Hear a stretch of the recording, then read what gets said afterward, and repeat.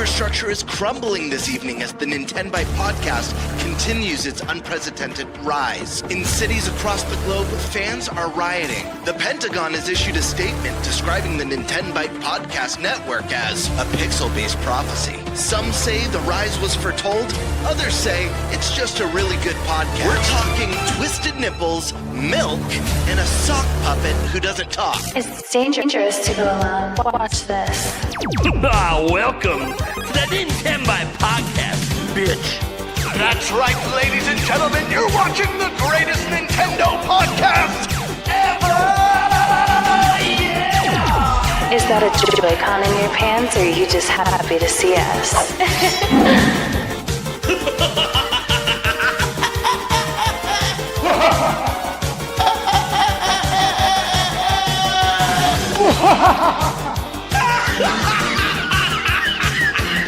Shut up! Now feel the power. Everyone, do you feel that? Oh my god, I feel it! I feel it too, Gamer. What is it? It's the power of our podcast. I feel it!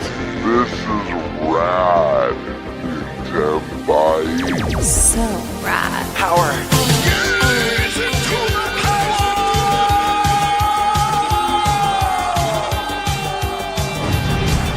Now bask in their glory. I'm Nintendo Prime. Oh, baby.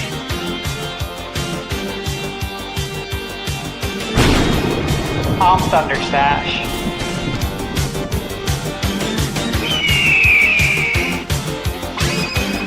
I'm Gamebird Classic.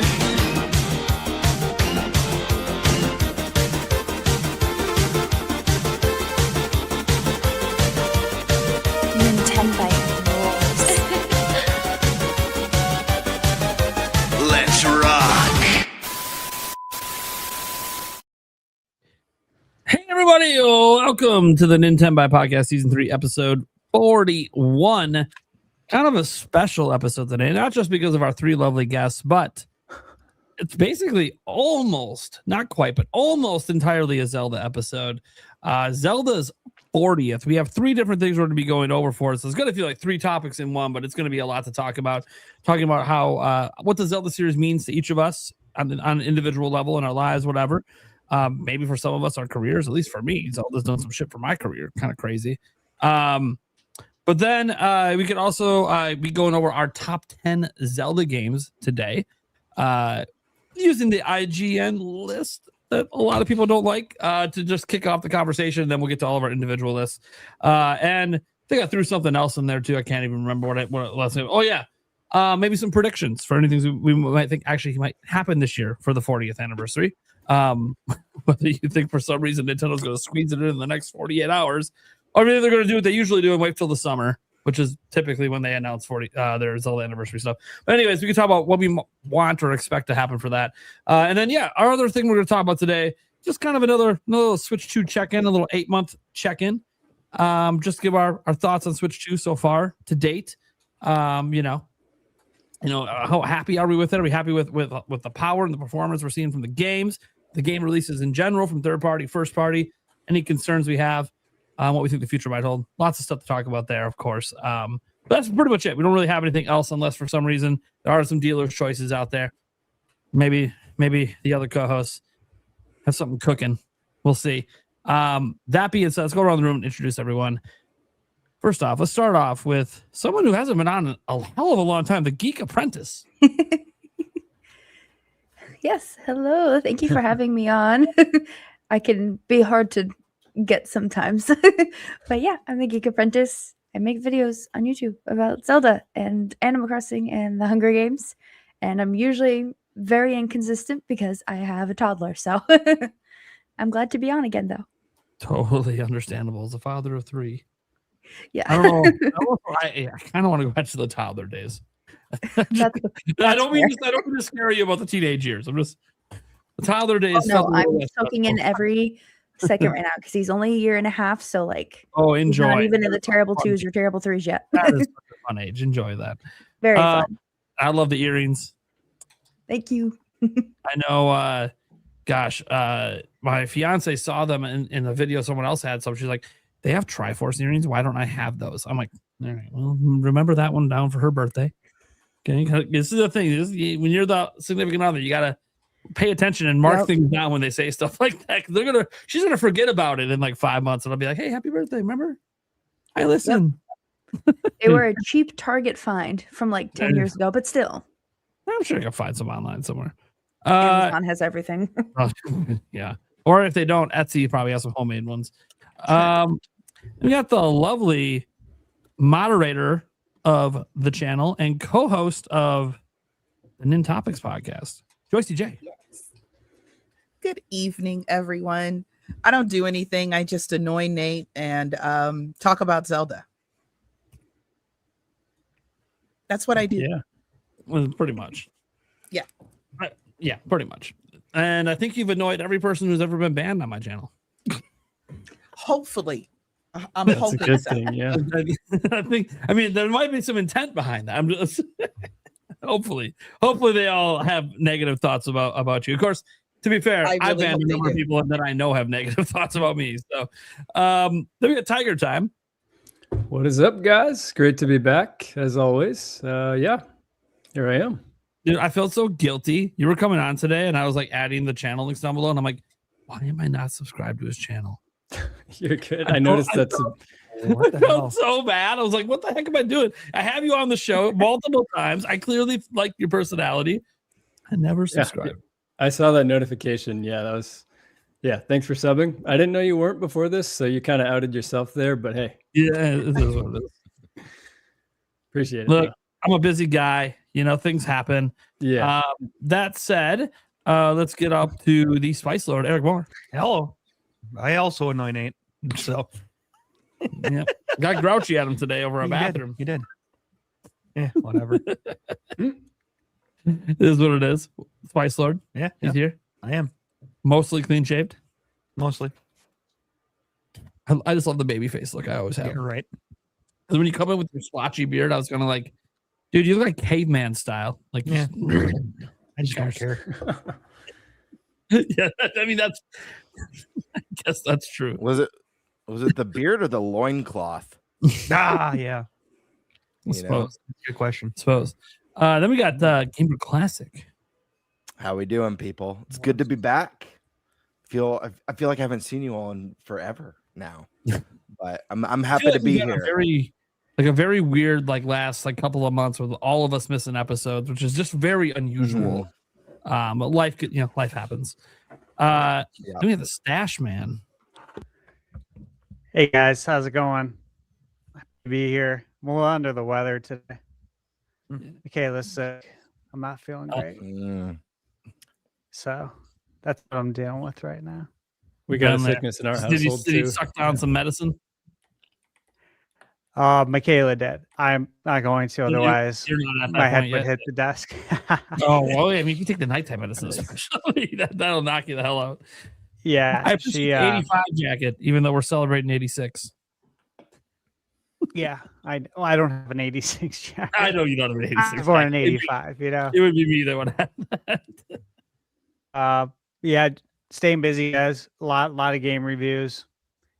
I have a lot of editing right now that are already done. Stuff just nonstop. Okay. Good stuff. Awesome.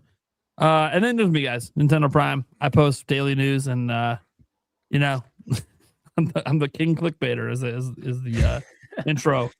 We'll probably forever and always say, even when a new intro comes someday and Gamer edits together, I'm sure clickbaiter is going to stick around forever because it's the number one thing said about me on the internet. That's not true. There's actually some other things said about me. There's some nastier words said about me, but you know what?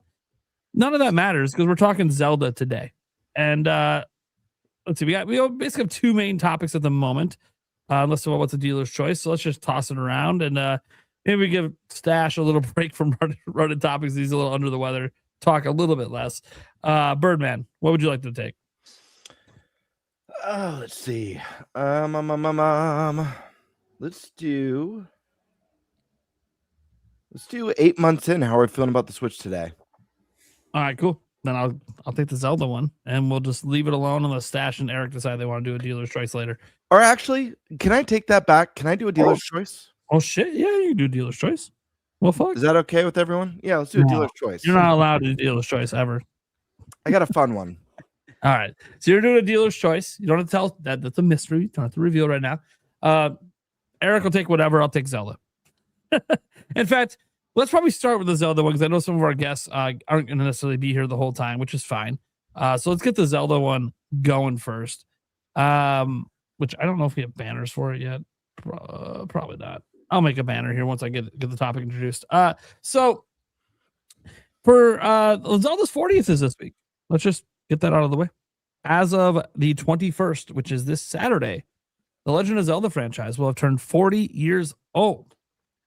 Fun little fact, I also turned 40 this year. It's almost like this was meant to be from the day I was born. That being said, Zelda has played a huge role in many people's lives growing up, and obviously even today with the youngins. Especially with the franchise expanding so much with Breath of the Wild, bringing in so many new players that have never experienced Zelda before, including my fiance. So I thought it would be really fun this week to go over some different things. And the first thing that we want to talk about is just what does the franchise actually mean to us? Because we have our top 10 lists. Yeah, we can talk about our predictions, but really it's about what it means to us first, because it's been 40 years of this. And for some of us, we've been here practically the whole time. Maybe some of us have only been here for the last 10 years, 15 years, 20, whatever. But Zelda means different things to different people, and some people don't even like Zelda. And maybe somehow we have people on this show that don't like Zelda. I have no idea. That'd be a little weird today, but it can happen. For all I know, Gamebird's going to say, fuck Zelda. It's the worst franchise ever. You know me. Yeah, I know you. Exactly. He hates Zelda. See that Majora's Mask back there? That's just, he hates that game so much. There for dart target practice. Just like Gino for you. Yeah. So I don't have. So do you see a Gino behind me? See, I'm not that obsessed with my hate. See, I do a bunch of Mario soap and stuff from the movie back there. Just people don't think I keep it clean around here. Well, proof I do buy soap. All right, so let's go around the room and talk about what Zelda means to us. And let's before Stash gets worn the fuck out, let's have him go first and tell us what does the Zelda franchise mean to you, man? Well, it means a lot. Obviously, it's really kind of where it all started for me. Obviously, I started with the NES. First game I played was Super Mario Brothers. This is back in '88. So I have a lot of stories. Actually, I done a collaboration video that'll go up this week with Nishquick, who's been on the channel. And obviously, I was writing down my notes, and I'm like, I mean, this would be an hour-long video just with what I have to say. No, I have to condense it down. And so, of course, I have these stories here I'm looking at. And so I'll give you, I don't know, version of them then, since I can talk a little bit longer here. So where it did start was 1989. It's probably the most formidable one. I had played Zelda before that, but it was for my 5th birthday.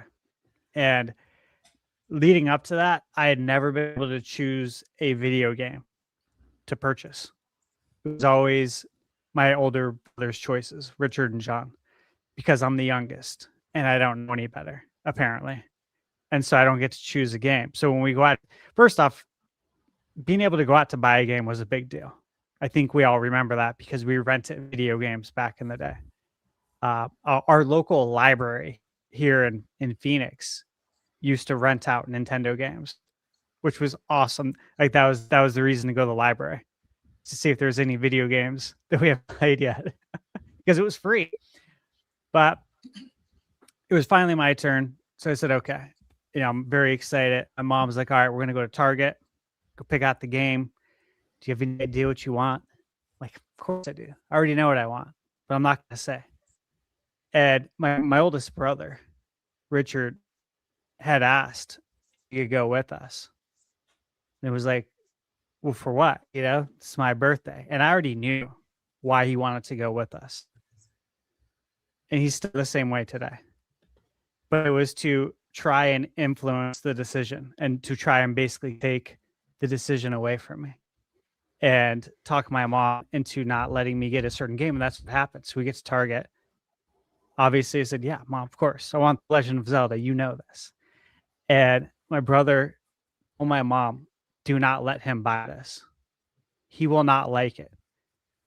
You have to do a ton of reading in the game. Okay. We can't even get far. I can't. John can't. My middle brother. He's going to hate it. He's going to be so mad that he bought this game. And then once it's opened, he won't be able to return it.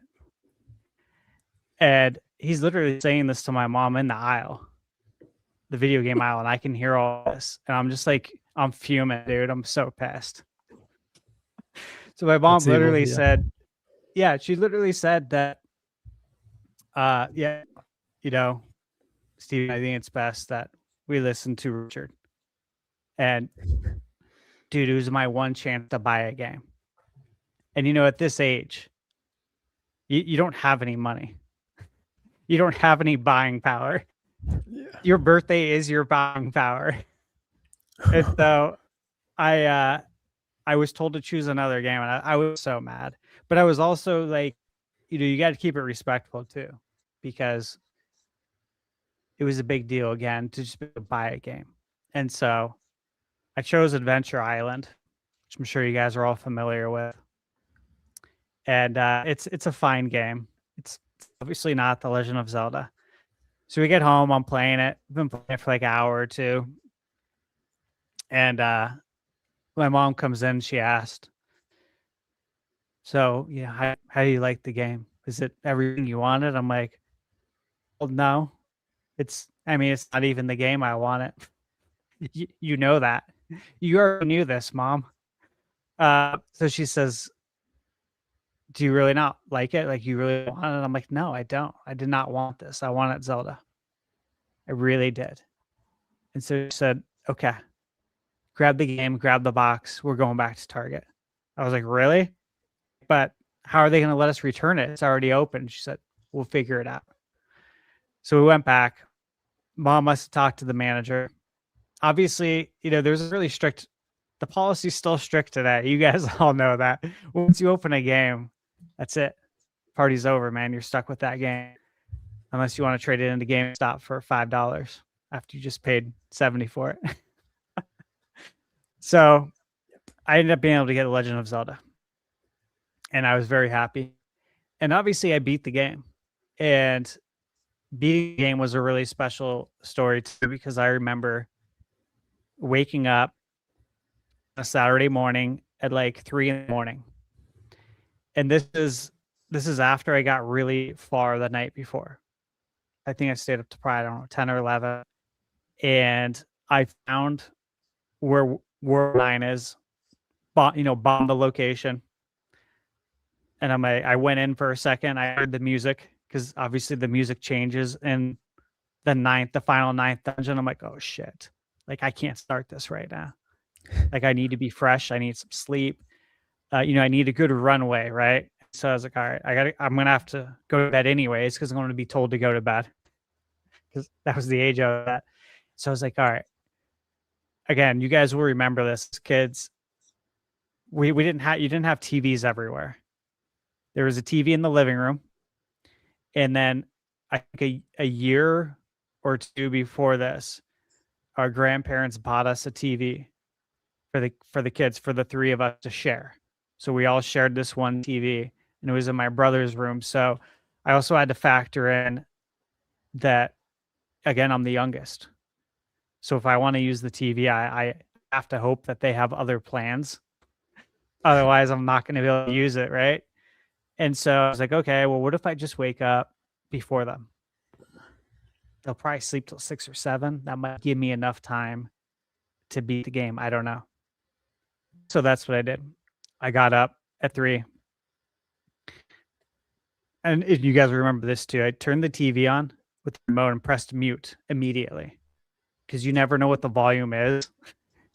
You know what I mean? When you turn it on, and my brother's sleeping in that room. So like I'm sneaking in, and I'm like, I hope that the glow from the CRT TV doesn't wake him up. So I mute it real quick, turn the volume down, and then unmute it so I can still hear it, but the volume's on like level 2. And he wakes up around like 7. And my brother John was like, "Oh shit, like where are you? Are you at the end of the game?" I'm like, "Yeah, dude." I'm like, "I'm at the end." And he was really happy for me. I'm like, "Are you up now?" And he's like, "Yeah." He's like, I'm gonna watch you beat this. Like this is a big moment." And so I was able to, of course, turn it up. We put it on the speakers because we had it hooked up to the receiver. And yeah, that's when I beat The Legend of Zelda. And obviously that was a really special moment. That's growing up, we didn't have guides. Nobody my age knew how to beat the game. Because I think I beat it when I was 5, so in 1990. Nobody my age was playing The Legend of Zelda. That was way too hard for them. And if they were, they didn't get far. My brothers, of course, didn't get far. Nobody knew. There was no internet. You just had to figure it out. Yes. So we just had to figure it out back then. And that's what I've done ever since with all the games. I still don't use guides. I think it takes a lot of the joy out of the video games. That was my first Zelda story. Okay. That's the basis. I'm going to give you some very fast hits real quick, and then we'll pass it off. The next one that was really cool was middle school. Stayed home sick for an entire week of school to play Ocarina of Time. I faked sick. My mom knows this now, of course. She's watched the podcast. And she's watched it when I told this story. And I remember seeing her, and she's like, "I can't believe you." And like, shoves me, like, "What?" I was like, "What are you doing?" I had no idea what she was even thinking about. She's like, "Your story about Zelda." She's like, "You really weren't sick?" I'm like, "Oh, Mom." I'm like, "Yeah." That's awesome. The first couple of days, I honestly, I didn't feel great. I mean, I could have went to school, but yeah, for the rest of the week, yeah, no, I wasn't sick. I don't want to play the game. I can't believe you. I can't believe you lied like that. I'm like, "Mom, it was for Zelda. This is first 3D Zelda. You know how long I waited for this?" I said, "You remember when it came out on Super Nintendo? That was an excruciatingly long wait." And it was funny. My mom would take the N64 controller before she'd leave for work, and she'd hide it in her room. I don't know if your parents ever did this. Like, if you're going to be homesick, they'd hide something like your controller. And so she'd hide it. And of course, I looked for it, found it, took that mental snapshot image of exactly how the controller looked, exactly how the wire was wound up. So I could put it back, about 30 minutes before Mom would usually get home, exactly how it was. And I do it 30 minutes before. That way the N64 is also not hot. Because Mom would check the temperature of not just of me, but of the N64 too. That's how she rolled. So that was really fun because, again, we didn't have cell phones. It was a different time. I had a pager. I had a clear blue Motorola pager back then. And so, of course, when I came back to school, everyone's like, "Dude, we thought you were dead. Like, are you okay?" Like, "I'm better than ever, man. I just beat Ocarina of Time." They're like, "What?" It's like, "Yeah, dude, that's what I did the whole week." And so it was very funny back then. Senior year of high school, got my apartment right before graduating, and christened it, as I like to say, with beating Wind Waker at my first place on a flat screen TV that I saved up for, which these had just came out back then. It had progressive scan. You guys remember how big of a deal that was to actually be able to use the progressive scan feature on the GameCube? It was like cutting edge back then. Camping out for 3 days. in front of Best Buy for the Nintendo Wii, which of course was to play Twilight Princess at launch. That was a great one. This one was really good too. I was managing Island restaurants, for 10 years. I managed that restaurant chain here in Arizona and in California. And at the time I was in San Diego at Mission Beach, living out there. And I had woke up on my day off. I was stretching, getting ready to go to basketball at the gym.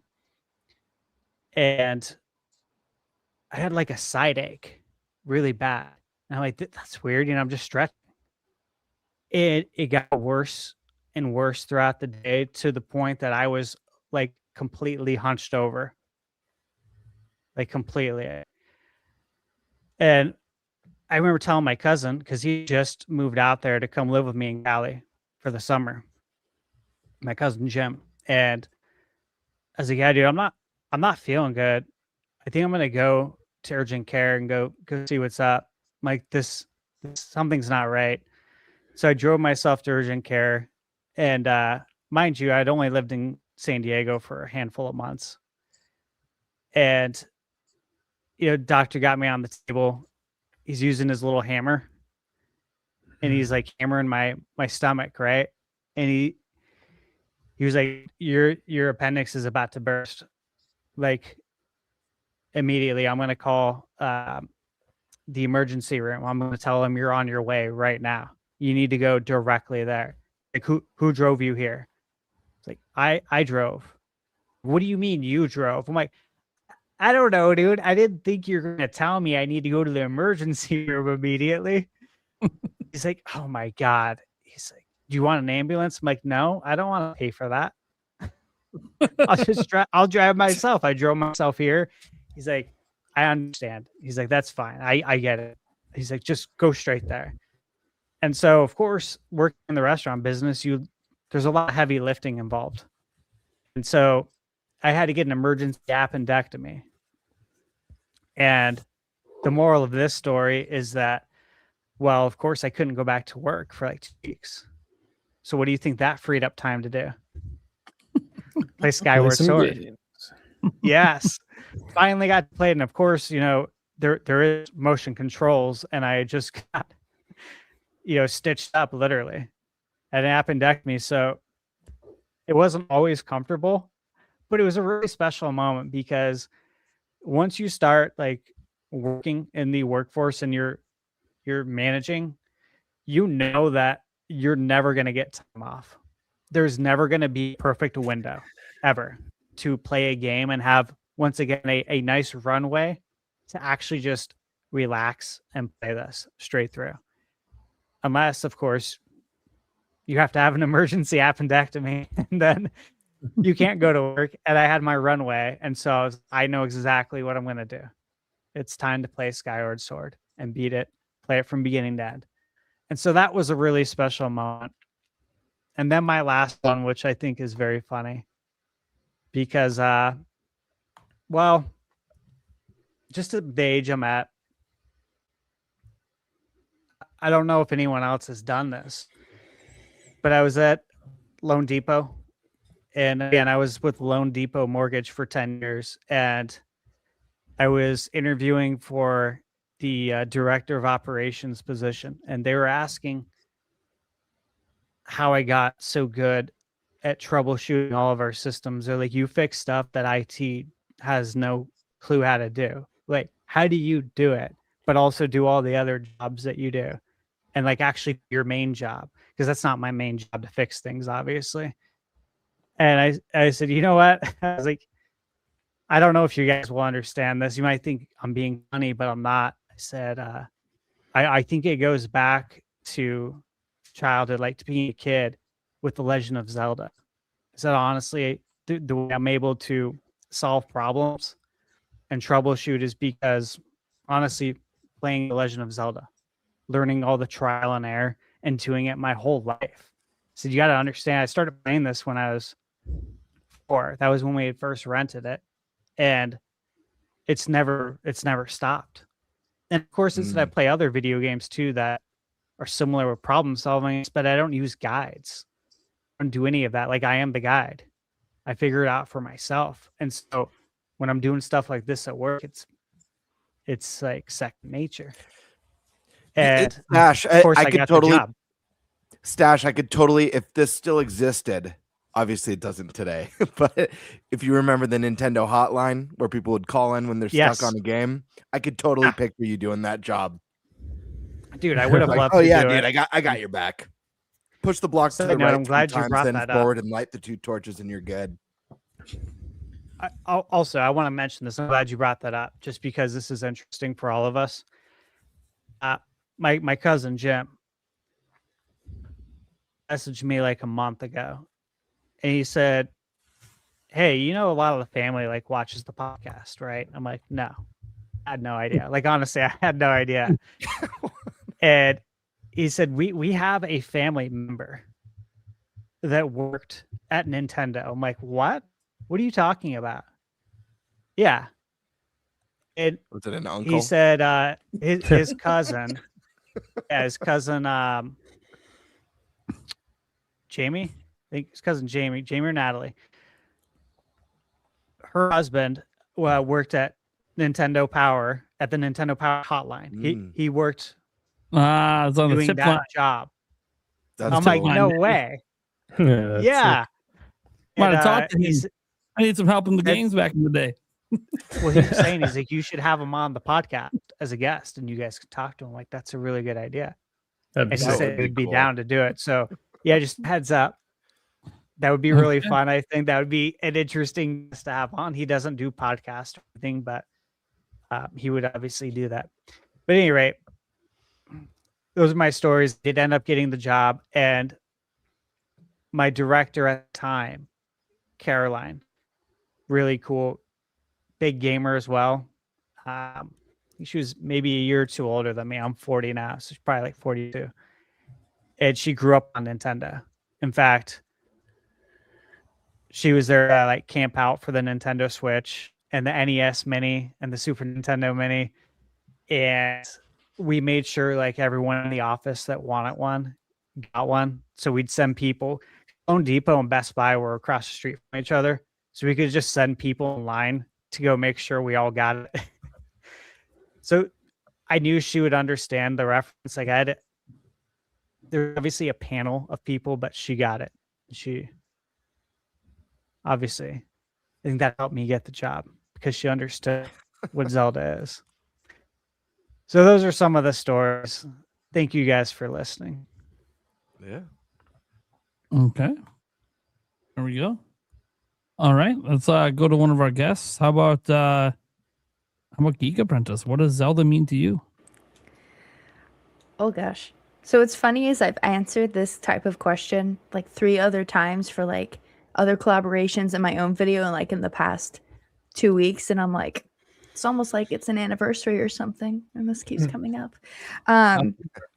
So at its core, it's childhood family memories. My family, I'm the youngest of 3. I have 2 older brothers, so naturally I learned about gaming through them. I was exposed to Ocarina of Time at the ripe age of 3. I can tell you it's not rated E for everyone. But I loved watching my brothers play it. That's typically my extent of gaming as a young child, was watching them. They would play the games.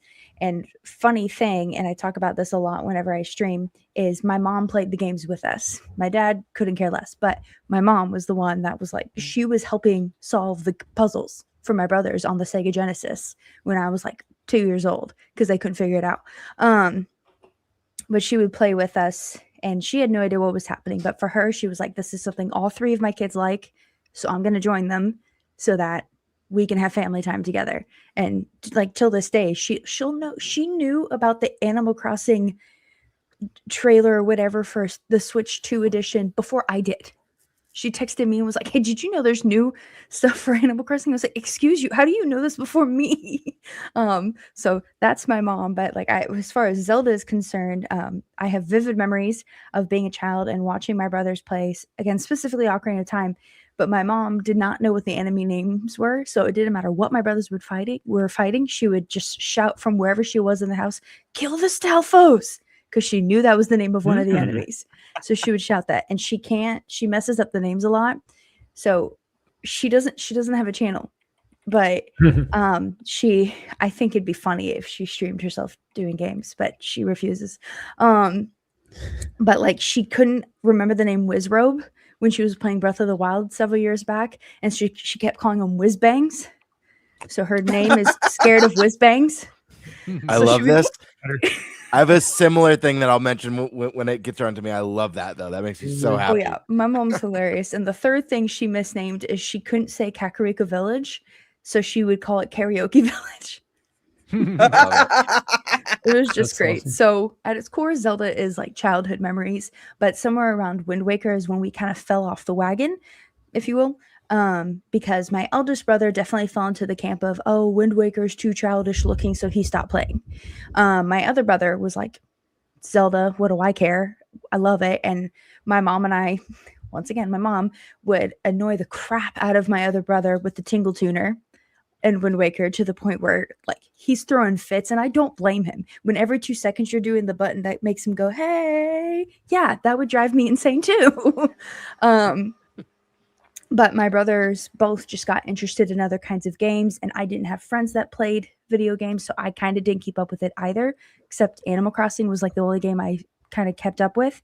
But then I went to college, and I moved like 13 hours away, so I had to get all new set of friends, and I found friends who played video games, particularly Zelda. One thing led to another, and this would have been during like Zelda Tube in its infancy, and I was lost down the rabbit hole because I was like, oh, in my mind, there was Ocarina of Time, Majora's Mask, Wind Waker, and Link's Awakening, and maybe some other game that I realized later was Twilight Princess. I didn't know about any of this other stuff. So I went to look up, my brother suggested, hey, why don't you look up a Let's Play for Twilight Princess? That's the last one that we started to play and we never finished. And I was like, oh, okay. I think we started it on my Wii. And I looked up the Let's Play, and that just massive rabbit hole. I was like, there's a timeline. Is there? There's all this lore, and I didn't know. And I went insane, which led me to finding Game Over Jesse's channel, which I was majoring in theater. I got my degree in theater, and I did dabble in some voice acting.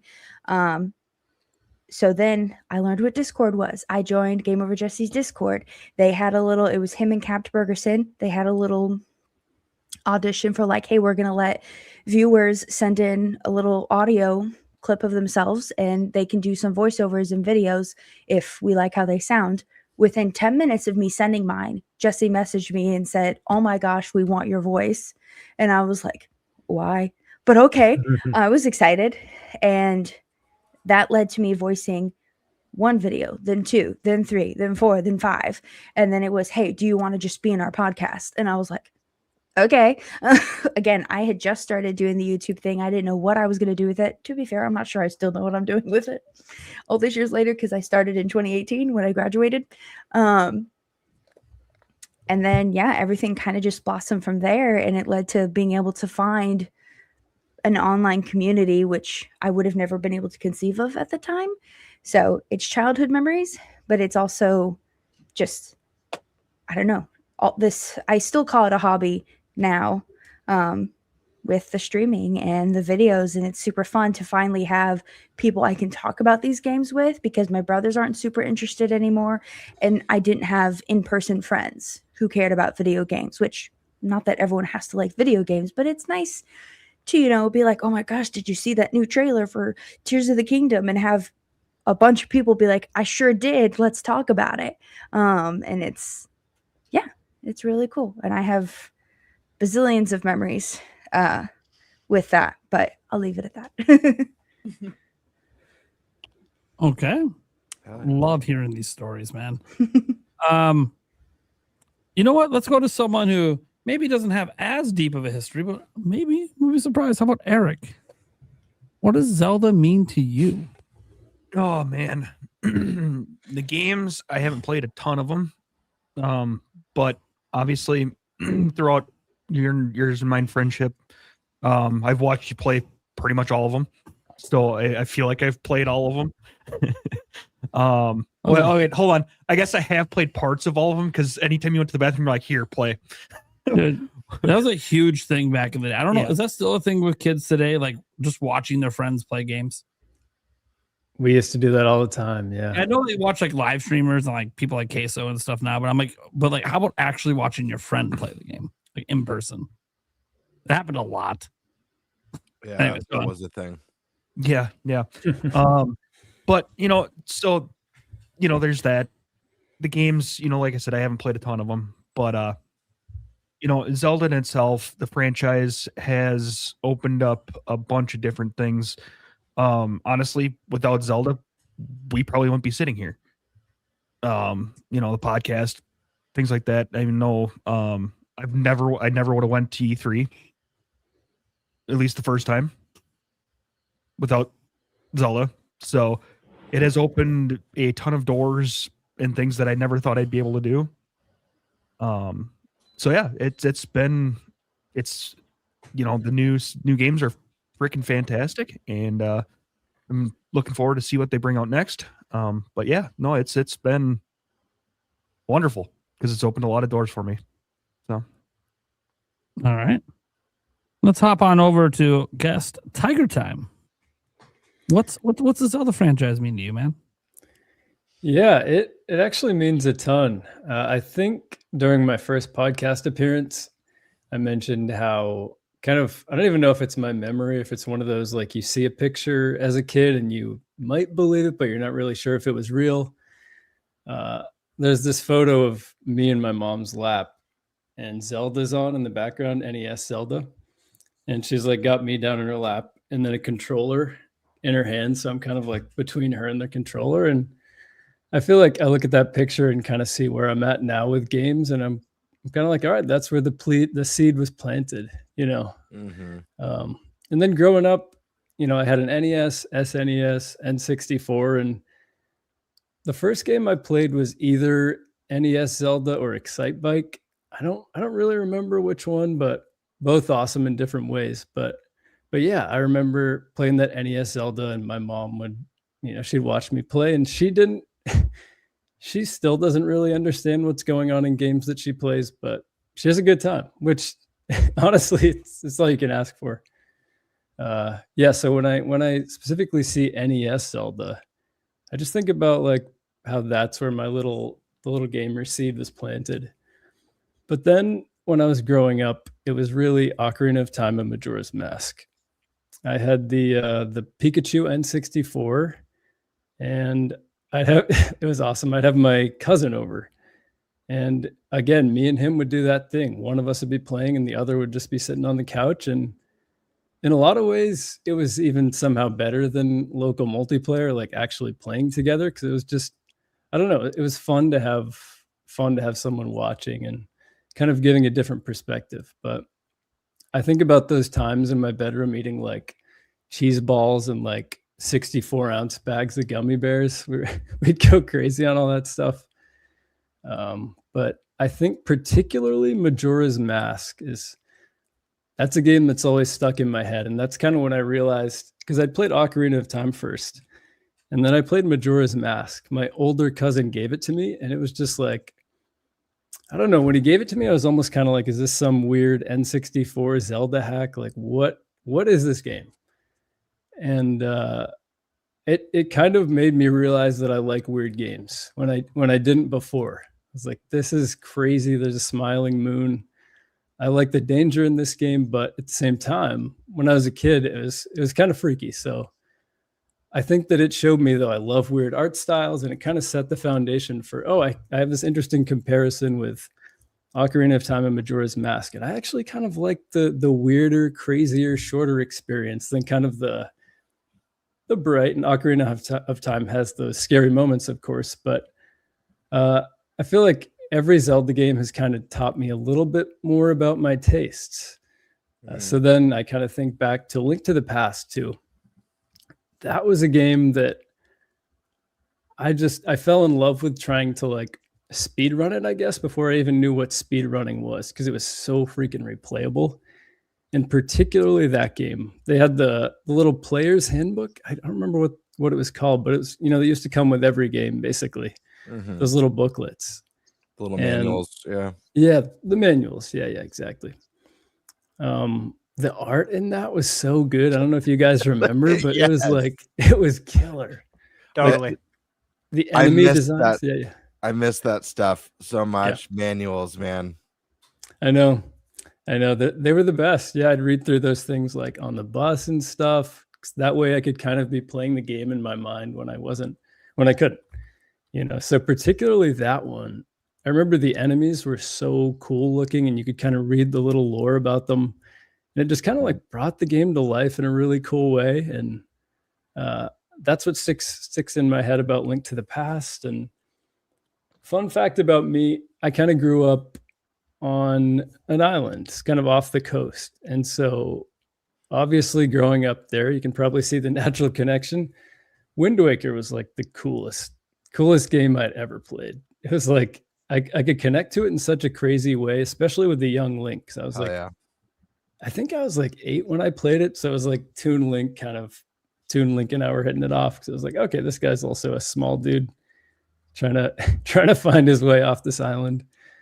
And it was like the coolest thing. And I thought it was like the most beautiful game I'd ever seen. And it also had kind of a weird mystery of the sea aspect. Like I always felt like I could find something cool out there. And again, just kind of that relating it to my hometown with the Wind Waker was always a really special touch that the Wind Waker will always have for me, for sure. But then interestingly, after that, of course, Twilight Princess. And again, I probably played that, it came out 4 years later. I probably played it when I was like 10 or 11 or 12. And so it was just like a cool progression, because Link's obviously older in that, and he's kind of a young man. So it was like Link and I were aging together. It was this fun little journey. But again, it was cool because Twilight Princess to me was like, oh, Zelda's going weird again. Like Majora's Mask kind of showed me that I liked. And I don't know. I remember specifically again with that game, my cousin and I, we kind of started hanging out again, and that game kind of brought us together again. So Minish Cap, all the Game Boy DS games, they all bring me back to like, I don't know, mostly bus trips. Like I'd try to sneak in as many minutes as I could on the bus trips. We'd go to the YMCA. That was an awesome trip because I got a little extra time. I remember trying to play Link's Awakening, and like if there was any daylight at all, not being able to see and play the game, the struggles there with the Game Boy.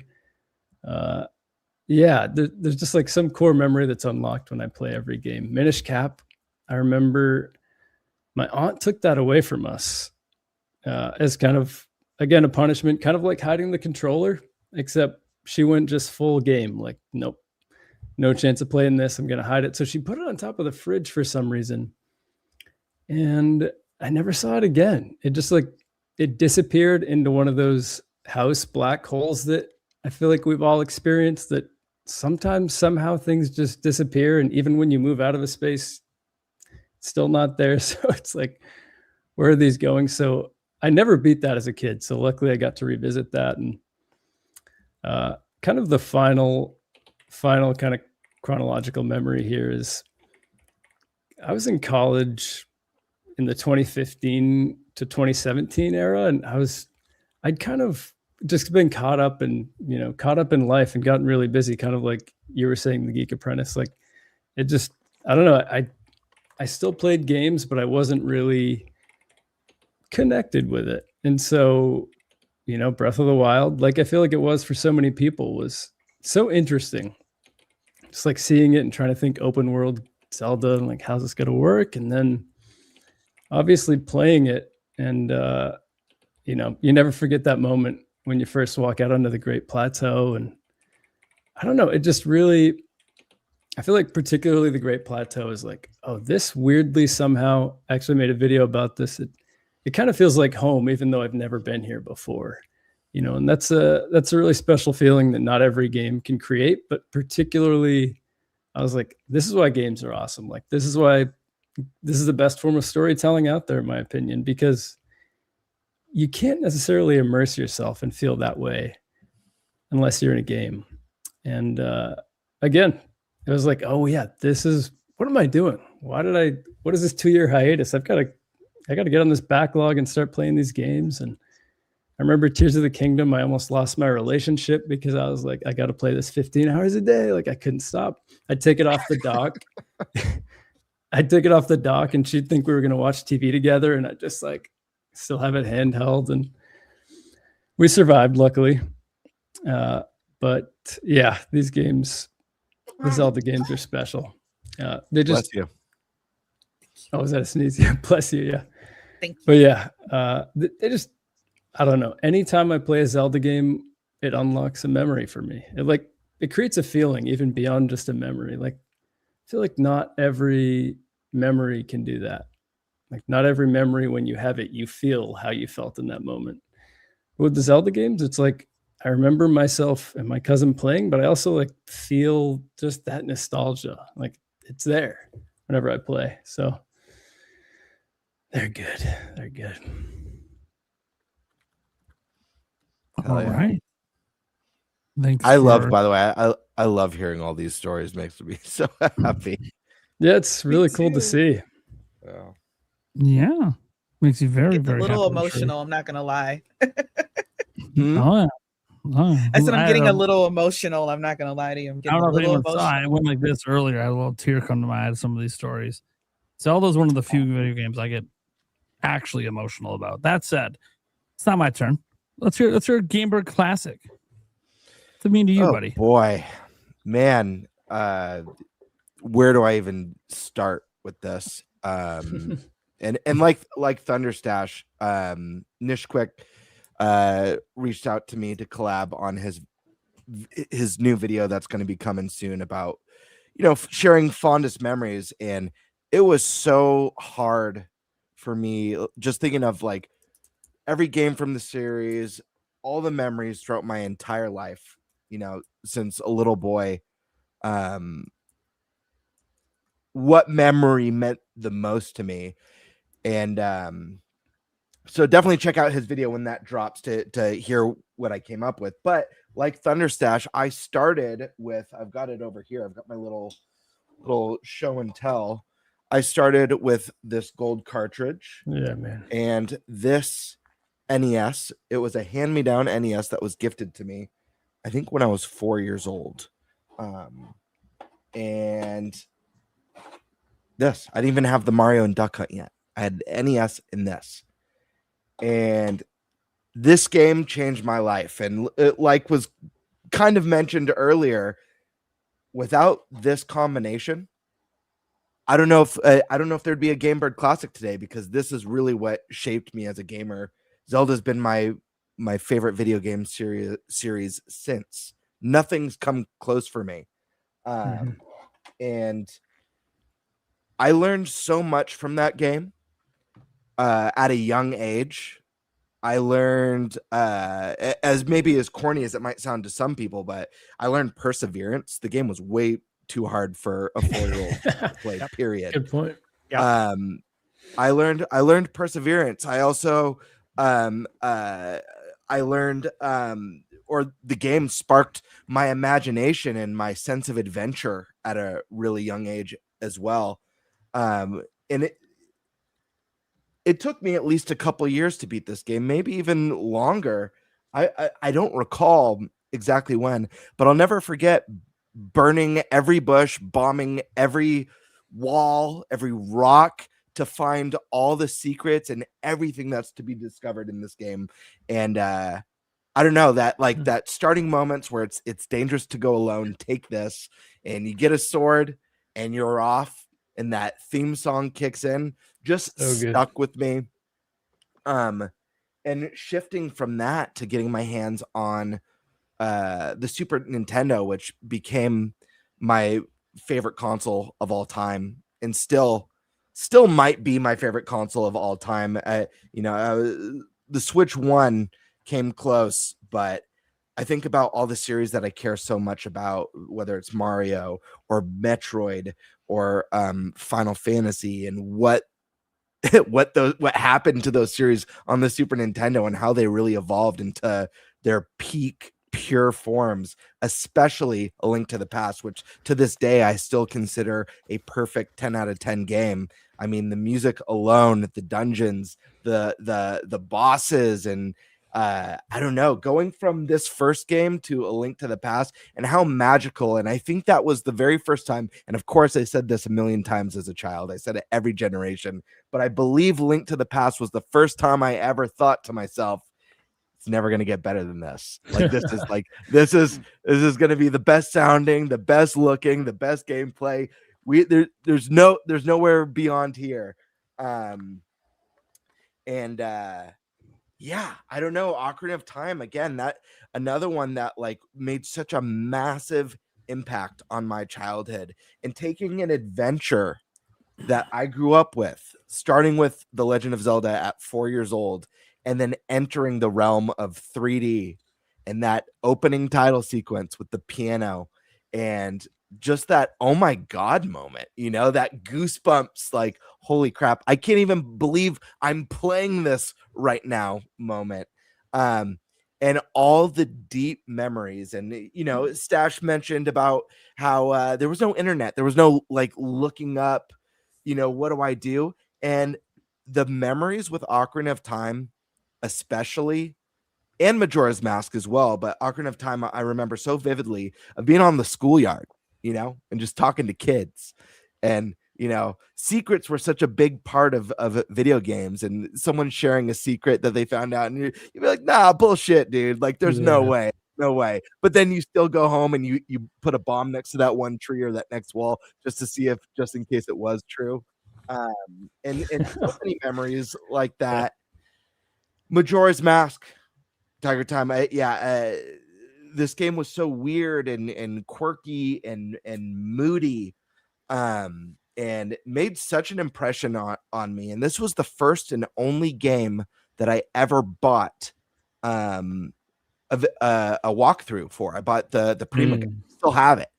I think I showed it on the show one time. I still have it to this day because I had to have every item, I had to explore every nook and cranny of this fascinating world. In the game, the time system, the 3-day cycle, the kind of Groundhog's Day 3-day cycle where everything you do affects the next day, and certain people are only at certain places at certain times on certain days where you can move along the quest or get a mask, was so unbelievable to me and felt so far ahead of its time. I had never experienced anything like that on a console game before. And I often think about just kind of the sense of dread that game for the first time in a Zelda, there was tense moments in the series, but that game, that sense of dread, thinking about like how you got closer to those final hours, how the music would get a little bit more up, a little bit more disturbing until you're in those final hours. And the theme in Clock Town is like horrifying. Dread inducing music. Just such a great memory to Wind Waker. I mean, this game blew my mind, and I was the odd kid. I'll never forget coming to school. I was in 8th grade when Wind Waker got like officially revealed. There was, I forget if it was E3 or Space World, when that first trailer dropped for Wind Waker, and they revealed the new art style, and a lot of the kids were expecting that Space World, that more Ocarina of Time, a little bit more of photorealism. And I remember everyone laughing about it and saying how bad it looked. And I watched that trailer, and I was the weirdo because I thought the game looked so unbelievably next gen. I couldn't believe how insane the graphics were on it. The characters weren't all jaggy or polygonal at all, or with like the derpy, like photorealistic faces. It looked like a Saturday morning cartoon with smooth, clean lines. And Link, there's a scene in the trailer I'll never forget where he's like scaling a wall, and you see the pupils moving left and right. as he's like kind of checking, and him in the barrel sneaking up, attacking one of the moblins, and the moblin grabs his ass and jumps in the air and like reacting to where he got hit, and just my mind being blown by this. But I remember getting like teased about that, and people, even back then, just thinking I was a Zelda fanboy. But I legit thought the game was stunning, and just like my excitement in seeing such a different look for the series. And to this day, one of my favorite things about when we get new Zelda games is the new art style. What's the new art style going to be? It's one of my most hype moments, and it was probably the only disappointing part about Tears of the Kingdom getting announced. I was so thrilled about that game. The only thing I complained about the announcement, it's like, oh, well, they're using the same art style again, which you expect in a sequel. But I always get amped to see what the next game's going to look like. And yeah, I don't know. This, Stash even mentioned like, at work, your problem solving skills. And that takes me back. I remember when, one of my good friends invited me to do an escape room because I had never done one before. And like those Zelda skills came in clutch. Like every escape room. You brought your bombs in there. Yeah. Did you have to light two torches? Yep. but light a couple torches, push a couple blocks, But the other thing too is a huge part of this that I haven't really mentioned yet is the music. And how important the music is to me. And it's so fascinating that like I could hear almost like any song from the series randomly could pop on YouTube or whatever, or because I do listen to video game music, and like I know the song, I know the game, I know the moment or whatnot, and I don't know. Music also has such a profound impact on you. And I can't think of a series that has, maybe Mario and Final Fantasy are up there, but a series that's had as profound of an impact musically on me as The Legend of Zelda. And the vibe, kind of TigerTyme, you mentioned how each game kind of teaches you something new about yourself. There's always a new tonal vibe to each entry. Some games are darker than others. Some are a bit more emotional than others. Some have a bit better sense of adventure and a little bit more brighter in their storytelling than others. They're each very, very unique, and it have hit me differently each time. But for me, it's always a huge event. To me, it's the biggest event of every generation. And not only do I prepare for it with either vacation time or, in the past when I didn't have a job that had vacation, so I'd always do the nose plug. It was my signature move. I'll never forget. In fact, I'll never forget my best friend who got to come on the show, my buddy Colin, who manages our fantasy critic game league right now. When I met him, he had a big party, and I had just met him and stuff through one of my other good friends. And we hit it off over video games. We shared a lot of the same video game history and a love for the same series. And the Wii was coming out the next day. And I was already planning to go show up early in the morning and wait outside. So was he. So he's like, hey, dude, you want to stay the night and can't show up at the mall outside of EB Games or GameStop, whatever it was, at 3 a.m? And I'm like, hell yeah, I'm down. I'll just call out of work.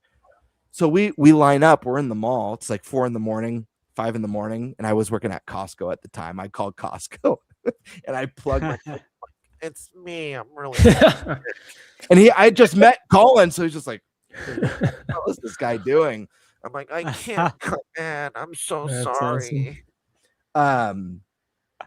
But the point is, it's always I plan for every release, and when I met my wife and stuff, and we got married, she, we were married through and together through Tears of the Kingdom, and I had to let her know in advance, just so you know, this is a once, this is a once in 5 to 7 years event, and this day is really special to me, and I just want to prepare because I'm probably gonna tapped out, and it's emotional for me too.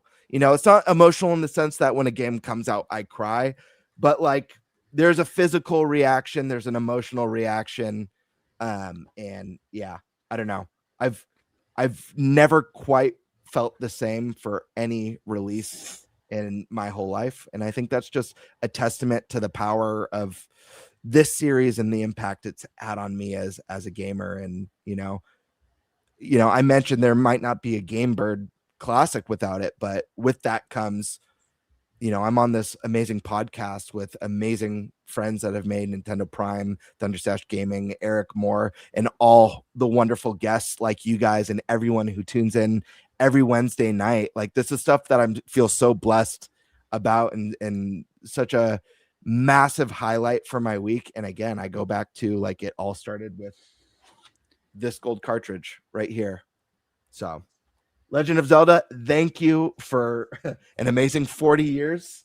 And I'm looking forward to 40 more, because I know if there's one game I know I'll be playing in my 80s, it's Zelda. Unless it goes games of service microtransaction slop, then I don't know. Extra $5 to unlock the Master Sword. Mm-hmm. And even then, he said, "I don't know." So there's still a chance. There's the morbid curiosity. There's the. I also actually one last point I'll make. I mentioned this it was one of my first episodes as a co-host. I asked the podcast, and it was so funny because ThunderStash laughed and was like, "Dude, I've thought about that many times. I have a weird irrational fear of either finding out I'm terminal and not going to make it to a Zelda launch in the future, like not making it to a new Zelda, or something happening to me on the way to go pick up the new Zelda."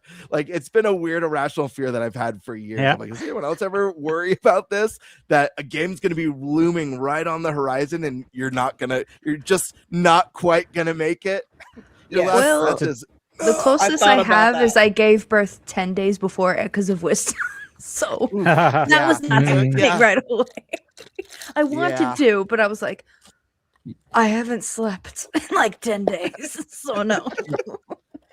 See, I haven't had that yet, but I turned 40 this year, getting over the hill. And what's interesting is I had a prediction back in high school that I would die when I'm 50. So I'm not worried about the next 3D Zelda, but I'm a little concerned I might not make it to the one after. So that is in the back of my mind that I made that prediction, and I'm really hoping that prediction is right. But what was the context for this? All right, I'll play it for you. The context was I didn't. Thanks, Dad. The context was back then I thought 50 was ancient, and so I would see like lots of old people. Like my mom. Okay, let me put the context here. My mom was a social worker, and she dealt with a lot of different types of clients. And some of them were obviously people that were extremely elderly. And I would see how much pain they're in and how much suffering they're in, like every single day, just to even like sometimes breathe. And I was like, shit, I should be dead at 50 then. Okay. Now I know in hindsight that was just me being a naive child, not understanding that those people were much older than 50. But so I'm hoping that prediction is completely incorrect, and I actually have a letter. Do you guys remember at school they make you write a letter to your future self? Yeah, the time capsule. A letter to my future self that you will die at 50. So that's insane. So that's kind of the story there. That's funny. That is well. There's only one person that still has to go. No, I'm just kidding. Joycie. Huh? What does Zelda mean to you? Oh, that's right. I'm part of the podcast. I thought I was just watching for a while. Okay. I'm so into everybody's story. I'm like, wow, really? So a lot of you, or not a lot of you, but some of you have seen me on the NinTopics podcast. So if you've heard this story before, I apologize. And also if you're also used to me being on Mike's podcast, and I'm always hot, and this light has me melting. So, okay. Woo, child. All right. It was a dark and stormy night. No, seriously.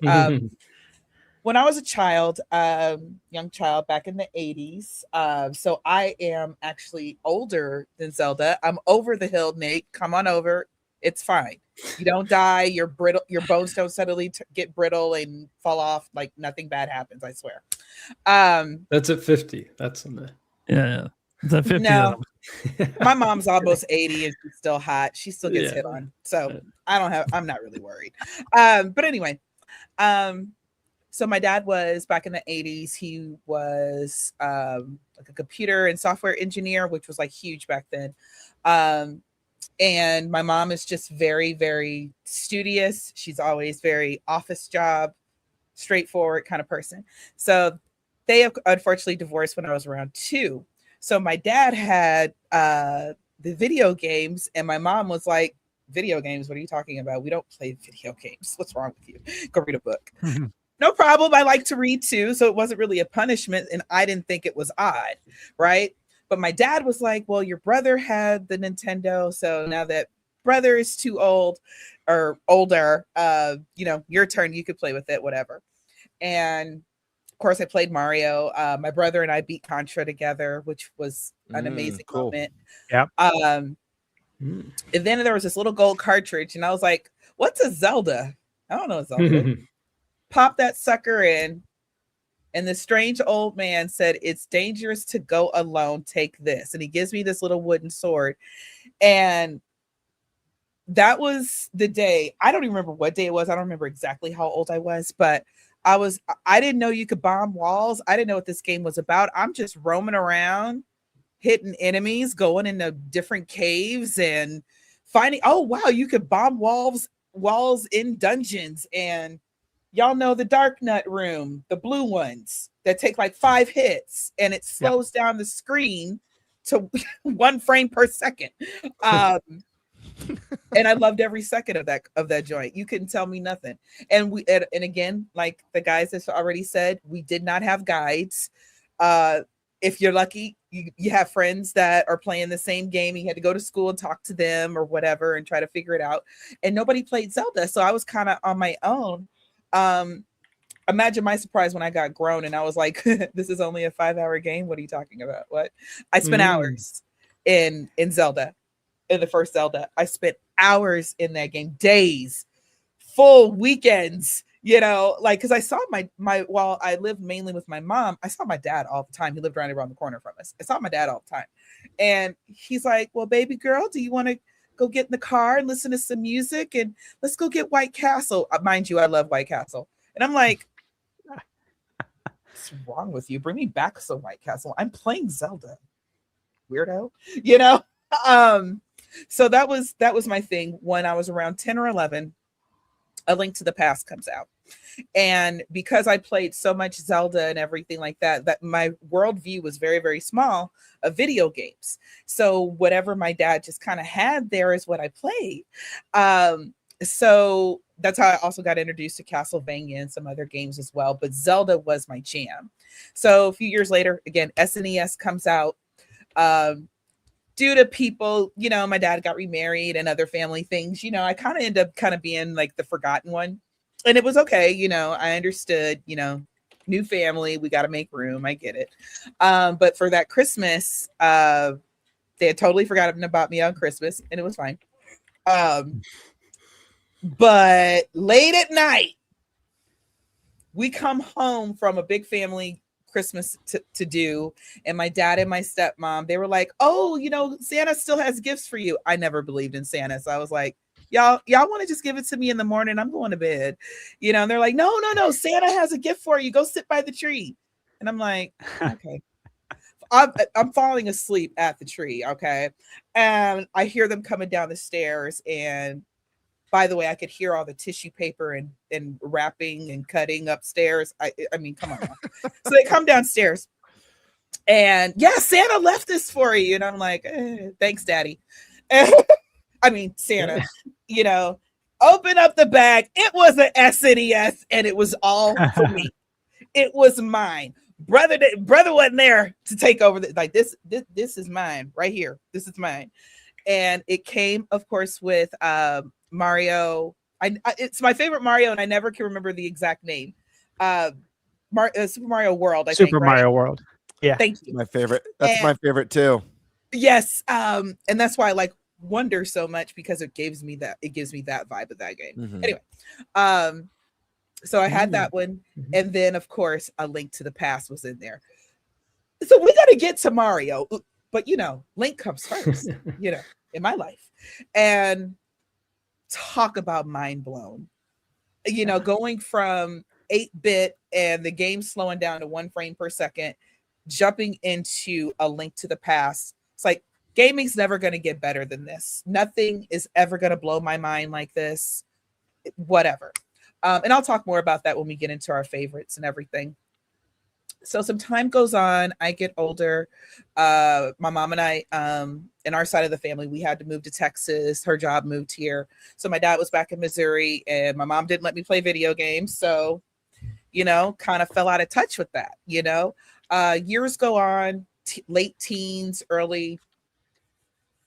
Oh, you're too old for video games. Who wants to play? Nobody plays video games anymore. What are we, 12? There was that attitude around me. So years go by, and I just don't think about gaming. I would hear different things, but never really paid attention to it. And one day I was at home, and I'm like very late 20s, about to turn 30 or something like that. And just so happened, there was a commercial on the television, and it was for Twilight Princess. That's how long it had been. And Joycie, you're saying after A Link to the Past, it had been till Twilight Princess? Okay. I just want to make sure I didn't miss a game. Yeah, I went for a very, very long time. Like, I Wow. played like other little Zelda games, like with my cousins and stuff like that. But I never. Sure. But my mom was like, "You're not sitting down in front of a TV. Go outside." I got plenty of outside time. I read books all the time, so Right. whatever. So all this time had passed, and I'm too old to play video games. But let me tell you something about Link. Link and I had a special thing going on, okay? And I just left him. No Dear John letter, no goodbye, no nothing. I literally left him at my dad's house, and I'm pretty sure my dad gave that SNES away. But I was watching a commercial, and it was Twilight Princess. And I remember I used to love Zelda. I said, when did Link start looking like this? And like, what? We're riding horseback now. Oh my God, Ganon. That's Ganon. I swear I remember Ganon, but I can't remember what trailer it was. And it was for the Wii. And I was like, but you're a little cartoon, and they still make Zelda games. What? Is Sheik Zelda in this one? What? I heard something about that. Who is Sheik? I went out that weekend because I finally had grown-up people money, and I'm like, I live alone. My mama don't pay a damn bill in this house. I went with my adult money, and I got myself a Wii, and of course I got Twilight Princess. And then I got online, and I'm seeing all these games I've missed. And it was kind of heartbreaking in a way, because I said there's a whole part of myself that I just let go because I was supposed to, and I felt a way about that, but it wasn't necessarily anybody's fault. It's just the kind of the way things are. And, my mom genuinely thought that video games were going to rot my brain. Right. Yeah. Because back then, all of the boomers. That's what they all thought. Yeah, that's what they all thought. They thought Pokemon was the devil. Mortal Kombat was going to take us all to hell. Everything was just blood, gore, video games bad. This was a very different time, because the boomers actually had a good argument back then. Now I don't know anybody who's trying to make that argument stick, because we were the hardcore gamers as kids, so we shouldn't have that argument. But anyway, not to interrupt, Joycie, but I feel very blessed that my mom was the opposite. She loved that I would stay home and play video games, and she'd always be like, I'm so glad my son's a gamer and isn't out there doing drugs. My mom would always say that. Yeah. She would always, my whole childhood, it was like, I'm so happy my son's a gamer and he's not out there selling drugs or doing drugs. Yeah, I got a lot of that too. Yeah. The thing is that, I think my mom and my dad, they, in a way, they tried to put me in this bubble. Like, bad things don't happen as long as you listen to what I say. And I had those kind of parents, you know, listen to what I say or I'm gonna knock you out. So 80s, we were 80s kids, y'all. So that's the way the boomers handled it. No gentle parenting for us. But anyway, I looked online and I saw these games that I missed. And I was like, should I even play this now? Don't I have to play them in order? Things like that. And I just sat down and I was playing Twilight Princess. Funny story, and I told this on the NintenByte podcast, but I'll tell you guys. So we get to the Temple of Time, and I'm like, all right, I'm going through this game. I'm going pretty smooth. Like, me and Link didn't miss a beat. Like, we just got back together and everything. It's beautiful, honey. And then I saw what the boss was for the Temple of Time in Twilight Princess. And I said, I gotta look up, don't I?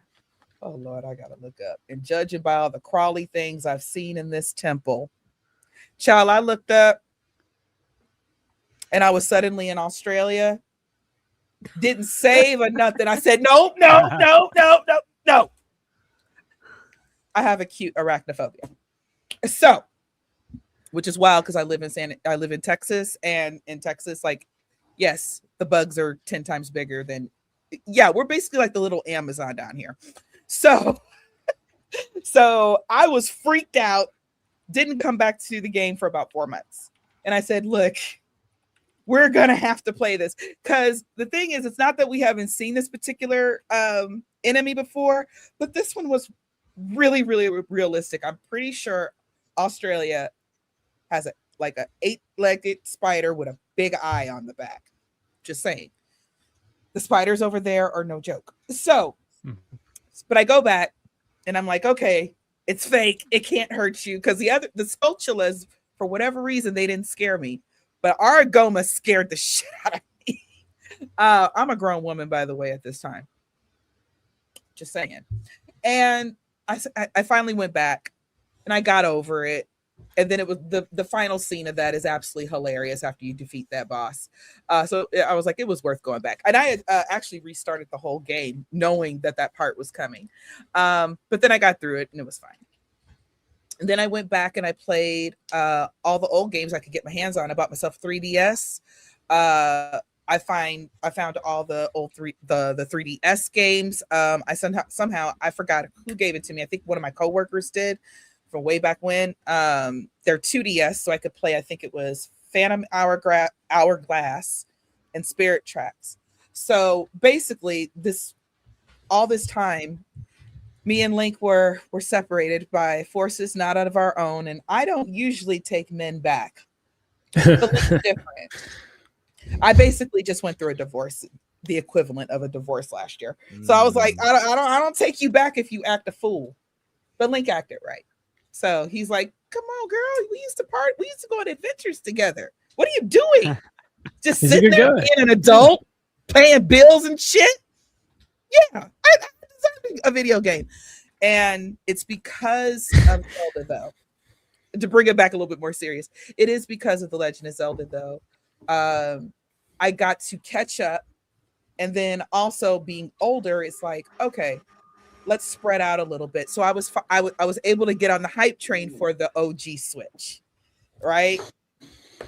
And when Breath of the Wild was coming down the pipeline, and I think I had finished, I forgot which game it was, but I finished one of the other Zelda games like a few years before the Switch came out. So that's when it was Zelda Wii U. We called it Zelda Wii U. And then we got Breath of the Wild, and then we found out it was coming out on the Switch and everything. And I remember that time period, just, and I had just gotten back into playing games, and I found so many gamers online on YouTube. And I was like, people play games online? Should have started a channel then, but I didn't think. And so I was back in the gaming community. It was fun. And all this energy and excitement for Zelda. It's like, I have found my people. I said, this is my village. I should live here because these are the same people who are the same age as me, who are just as psyched as I am. So this is obviously not just a hobby for kids. So, and like TigerTyme was saying, I I did everything I could possibly do when I first got Breath of the Wild. And, you know, you're in the little cave and and Zelda's telling you to wake up. I did everything I could possibly do in that cave because I said, once I go out there, I said, I know it's going to be a big deal. And I had noticed, I was like, we don't have a title screen anymore. That's interesting. Go out into the Great Plateau, and that's when the cutscene hits. So good. Tears. Okay. Tears. I said, I'm finally getting my moment. It felt like, in a way, I'm getting my moment. Y'all got to party together when Ocarina of Time came out. And I said, I'm witnessing the next gen's Ocarina of Time moment. And I'm still glad that I'm here, a part of this. And all I could think was, started from the bottom. Now we here, started from 8 bits. And now we're here at Breath of the Wild, you know? So we'll talk more as the show keeps going, but that's my gaming story. But like I said, I Twilight Princess is what brought me back. Twilight Princess on the Wii is what brought me back. I love that it was both Zelda that brought you in and Zelda that brought you back. I think that's really cool. Yeah, thank you. Link's my boy Blue. Oh, sorry. I keep forgetting this isn't a regular live stream where I just shout random shit in the chat and Nate just laughs. You know, or he cries. It depends on what I'm saying. It's your first time on the podcast. Everybody shouts random shit on this podcast. So, Jesus, dum diddy. Y'all don't know what that one's from. Anyway. Oh, and speaking of which, I am wearing my Zelda. Hey, Minish Cap. Yep. Nice. Yeah. All right. Yeah. I love the shirt. All right. Thank you. I guess it means it is my turn. Sorry, I was gone for a moment, guys. Those not watching the video version. All right, so we can all take a break then, since Nate's back. I was trying to get ice water, and it was just a bigger struggle than it needed to be. Let me tell you. All right, so what does Zelda mean to me? Look, guys, I could literally talk everyone's ears off for hours on this. I've done it before on live streams and on former podcasts, like the Nintendo Prime podcast. Talked about it many a time. So I'm going to try to condense a lot of it. For starters, I wouldn't be here if it wasn't for Zelda. I don't mean like alive, but I wouldn't. The Nintendo Prime YouTube channel wouldn't exist, because this Nintendo Prime YouTube channel used to be the Zelda Informer YouTube channel, which is a website I was editor-in-chief of for a decade. That website I would have never been editor-in-chief of if I didn't run other fan websites, including my own, such as Zelda Domain, made on geocities.com back in 1998. Inspired to do that after playing Ocarina of Time. So I literally, this whole career, the reason you even know who I am is due to the Legend of Zelda. Now, that's interesting. That's neat. You guys know I love Zelda, and if you don't know, you just haven't been around long enough to see it, because we haven't really had, I didn't go like crazy with Echoes of Wisdom back in 2024. So like the last time I went crazy about Zelda was in 2023. And because there was no DLC or anything with Tears of the Kingdom, that kind of came and went. But by the time we got past the summer, haven't really talked a ton of Zelda since then, beyond just like predicting things about future of the franchise. And then there was Age of Imprisonment, which I did call my game of the year last year because of how much I love Zelda. Now, Zelda's importance to me isn't really about what I do here on YouTube or any of that. I started playing Zelda. Ironically, I was about 7 years old. I was born in 86. And I've heard of Zelda. My dad was kind of the gamer in the house. He had the NES and everything, but he would pretty much never let me play it. And he didn't have the Legend of Zelda in his collection. He had a lot of other really good games, but he didn't have Zelda because the NES was kind of from his childhood. My parents had me very young, so they were like 18. So like a lot of his stuff that he got was from his parents. And I didn't have a Game Boy until I was 8, and I was riding the bus and I saw someone playing in front of me this really cool looking game on a Game Boy, and I knew what a Game Boy was. And I asked him if I could play it. He said no. I said, "You're going to let me play it." He said, "No." So I punched him on the shoulder and took it. Nice. In that Game Boy was Link's Awakening. I took the Game Boy home that night. I did. Of course, I got busted. Wow. It's like 3 a.m. playing it because I was sneaking batteries because I didn't have the power cable because it wasn't my Game Boy. Well, I think we need to go back to the fact that you stole a Game Boy. Yeah, this is a story I've told before. Legitimately told. This is how my Zelda journey began. That's a fun story. His Zelda origin story is a tale of crime. It is. It is. So it's easier for me to like smile about it now after everything that happened, but obviously it was a pretty big asshole move. I got in so much trouble. Oh my god, I didn't get to play video games for like 6 months. It was bad. Anyways, so obviously the next day my mom marches me to school, makes me find the person, give the Game Boy back, all that. But I couldn't help after being grounded, and I did apologize. I felt a little bad, especially after I realized how badass this game was. I'm like, sucks for this kid. He can't play it right now. Really, Jeez. You're illegally enjoying his Game Boy. Yep. That's so predatory. Oh, by the way, I deleted his save file too. So, anyways, I was just an asshole. You didn't tell us that part before. Good Lord. I got an in-school suspension and that. No reason for that. That kind of woke me the fuck up. Yeah, there's literally 3 files.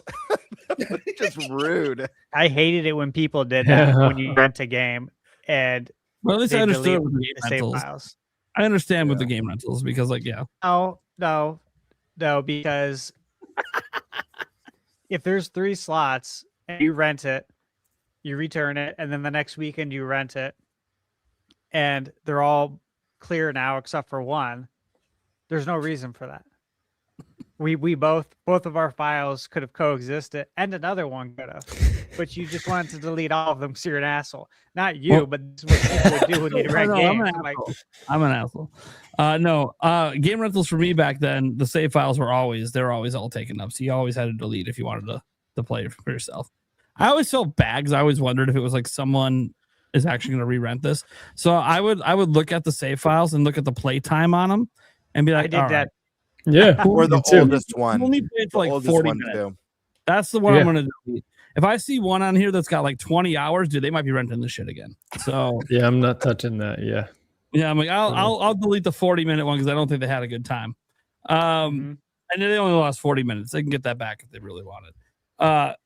That wasn't always the case. There was one game I rented. I can't remember what it was, but it had 3 save files filled up, and all of them were over 30 hours. And I'm like, oh fuck.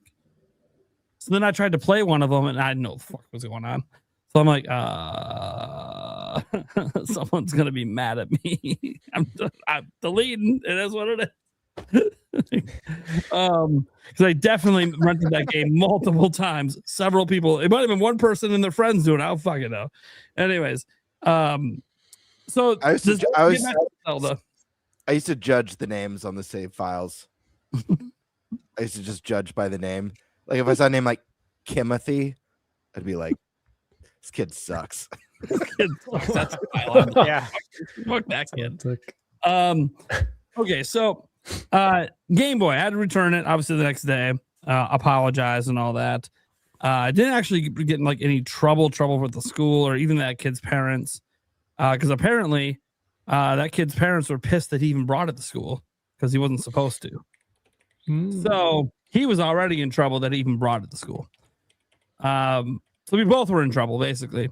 We kind of became friends after that for a while, but kind of weird that that's how we became friends. We both did things we weren't supposed to be doing. But I got grounded, obviously, and wasn't allowed to touch the NES or anything. I could go to school. I could come home and do chores, eat, go to bed. Read a book if I want. I was always allowed to read books. Not comic books. Oh, no. They had to take it with the fun stuff. So no book, no pictures in the books. You're reading chapter. And so I started getting into Harry Potter and stuff. So you know what? And it ended up working out for me. But the whole time in school, me and this kid, because he was grounded too. Because he broke the rules and took shit to school he wasn't supposed to. This whole time, him and I were in class drawing pictures from Link's Awakening dreaming of when we could play that game again. No It was pun awesome. intended. Well, I didn't was know just it. about to say Ooh, pun that's intended. All that at the time, right? Had no idea, hadn't beat the game yet. So obviously, you know, my biggest want, you know, for that upcoming Christmas was I want a Game Boy, I want Link's Awakening, I want a Game Boy, I want Link's Awakening. And then my grandma ended up surprising me and getting that for me. So that was really nice of her, much to my parents' chagrin. You gave him what he stole. I can't steal it now. I have. Grandma's thinking. She's thinking. My grandma was the one who always had my back with video games. My parents, even though my dad liked the game, it really wasn't a lot of. They were trying to get me to do other things, which I did plenty. I was playing sports around and everything else, but I feel like you were the type of kid that, like, if you had to return it, you broke it. That way, it was like, well, none of us get Game Boy. No, I wasn't that mean. I actually felt pretty guilty that I did that because I'd never done anything like that before. But also we had like this little kid gang at the school, and I was the leader of it. So normally I didn't have to do anything. I would just say, "Give it to me," and they would. You were the kid who took other children's PB&Js and did No. We didn't bully people. So we had like two little kid gangs on the playground, and all we would do is compete against each other for supremacy. But we wouldn't like steal people's lunch money or do any of that kind of shit. But whenever I was people to give me something, they would give it to me, and I would always give it back to him. And to be fair, if that kid would have let me play it on the bus, I would have just handed it back to him when I got off the bus. But of course, a couple of my little friend gang were on the bus. And so there was a little bit of encouragement when I said, "Hey, no, you're going to give it to me." And they said, "No." They both kind of looked at me like, "You going to fucking take that?" I'm like, "Dude, I'm the leader." Your cortisol was spiking. Yeah, you don't fucking say no to me. Testosterone, cortisol. I had to do something. Anyways, wasn't good. Obviously, it ended up working out. We became friends, and it was all cool. And it opened my mind to be like more accepting of all other people, not just people in my friend group. So, I actually ended up being a kind of a nice moment, nice learning moment. And then, did you all hug at the end? Once we both wrong rounded, yeah, dude, he was the only kid in school that played Zelda besides me. So it was awesome. Like we actually bonded over Zelda for a while until he ended up going back to the public schools, like a couple grades later. Anyways, so so that's how I discovered Zelda was Link's Awakening. And then we had my grandma had a computer with dial-up. So I was curious, like, you know, there has to be other games besides this one. This game ended as just a dream. Okay, well, there's got to be other Zelda games. This can't be it. So I looked up, and sure enough, there's Zelda 1, Zelda 2 on NES. So, you know, I'm trying to tell my dad, "Hey, Dad, you want to try some Zelda? Take me to Blockbuster quick." So we went to Blockbuster, rented both. I ended up both having a really good time playing the Zelda 1 and 2. And then from there, just kept playing all the new Zeldas. Eventually got a SNES, played A Link to the Past. Had an N64. Never owned at the time Ocarina of Time. But I might as well have. So I could make X amount of money per week doing chores. And from 1998 through, I want to say like January of 2000, I had a copy of Ocarina of Time rented out from Blockbuster. Because I took my money I made every week to extend my rental. So it literally, I spent probably way more than it would have been just to buy the game, but I didn't want to stop playing. I literally did not want to stop. I did not want to return it. But I also knew I can't just keep it. My parents are going to get fines and all this shit. They might not let us rent anymore. I mean, whatever. I don't want to do that. It wasn't crossing my mind as a kid that, you know what, if I just stopped playing for like 5 months, I could just buy the fucking thing and keep my money. But whatever. So I guess kept re-renting it. And it's just how long it took me to beat it, because I was, you might be like, "Oh, you're a kid." I'm like, yeah, but a kid that was playing 5 sports and in musicals and in choir and band and all this. Like, I was very, very busy. Plus, I was starting to get into women around that time.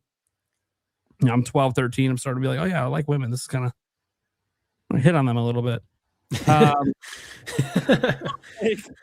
So like I had a really full life. So it taking that long to beat the game isn't really surprising. And it wasn't because I wasn't playing it every day. I just wasn't doing 5-6 hour sessions every day. Plus I had Eric that I was hanging out with. And we would do things as well. Lots of outside stuff because like we always knew that we'd do a sleepover and do all-nighters playing games. But in order to make our parents less mad about it, during the day we'd play outside. So it's like, oh, you guys were up all night playing video games. We were up all day playing outside. You didn't say anything then? Try to balance it out. The argument didn't work very well. There were sometimes that we got busted with it. It did not end well. But it's like you know we're gonna do this every time, right? Like, we just got better at sneaking around and not getting caught being up. It helps that like Eric. It was always at Eric's house because at my house the problem was there's TV in the basement. My dad would keep sleeping in the basement. His house, nobody was in the basement but me and him, where the big TV was. So it's very easy to get away with it. We just have to like pay attention to like footsteps. We hear footsteps in the kitchen, everything shut down. They didn't do the thing like Stash's mom and walk up and see if it was warm. So we got away with quite a bit. I think one of the nights that we got busted. To be fair, we were making like DiGiorno pizzas at like 3 a.m. And it went ding, and that we got busted that time. Yeah, she didn't let us eat the pizzas, but she said eat the pizzas and go to bed. No way! Wow. So at least right, the food's made already. Let's not waste it. The DiGiornos are expensive. Eat that shit. Go to sleep. Anyways, so yeah, there was just a lot of Zelda playing throughout my life from that point forward. As I said, it led to me making a website dedicated to Ocarina of Time at the time. Then I expanded it to the other Zelda games, making guide content. And covering like the little scant news that I would get from like Nintendo Power magazine back then because there wasn't a lot of actual news on the internet. And just to kind of condense this down because I could be talking all night about this stuff. Zelda has done things for me on a personal level that I didn't know video games could. I'm sure people on this show have maybe seen it, maybe not. There's that fan-made mini movie called Escape. It is about a little girl who has parents that are very argumentative, slightly abusive even at times, and the only way that she's able to survive all that is she escapes into the world of the Legend of Zelda through playing the game. Even after the mom takes the system and smashes it, she closes her eyes to go to sleep, and she's right back in the game. A way to handle that kind of, it was a really, really well put together short film. And it reminded me of my childhood. And this is no offense to my parents. I love them. They're amazing people, but they argued a shitload growing up. I can't remember a day that there weren't just nonstop arguments. And video games were like one of the ways I could kind of like shut it all out. And Zelda was especially the one that like, if I'm playing Zelda, dude, I don't know what the fuck's going on around me. I'm just in it. And so it really helped me deal with some of that stuff back then. And then it helped me at other key points in my life. For some reason, every time a new Zelda game comes out, there's something kind of dramatic going on in my life. I'm kind of scared what's going to happen, what dramatic things happening with the next Zelda game that comes out, because it happened with Tears of the Kingdom. It happened with Breath of the Wild. I'm like, oh, fuck. I'm like, please don't have. I want one game release to come out where there's nothing dramatic going on that I need to play it just to get away. I don't want to get away. I want to be in addition to positives in my life. But that's the thing. The Zelda series has always been that way for me. It's been a way to escape all the bullshit going on. And it's still that way. Even now, like, you know, I've had a really hard time, obviously, with some of my family stuff going on that's well known publicly at this point. And I got through some of that playing Zelda, booting Tears of the Kingdom back up and getting lost in the world again, just to get my mind off of things. And your mind, with what I was going through with my son, it's never really completely away from it. But he likes Tears of the Kingdom. So I'd be thinking of him while playing it. It almost felt like we were back when he first started playing. I'd start a new file and just be helping him get through some early stuff in the game. And it was a way to help me process things. And Zelda has just always kind of been that series to me. It is my favorite video game series of all time. I've had a very emotional history with the series. It has led to the career that I have today. God forbid I ever thought this would be a fucking career. And the crazy thing is, growing up, is I didn't know very many people who played Zelda, like at all. Nintendo in general. Like once we got past the SNES, dude, everyone was PlayStation, Xbox. There wasn't hardly anyone in my school playing Nintendo. They was viewed as a kiddie system for babies. I got made fun of. Still get made fun of, ironically, to this day playing Nintendo. I just don't give a shit anymore. Literally just don't give a shit anymore. It's like, okay, cool. I'm fucking 39. Am I supposed to give a shit what you think about my life at this point? You worry about yourself. I'm sure you got some shit that I can make fun of. I just don't care. But yeah, it's just really interesting how the series has evolved with me. And like when people have seen, like even on my YouTube channel, like when Tears of the Kingdom got revealed, that's one of the first like major Zelda moments as Nintendo Prime. I went fucking nuts in that hotel room on live stream.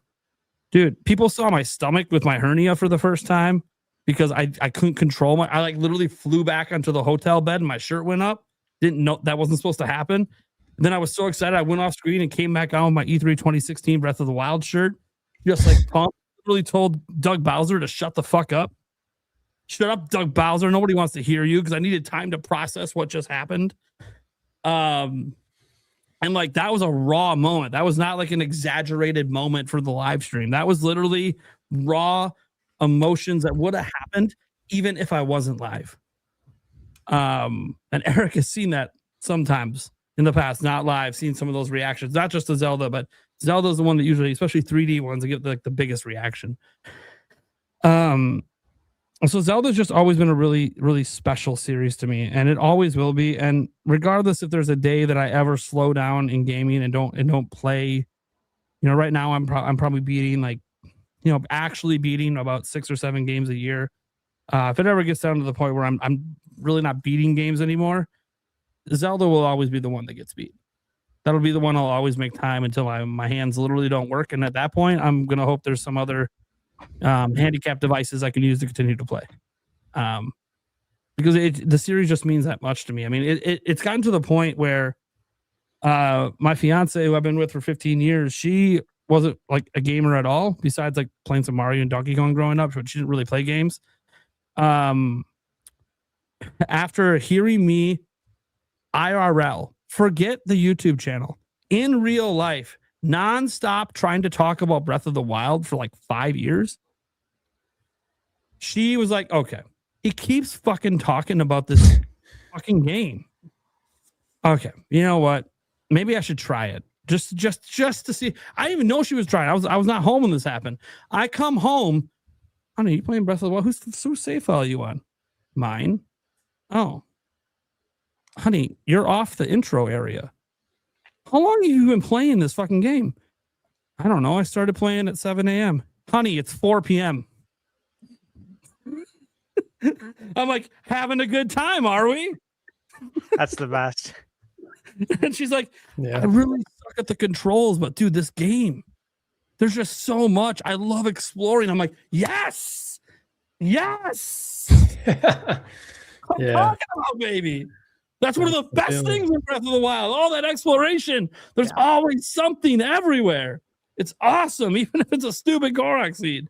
And she just fell in love with Breath of the Wild, to the point now that like she's got Zelda shirts now, Breath of the Wild shirts. She's got like Zelda swimsuits and stuff now. She's not as into Zelda as me, but all she keeps asking me since she beat Tears of the Kingdom is, hey, when's the next one? I'm like, honey, it's like 6 to 7 year waits for games like this. So I wish you can go back and play some of the old ones. She tries them. I don't like these ones. I guess you don't like them as much. You're into the open world. I get that. Okay, yeah, the other more linear ones probably won't feel your kind of style, your kind of pace.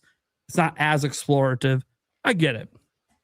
And even Tears of the Kingdom, when she played it, she initially was like, I don't think I really like this, because like the intro area in Tears of the Kingdom was just not as good.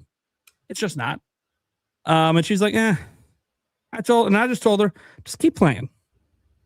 Give it a little while. You know, okay, just get out off the top island and get like another 10 hours in. And if you're not feeling it, it's fine. 10 hours later, she's like, honey, I might like this more than Breath of the Wild. I'm like, yes, that's my woman. Oh, she's awesome, dude. She was duplication glitching to get money in the game. What the fuck? She's never done a glitch in her whole life. And here she is, jumping, parasail, pause, grab the items, drop them all, unpause. Woo! Double everything.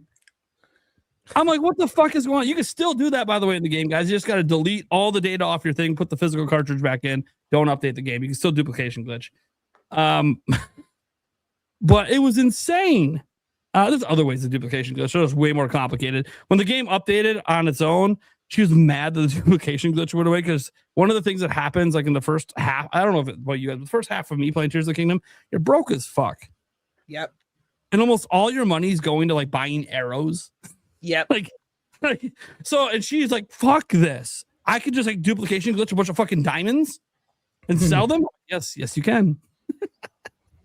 So she literally did like 6 straight hours of just farming diamonds like that just so she could max out her rupees. It was insane. Anyways, and then when they got fixed, like, this game isn't as good without the duplication glitch. I'm like, no, it's just as good. But honey, you got like 900,000 rupees. I think you're good. I don't think you need a duplication glitch anymore. I think you're fine. Well, I ran out of muddle buds. I'm like, yeah, you go down and farm some. I don't know what to tell you. There's a couple places you can buy some. It is what it is. Because that's a really fun ability. And Tears of the Kingdom to make all the enemies fight each other. But yeah, no, she ended up having a really good time. The fact that she was even doing a glitch at all, I'm like, dude, you're deep into Zelda now. And you're getting to the point of doing glitches. Shit, man. I wish I would have got you in back in the Ocarina of Time days, dude. You could have learned how to do the fucking side steps and glitch through the walls. Like, oh my God, dude. Like, you could end up doing a dungeon out of order.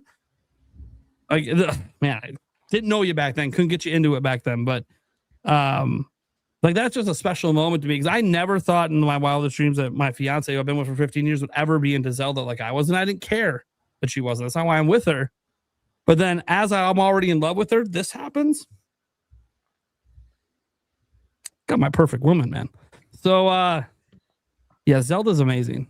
And it's going to be amazing probably the rest of my life, even if they end up being that microtransaction trash Gamebird's trying to bring up.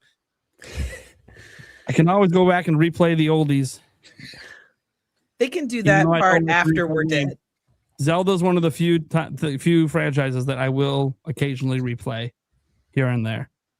And I know like this is one I have to bring this up. And Eric saw a lot of me playing Wind Waker back in the day. That was one because like, he had a sale forever. That was one of the ones that you just handed me the controller and went, here. Go this way. I just said, just make sure I'm still pointed this direction. Yep. I'll be back in like 20 minutes. Whole time I'm on the phone talking to my girlfriend. I'm like, look, this is kind of a boring part of the game. I've done this enough. I don't need to keep sailing for 20 minutes before I get to where I need to be. Thankfully they did fix the Wii U version with the quick sale, but yeah, it was Zelda is literally my favorite thing to do in video games. There's nothing that really tops it. I'm not saying all the Zelda games are like it's all you grab all 18, 19, 20 games and there's my top 20 games of all time. No, of course not. I enjoy a lot of other games. But the franchise itself, there's not a single game franchise in the world that I enjoy as consistently as Zelda. Everything, even Echoes of Wisdom, which to me was just okay. That just okay is better to me than Mario Wonder. Wow. That's how much Zelda does it for me. That's how much Zelda does it for me. So, yeah. That's what I got. All right. Speaking of what people got, IGN had some balls this week. They had some balls this week. They wanted to put out their top 10 games of all time. So we're going to give our top 10. But first, we got to glance at IGN's as a baseline.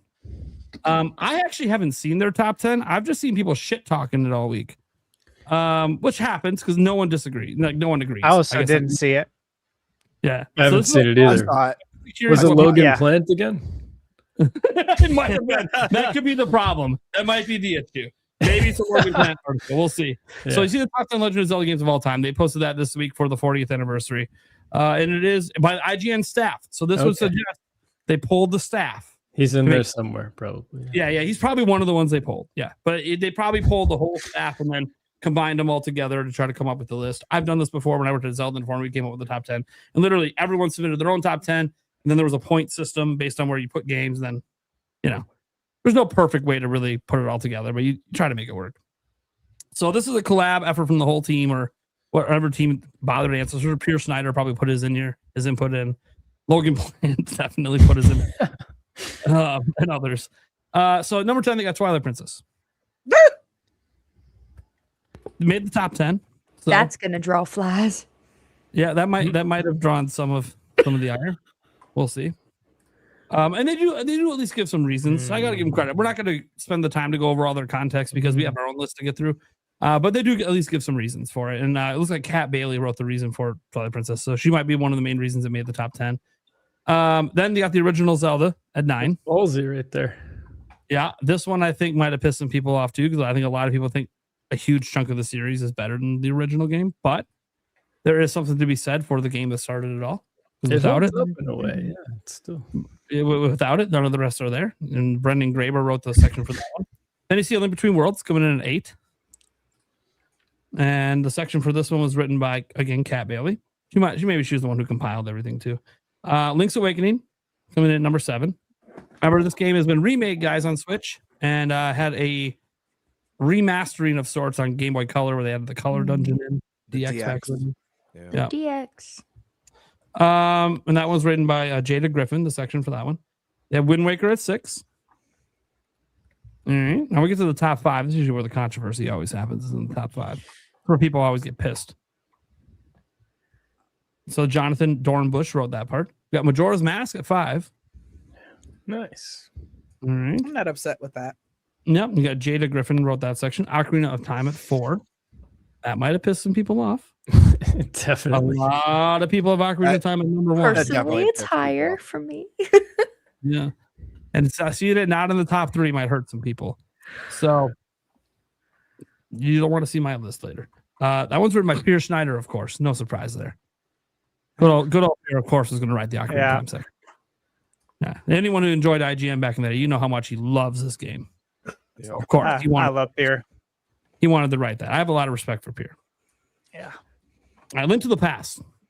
This is a travesty. At number 3. I'm insulted. It's getting so bad. Written by Brendan Graber. You got that instruction manual art right there. Beautiful. Yeah. True. They were talking about earlier. Yeah. Yeah, I love wish it. they did this stuff though. At least really an instruction manual. Just have it be art. Just put like 4 pages of art. Hey, not only that, really but cool smelling it. Right.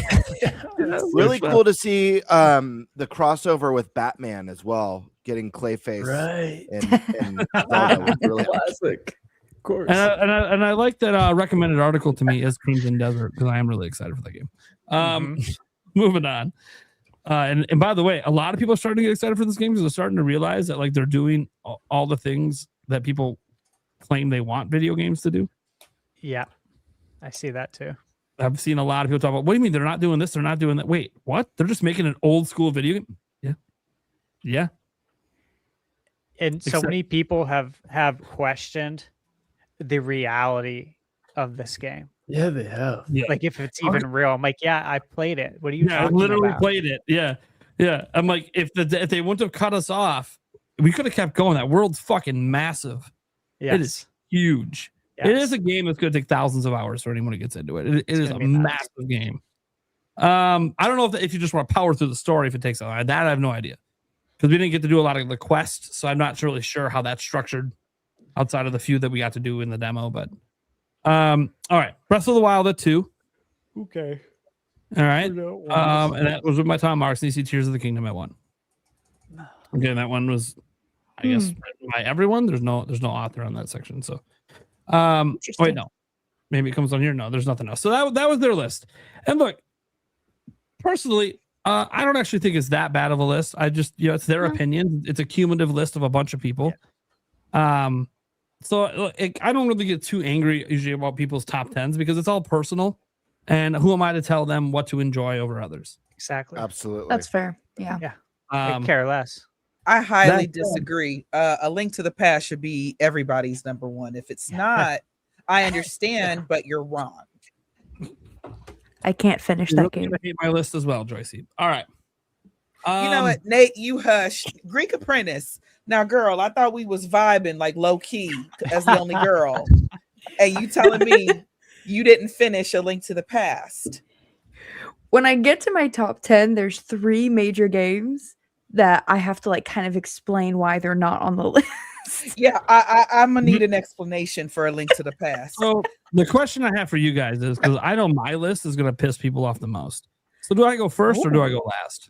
Go first. Well, wait. Let's all go around the room first, though, and say kind of our thoughts on their list, on the IGN one. I'm cool with it. You're cool with it?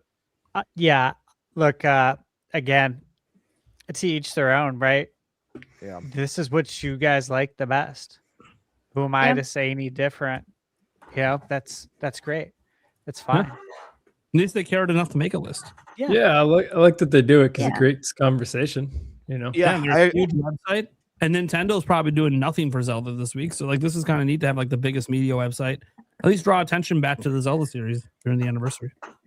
Yeah, I like it. It's the list doesn't match my personal list at all. Both in its arrangement of titles or even titles that may be in it or may not be in it. But again, like you guys said, these are other people's opinions, and each game means something different to, each and every one of us, or the time that we played it.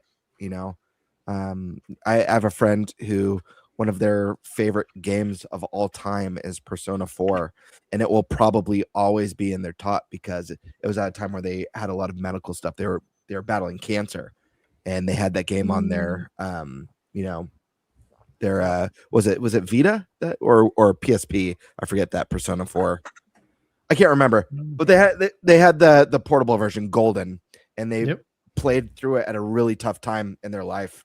Won that battle, but Persona 4 will always be a very special title to them, no matter what. Game. So that's fair. Timing and where you are in your life can play a really huge role on how you feel about certain experiences. Sometimes it's when you got into the series, Yep. Because sometimes you hold that game in a much higher regard. Eric, thoughts on the IGN list? Yep. I mean, as you said, it's their list. Who am I to say they're wrong? I was hoping the list just really offended Eric. He got pissed. Sucks major balls. You know what absolutely, it's trash. There you go. You know what I wish they would have did with this list if they were doing anything different? I would have liked to see a panel gotten together and actually debate it on a show to come up with the list. And like, I thought about like us doing it for this show, but I was like, nah, it'll take way too long. But we could always plan it for the future to try to like actually debate and argue and see if we can come to. We're never going to agree on the exact order because we have our personal order, but it come to we're okay with that game being there, even if we don't think it should be. The best part's the arguing, though. That's going to be the most like people getting heated because the fact of the matter is we're all very passionate about video games. We're all very passionate about the series. So like getting pissed that our like a game that means so much to us is getting knocked by everyone else on the panel. And you know why I know that's a really great idea? Because Kind of Funny Games has done it on making some lists and done huge, like 3-hour, 4-hour debates, and it was highly entertaining watching how passionate they all were for certain games they wanted to be there, and others say, "Fuck that game, it's a piece of shit." I'm like, dude, this is fucking great. Well, guys, we kind of had a moment like that on the podcast. We did a ranking. And I got super heated, and you were laughing, Nate, and everyone was eating it up. It was when you ranked the Bravely Default remaster for. So, do you remember this? Do you guys remember this?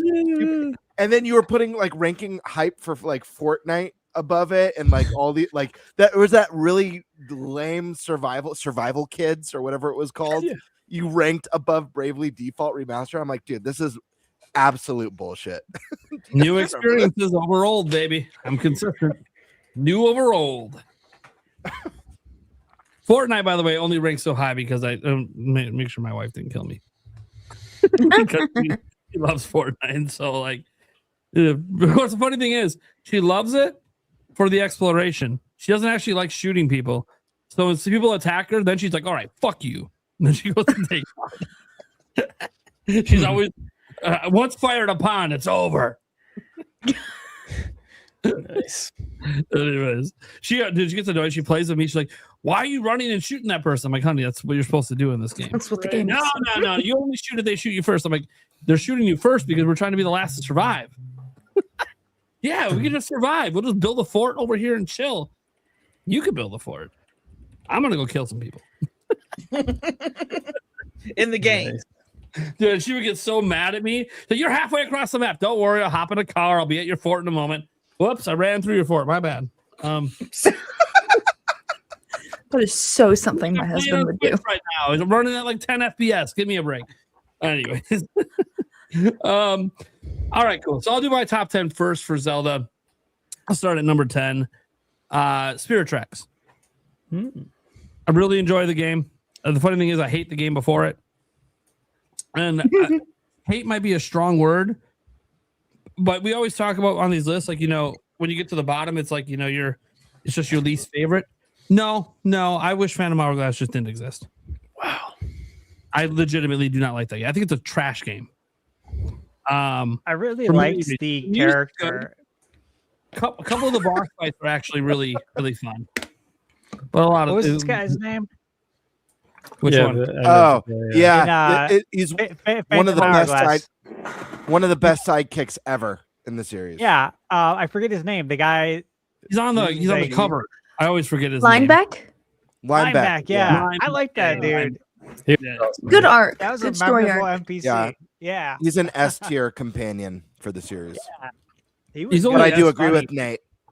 He's only S tier because Tingle has never been allowed to be the permanent companion, which missed opportunity.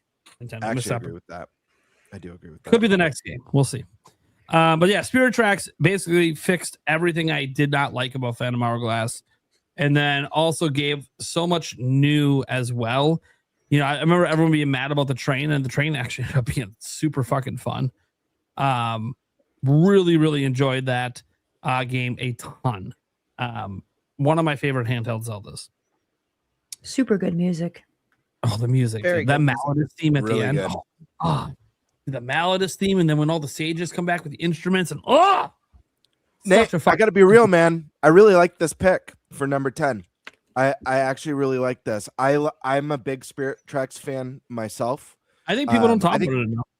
I think I've always loved trains. I think the train setting is just a really cool setting in general. I love like JRPGs where there's like a train heist or like a murder mystery. Anytime there's even Nate, you're a WoW player. There's a raid that takes place on a train. Like that sort of thing is super cool to me. And I also like I've enjoyed every entry in the Zelda series, but if I had to pick my least favorite, it's probably Phantom Hourglass. So I don't hate the game, but I think it's my one of my least favorites, if not my least favorite. What about crossbow training? I actually like crossbow training more. But I do like crossbow training better. Yeah. There's one reason. There's one reason alone. It's wild. I'll say why, and I don't know if this is it for you, Nate, but for me, this just really killed it, and they fixed it in Spirit Tracks. Temple of the Ocean. In Phantom Hourglass, you check off something in the story, you go back to the main dungeon, and you complete the first floor, and you're timed.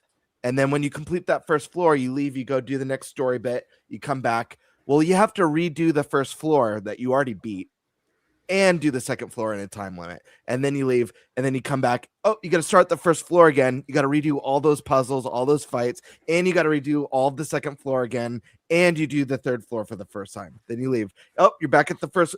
I just like that level of repetition to me felt like, people complain about padding and Wind Waker or Twilight Princess with like the tier collecting. To me, that really felt like padding, like forcing me to do the same floors of a dungeon a dozen times with the time limit. To me, I personally didn't care for. I love the dual screen, like the boss fights I thought were fantastic. The music is great, but that one thing just really moved that game down horrible for me. Absolutely horrible. But I still like it. I don't dislike it. It's just I dislike Temple Hourglass. Literally, Temple of the Ocean King alone makes me never want to touch that game again. And then like it's funny, people are like, really, it's your worst? What about Triforce Heroes? Yeah, I actually like Triforce Heroes. Four Swords Adventures. Yeah, Four Swords Adventures. I like that game. Oh, Link's Cross Country. Yeah, I like Link's Cross. Oh, Cadence of Hyrule. Yeah. CDI games. Okay. Well, CDI games are below. We don't talk about the CDI games. Wouldn't it be funny Even if the creators don't acknowledge them. Yeah. Wouldn't it be funny if I had one on my list? Speaking of number 9, Zelda's Adventure. No, I don't have one. So no, number 9. This is where the next 2 picks are where people sometimes get a little upset, and my list has changed a lot over the years. My Spirit Tracks used to be in my top 5, but like as time goes on and you reflect on things, you start to realize, okay, you know, maybe I didn't enjoy it as much as I once did. Like it didn't hold up as well over time. So Spirit Tracks kind of started dropping down the list. And ironically, the same thing happened for me with a former top 5 Zelda game for me, and that is Wind Waker at number 9. And I'm not even counting like the HD one where they fixed some stuff, because they got rid of the Tingle Quest, and that alone is an insult of all insults. That Tingle Tuner quest is one of the best quests in Zelda. And I know not everyone got to experience it because it required the GBA thing and all that, but it's really fucking good. And Tingle gets a bad rap because most people just haven't actually played anything that involves story with him. He's got a very fascinating story, not just in Wind Waker, but even in the Tingle games. People would actually probably sympathize with him a lot. He actually would connect, I think, with our real life situations if people actually played these things. But they don't. They just view him as this goofy, quirky 30-something wearing tights, making maps. But there's a reason he's that way.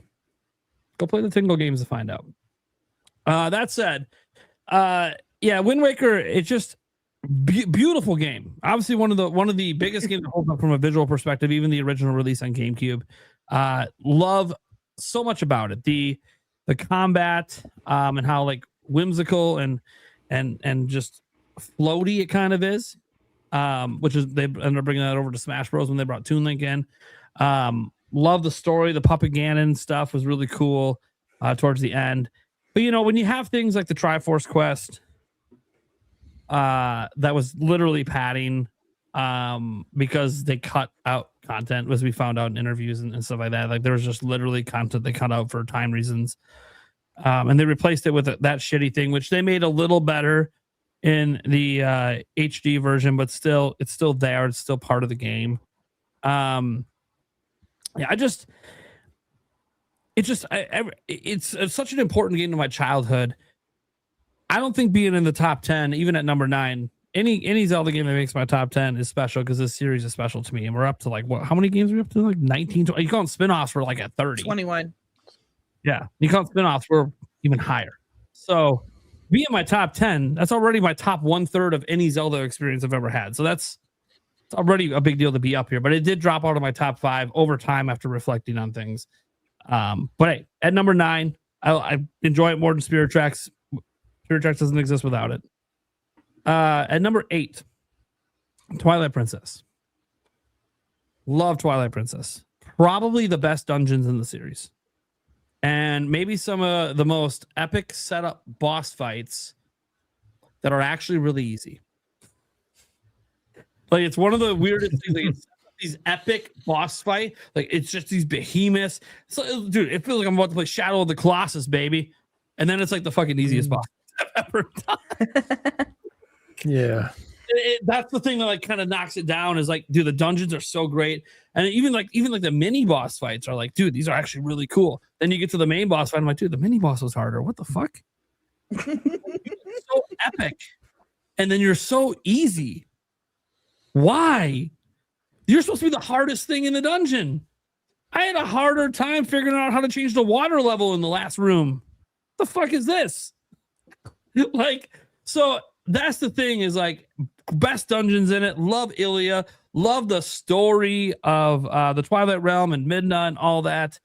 It is, you know, I still get little tear jerks during the Midna's Lament section when she basically was almost dead. And then it felt like Zelda sacrificed herself in that moment. And then obviously when she breaks the mirror at the end, like such an emotional connection. One of the better stories in Zelda to be able to do that. That is until other things that also make it not on the list when it used to be in my top 5. I don't think Ganondorf should have been in this game. I think it was a mistake. Zant was built up pretty fucking badass, and then suddenly he's a pansy, and Ganondorf's the real bad guy, except Ganondorf's easier than Zant. Again, keeping that theme of you get to the big baddie and they're actually a joke. But Zant wasn't a joke. We tried to face Zant. Zant practically killed us. Ganondorf's never come close to doing that to me. And now Zant's just like this crazy psycho babbling kid who was just jealous. Like, this is stupid. He was a badass. You fucking ruined the character of Zant. Even the Zant boss fight. Look, that boss fight was way better than the final fight with Ganondorf. Hey, So Nate, I don't know. So I was gonna say real quick, Xant is low key like the Khaleesi. yes. Because it's so unfair, because I'm ready for Xant to literally blow up Hyrule in some very quirky and wild, crazy fashion or something, and it's Ganon. And I like Ganon, but I was like, why are you in me and Xant's business right now? Anyway, I'm sorry. Yeah. It's a whole thing. But no, I still really enjoy the game because I think it has the best dungeons in terms of like getting to that final boss. And even when you first get into the boss fight, how epic it feels. Like it's just a really, really good for that. Really good storytelling. So it is in my top 10, but it is dropped down just because I have more nitpicks about the game than I used to back in the day. The more that I played it and thought about it since then, it's like, okay, all right, I can't really put this in my top 5 because I got too many easy complaints about things that do actually legitimately bug me every time I boot up the game. Like I can't not think about it. At number 7, I got A Link Between Worlds. This is where I have a controversial stance. I don't really have any specific flaws with this game necessarily. But this is like one of those games where this spot used to be A Link to the Past. I just like A Link Between Worlds more. So A Link Between Worlds gets here at number 7. Again, I can't even think of like any flaws that I don't like about the game. But it's also just like I just don't enjoy the top downs typically as much. So Did you say this gets in over A Link to the Past? Yep. So you don't have A Link to the Past in your top 10? Nope. What? At least You're it crazy, won't be man. just me. You're crazy. But hey, this is your list. It is. This is interesting. Despite how terrible it is. This is interesting. Number 6. I'm kidding. Number I'm 6. kidding, Nate. I love you. This is why Vinny still has your Zelda card. No, it's because I forgot the ending. You can't get my That's Zelda it. card because you can't take someone's Zelda card for liking other Zelda games over other Zelda games. That's just bias at that point. Skyward Sword. That's not true, though. It is true. We're all allowed to like No, games it's for different not. reasons. Yes, it Link is. to the Past is number 1. That's just, I don't make the rules. That's just the way it is. Well, there's no rules for what I like. So Skyward Sword at number 6. That's a good one. Skyward Sword I actually love. I love this game a lot. It's always kind of, ever since I played it on Wii, it's always been kind of up here, bouncing between my top 5 and just out of my top 5. If you like dungeons, that's all the game is. It's nothing but dungeons all the time. Yeah, there's flaws, of course. Like all the stuff up in the sky is kind of half-baked. You can kind of see where they had this idea, and they talked about in interviews like it was supposed to be an open world game, and you could see some remnants where they probably meant for it to be, but what they wanted to do, we just didn't really have the power to do what their full vision was. So they kind of settled on making all the sections like just really, really long dungeons before the dungeon. So there was like some missed opportunity there. This list is so whack, dude. However, I'm getting offended. Skyward Sword I'm getting has offended. number 1, fun fact, it had the first orchestrated soundtrack ever in Zelda. Number 2, it has the best story, even still today, in any Zelda game. There is not a story better than it. It might have the most, you know how like a not Phantom Hourglass for Temple of the Ocean King, Well, one thing I don't like about this game is how many times you got to fight that big fucking foot piece of shit. Demise. The avocado with Demise. toes. Like the Demise fight was fun. Just before you got to that point, how many times you had to repeat that fight? And it's like, oh, it's a little harder every time. I'm like, no, dude, this is just as easy as the fucking first time I did it. Anyways, that part More I didn't annoying like. each That part time. wasn't like that part didn't take very long. The Temple of the Ocean King legitimately ate fucking time for me. Like that little, it was just a kind of a minor annoyance that I had to redo that fight. I'm so annoyed by this. Sorry, I actually really like Skyward Sword, but let's be real. Skyward Sword has the worst mechanic ever introduced in a Zelda game, period. What's that? Dowsing. The metal detector with the sword to find keys on every map. It is literally, it's like, oh, what if instead of exploration and puzzle solving, we just have them use a metal detector in every map? I'm sorry, dowsing is the one thing. Like I agree. I think it has some of the most exceptional. And spoiler alert, Skyward Sword's on my list. I just like, you have to mention that flaw because it's literally the worst mechanic ever. It's not a flaw because it's optional. It's a tool you don't have to use. You can literally beat the game outside of when you first get it. When you first get it, they force you to use it. Then you don't have to use it after that. You know, dowsing just points you in the direction. You can still figure shit out without it. I don't need it to tell me where to go. It's like having a thing telling you where to burn the tree in The Legend of Zelda. You can still burn the tree without it telling me where that tree is. You don't need use it either. I didn't use dowsing is entirely optional. Yeah. I know the game makes you feel like it's not, but it actually is. You can literally just not use it. I forgot about it right after, and I just didn't. Yeah. And probably because I was on pain meds from my bought- appendectomy, I forgot about it. Didn't use I it. busted it out like one time after they gave it to me originally because like they make you kind of use it at first because they're teaching you how it works, and then after that you don't have to. I think I used it one time because I was getting annoyed. So I had a feeling that like I get through this certain part of the game, like God, there should have been like a heart piece or something at this point. This is weird. It's a long part of the game for me to not find a heart piece. It's fucked up. And then I used dowsing. I'm like, oh, now I feel like nope. This is like using a guide. I'm good. I don't have to. I don't need this. If I don't get 100% the first time through, it's fine. I'm good. Anyways, all right, well, fair enough. I don't remember it being optional, but you guys both didn't use it, so. Yeah, I didn't know though. Like it wasn't on purpose. I'll say that. I think I just kind of blasted how well he forgot it was a tool that he had in his arsenal. That happens sometimes. Like how many times do you forget you could use certain items you already got? Like you just fucking forget because you're so locked in it. I got my sword. I can get past it. If I got my hook shot, not gate it. Like there's times I forgot I had a boomerang until I came up to something. I'm like, oh, I can't do this without that thing. That's right. I forgot I had that thing. The same with like the beetle in Skyward Sword. Every now and then I'm like, oh yeah, that's right. I have this thing that I can like fly around and solve puzzles with. I totally forgot about after that first dungeon. That being said, Skyward Sword, it always bounces around here because it's got an amazing story. And to me, guys, and this is where people get usually mad, I think it has the best combat in the series. The motion control combat is fucking awesome. Anyone who bitched about it, I don't know what the fuck's wrong with you. Either you had all controls or you just are unwilling to read tutorials that the game shows you how to play things. Like a certain person at GameSpot that gave it a shit review and tried to say the bow and arrow doesn't work. And then I watched him try to point at the screen like Twilight Princess and click the button and shoot at the ground, not realizing it works like Wii Sports Resort, motherfucker. Watch the fucking tutorial the game gave you when you got the item. Dude, the controls were so great.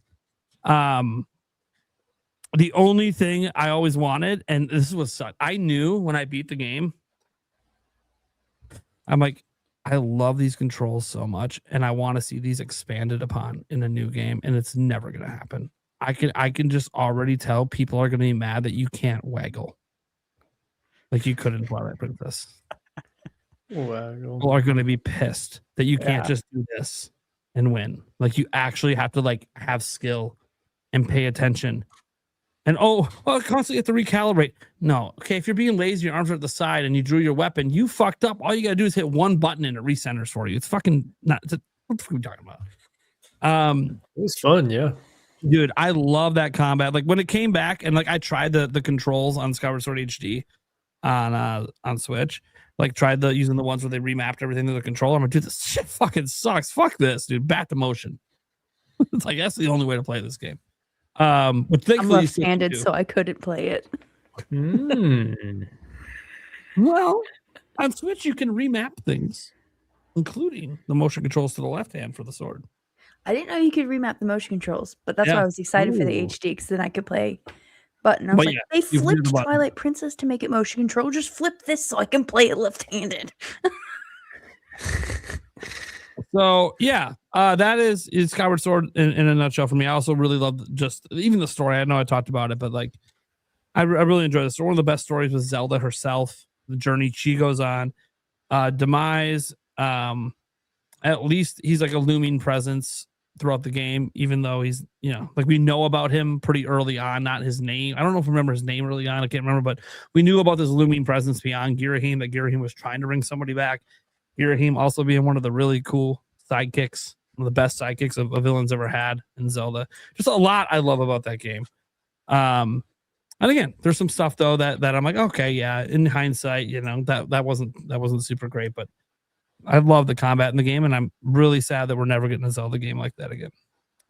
That being said, to the top 5. Majora's Mask at 5. Love the game. Best side quest of any Zelda ever. Is what it is. That alone already puts it up there. I basically 100% of this game again back in 2024 on live stream. Holds up to this day pretty well. I still have some of the control issues that I have with a game like Ocarina of Time because it's based on that, but they added more tools to your arsenal with the flips and all this stuff that you could do as well. But honestly, the mass transformations, really fucking cool mechanic. I wish that would come back. And just, the reward of the Fierce Deity Mask, it actually felt like a real reward. Hey, Nintendo, remember to give us real rewards for doing super tedious shit, like getting all of something? Hey, you went through the thing to get 100% all the side quests. You got a really fucking cool reward, not a piece of shit in your inventory. So like, I miss when they would actually give you something pretty badass. And yeah, does it make the final fight a joke? Of course. Do I have to use it? No. That's the point. If I want to feel like a badass, I can. If I don't, I can feel like a badass by being skillful. Either way, I like the option. It's like easy mode, but I don't have to use it. So yeah, it's great. Love Majora's Mask. Don't have a ton of complaints other than just, not as many dungeons as I would like. Game's a little bit shorter because of that. But I actually really enjoyed the time mechanics. Because the time mechanics, this is the first Zelda game, and honestly, maybe one of the only ones I played that felt like I was in a living world. Yeah, it was only 3 days, and it was a 3-day repeat, but the game felt alive. People had shit to do, regardless of what I was doing. They weren't just like, chit-chatting in the corner, and I come back and on day 2 and they're still doing the same. No, they got chores, they got tasks, and then you would do some of the side quests and some of the shit would change. They're doing different things. And you're like, oh, dude, this is sick. Zelda really hasn't had that sense. There's been some instances of it, but not like the entire game is this way. So I absolutely love that part. All right, get to number 4. Admittedly, this is a nostalgia pick. Link's Awakening. It was my first Zelda game. And when I replayed it on Switch, beat it. I think I even beat it on live stream right here on Nintendo Prime. Holds up. Even the remake does. Really enjoy it a lot. Obviously, tons of Mario references. Really, it's just such a good game. I have so much nostalgia for it. It's so hard for me to even pick out flaws. I guess the only flaw is that it's all a dream, I guess. But then that's also kind of cool that it's all a dream. Like it's like a unique thing where like it never really happened. But yeah, and this is the game that caused a lot of debate with timeline theories back in the day as well. It was a huge point of controversy because he's still in the ocean at the end. So what game does that lead to? Yeah, there's a huge debate over that. All right.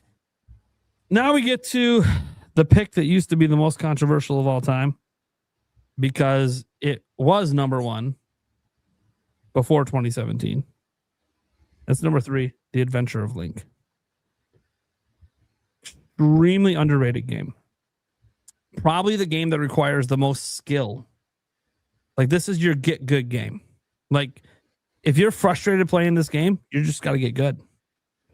This is your From Software style Zelda. This is First appearance of Dark Link. Yeah, first appearance of Dark Link, and it's pretty badass. And yeah, we all cheesed in the corner. We know. But how many people went and tried to beat him legit without cheesing? Did you? Yeah. I beat him without cheesing. I've only done it once. Because it's so easy to just, you get frustrated. It's so easy to go to the corner and just default win. Kind of sucks that that's a thing. Stash, I can't. I think you're muted, or your mic died, or something happened. Sorry. Yeah, I turned it off. I didn't even know you could do that. Yeah, you go to the right corner, you crouch down, and then you just swing your sword. You can never get hit, and you'll hit him. How would I have known that as a kid? You know what I mean? I found it out by accident. I was crouching, like he knocked me down. I fell into the corner. I crouched. I started swinging, and then I noticed something. He just swung and couldn't hit me. Wait a second. Skip to shit. He can't hit me. So the first time I beat him was that, and then after that, I was like, okay, there's no way they intended that to be how you win this fight. That does not feel like it. So I went back and then did it again. And then I beat him one time ever, legit. Very hard fight. It is a very hard fight. One of the hardest end fights in all of Zelda, maybe the hardest. But you know, it's a very unique game, obviously, because like it combined. At that time, I was already into a little bit of top-down RPGs. I played like Mystic Quest. You know, it's like top-down Final Fantasy stuff. The American Final Fantasy. Yeah, the American Final Fantasy. I love Mystic Quest. So, in hindsight, it's not the greatest game out there, but for the time, it felt great. An intentionally easy Final Fantasy for the Americans. Yeah. It wasn't hard. And it wasn't very long. But you know what? In today's world, I don't mind that. Having some games that aren't a bad deal. Nice.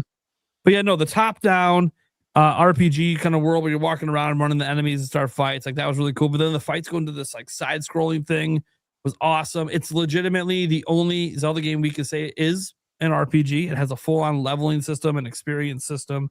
It has a full-on magic system. It brought magic into the series, which we've never really seen magic fully explored since this game. We've had some magic, Ocarina of Time and all of that. We've had some magic abilities, but like this was a fully fleshed out magic system. You heal yourself with it. You had to use it. You had to use it to beat the game. And yeah, sure, there was some grinding to it, like there isn't any RPG. And I was used to grinding in RPGs at the time I played this game. So I really, really love the Adventure of Link. To this very day. Obviously the story is very weak because it's all in the manual. And I like the manual, but like, you read it and the story's over. Okay, cool. So now I play the game.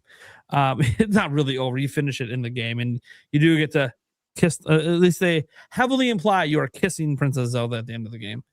Technically they don't show it, but every time you turn that game on, you knew what the task was. Because it reminded you right when you start the game, you got to wake her up. Yeah. It was like a driving force the whole time. Yep.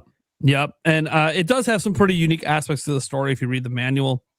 Zelda's got family, as you'll find out. They aren't just the king if you read the manual. So really, really cool. And at the time, before Skyward Sword, if you read the manual, it explained what the Legend of Zelda actually is, like the meaning of the actual legend. But that's all been retconned at this point. But at the time, that was the legend if you read the manual. Anyways, so really, really good game, really difficult game, hardest game in the series. Get good game. This is the kind of shit that it has all this bad rap, and then I watch everyone praise From Software games, and I'm like, where the fuck were you people back in the day? That's what this game was. This is 2D From Software. You guys would love this shit. It was the black sheep for so long, but it never should have been. It never should have been. Simon's Quest, Castlevania 2, everyone, like the same people that hated Zelda 2, hated Simon's Quest, vice versa. Hard. Thing. Yeah. No, it was just very hard. It's a hard game. Like it's too cryptic. It's like, no, dude, that's the design. I don't know if I'm the only person that has it on my list, but I'm probably the only person with it in my top 3. All right. Get to the top 2. This shouldn't really shock anyone if you follow my channel. Number 2 is Breath of the Wild. I don't think much needs to really be said at this point that hasn't been said. Yeah, not a perfect Zelda game. There is no perfect Zelda game, but there is something to be said about the game that brought true exploration back that had been missing from Zelda for a while. And honestly, it's infinitely replayable to me. Other Zelda games really aren't because they're linear. And frankly, when it's linear, I know everything that's going to happen. I know the order it's going to happen in. In Zelda Breath of the Wild, every time I boot it up, I can go in a different direction every time. And I love that. That's awesome. Yeah, you might end up at the same endpoint, of course. Or maybe not. Maybe I want to go straight to Ganondorf. Make it as hard as possible. You can do that. It's fun. That doesn't change how easy the final form is. But it's the victory lap. The victory lap, as they say. I like the victory lap to have a bit more challenge. And that's why Tears of the Kingdom is number one. Because the victory lap did have more challenge and was more fun. Still wasn't hard, but it was more fun. It was a more fitting end because the beast Ganon in Breath of the Wild didn't really feel like a desperation move. That's just who Ganon is. He was a pig beast. That's who he's always been. That is his true form. The move in Tears of the Kingdom was desperation. It was a desperation move, and we all knew, because Zelda did it prior in the game, that you don't really know what's going to happen when you make that move. And that move he thought would make him a badass. It didn't really work out because there was another flying dragon around that has already been doing this for thousands of years. So it felt like a more appropriate victory lap just because, while not being super difficult, it was harder, but also felt appropriate because it was a desperation move. It was not, I'm just powering up to my true form. No, your true form is not a fucking dragon. So I liked that victory lap more. But more than that, Tears of the Kingdom, I just like better than Breath of the Wild. It's just, as people say, for the reasons that people don't like the game, it's just more Breath of the Wild. Yeah. Well, one, Breath of the Wild is fucking amazing. Two, it's more Breath of the Wild, but better. More to do, more stuff, more towns, more side quests, actual NPCs that interact with you and do shit throughout the game. The abilities are fucking amazing. The next open world Zelda game, it's got caves and stuff in it, which I assume it will. I don't know how I'm gonna play a game like that without the ability to just phase through the fucking floor to get out. That ability is so fucking awesome. Like, I understand that they just had it exist in the dev environment, and they're like, hey, this is actually kind of neat. We should probably just put this in the game. I'm like, yeah, it's a really fucking cool ability, but you can't bring it back because you literally said the abilities in this game are not coming back. They were for this game. And it's like, but that ability, that should become standard, like the jump button. It should just be a standard ability. Get the fuck out of some of these places because it's such a time saver to not have to have all that backtracking to get out of stuff. But it's whatever. A lot of games don't have that ability. You got to backtrack to get out. So it's not like it's be all end all. But some of those caves are quite long and complicated. It's nice to just fucking zoom the fuck out. You know what it was a replacement for? The rope. Remember the old rope? The old school games, get the fuck out of the dungeon, rope back to the entrance. Yeah. Yeah, that's what it was a replacement for. Escape rope. Yeah. Just get the fuck out quick. I like that. It should just be a standard ability, an item, whatever. An item use. Maybe you had to buy it instead of it just being like something you have all the time. Yeah. That'd be cool. But we'll see what they do with the next game with that. But no, I love the build mechanics. Everything about the game. They did all the dungeons were better than the ones, in my opinion. Better than the ones in Breath of the Wild, although some of the puzzles in some of the dungeons in Breath of the Wild were better. So the actual like dungeons I felt were better because I didn't cheese any of them. Lots of people cheesed them because the game does give you, like, you're pretty fucking powerful in Tears of the Kingdom, okay? You're really fucking powerful. You could cheese a lot of the game. But I didn't because I wanted to experience the actual design of these dungeons. And when you actually do it that way, yeah. It's, I know a lot of you out there, you guys still to this day have yet to do the minecart dungeon the way they designed it. Because it's true. It gets confusing. It can get really confusing. You got to keep track of a lot of shit. But I'm telling you, the payoff for doing it that way feels so much better than just cheesing through it because you're frustrated, which a lot of, again, you build shit, fly around, you cheese it. But yeah, I really love Tears of the Kingdom. It is, it's one of those things where a lot of people talk about how they miss like the linear games. The rest of the Wild and Tears of the Kingdom makes me not want to go back to those games because, again, I don't replay games, but I keep replaying these ones. And there's a reason for that. These bring me back to what I felt made the original Legend of Zelda and Zelda 2 so great, is that open world exploration. Go wherever you want, do whatever you want to do, fuck around and find out. It makes me, honestly, it's so weird because I don't want to like trash talk the linear Zelda games because they're obviously, I feel like they've had better stories and better other stuff. Better dungeons, probably better boss fights. Although I got to give some credit, some of the boss fights, like the one blight, the Thunder Blight in Breath of the Wild, that one legit had some challenge to it. I enjoyed that fight quite a lot, actually. That was a pretty good reskin. Yeah, I mean, that's the thing that sucks is like people don't like it because the bosses look similar, but the actual battle mechanics in that fight, oh my god, it's really great. That one was a good boss fight. Yeah. And then the boss fights in Tears of the Kingdom, I loved all of them. And they weren't always super hard. Like I always felt the one in the minecart dungeon kind of feels like the one you're supposed to do first. Always felt that way to me. I know some people go to the sky one first and do the Colgera fight. And the Colgera fight, it's everything I wanted that one dragon fight in Twilight Princess to be. It's literally what I wanted that fight to be, but it wasn't. I wanted to fight that fucking dragon midair. I get to do this with Colgera. And then I find out I get to do it multiple times if I feel like it, which is awesome. So yeah, not the hardest fight. I had a little difficulty the first time trying to figure out the exact mechanics. And then once I got it, I was like, oh, okay. But man, it was fun. It was really, really fun. Like it's just fun. Sometimes the boss fights don't have to be hard if they're just really fun actually doing the fight. The whole encounter is just really fun. Nate, keep talking about Tears because I got to use the restroom, but I really don't want to miss people's list stuff because it will bother me if I miss it. I was gonna ask if I could go next, but I'll wait for Game Bird. Only because I gotta go and I have dinner in the oven. I haven't eaten today. You have to go. Yeah. But yeah, no. For Tears, all I could, I mean, just everything about the game.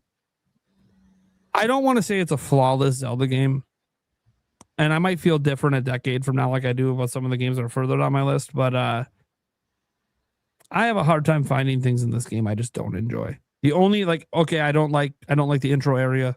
It could have been done better. Okay, cool. Well, I'm not there for very long, so who cares? Like it's such a small part of the game.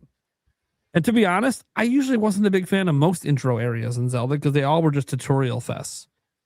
But the problem is Breath of the Wild opened my fucking eyes that it doesn't have to be that way. Like there's a way to actually make it doesn't feel like a tutorial. It just feels like you're playing the game. It was such a perfect opening to a Zelda game that you're like, oh.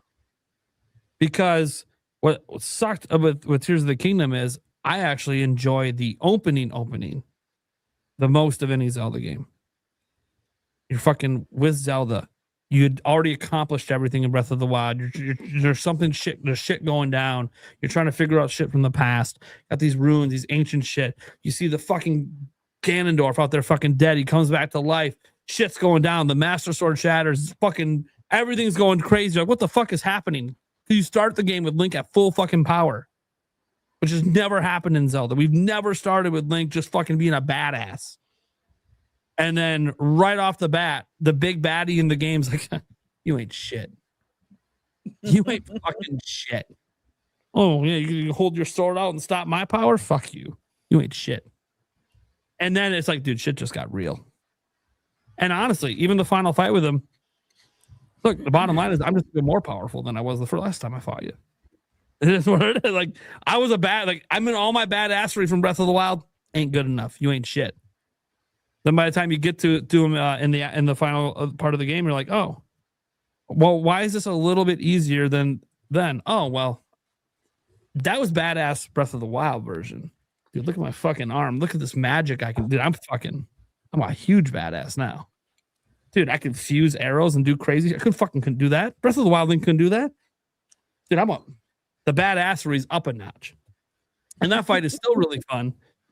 Even though people, when I did it on live stream, got mad at me because the one phase that everyone thinks is so difficult. Yeah, you can just shoot arrows, right? Like, you don't have to get into this. Like, I literally, during the fight, I remember pausing because the chat was screaming at me that I'm doing the fight wrong. And I'm like, how am I doing the fight wrong? You're supposed to get up in his face. I'm like, well, I get up in his face and he's doing all this badass crazy shit. It kind of feels like the game's telling me maybe don't get in his face. I feel like the game's telling me don't get in this guy's face. I have other attacks and abilities. Well, that's not how the fight. How do you know that's not how the fight's supposed to be done? I feel like they're trying to tell me don't do this. So I didn't do it that way. Have I done it since that way? Sure. Do I understand why people think it's more fulfilling? Sure. It is harder. But every time I do it that way, I kind of just feel like this way feels wrong to me.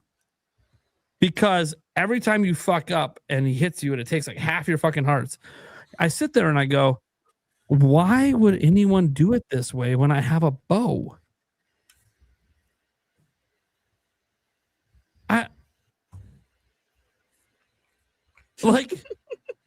It's like you're intentionally choosing. Like it's like you're in a fist fight with like a bully, right? And they're like a southpaw, and you're just intentionally choosing to let them get their southpaw uppercuts smashed on you, when you could use your speed to your advantage and take them out in a different way. But you're just choosing to allow the southpaw to do what the southpaw does best. It just felt wrong to me. Like that just doesn't. The game is clearly encouraging me to back up, dodge some of his at distance attacks, and fucking pot shot his ass. I don't. And people disagree with me on it all the time, but I'm like, look, you fight it how you want to fight. That's the beauty of the game. You can do what you want. I feel like the game was telling me, don't get in this guy's fucking face. Why would I get in his face and let him do his most powerful shit? Fuck that. Anyways, it was a fun fight though. I love Tears of the Kingdom. All right, Joycie, your turn.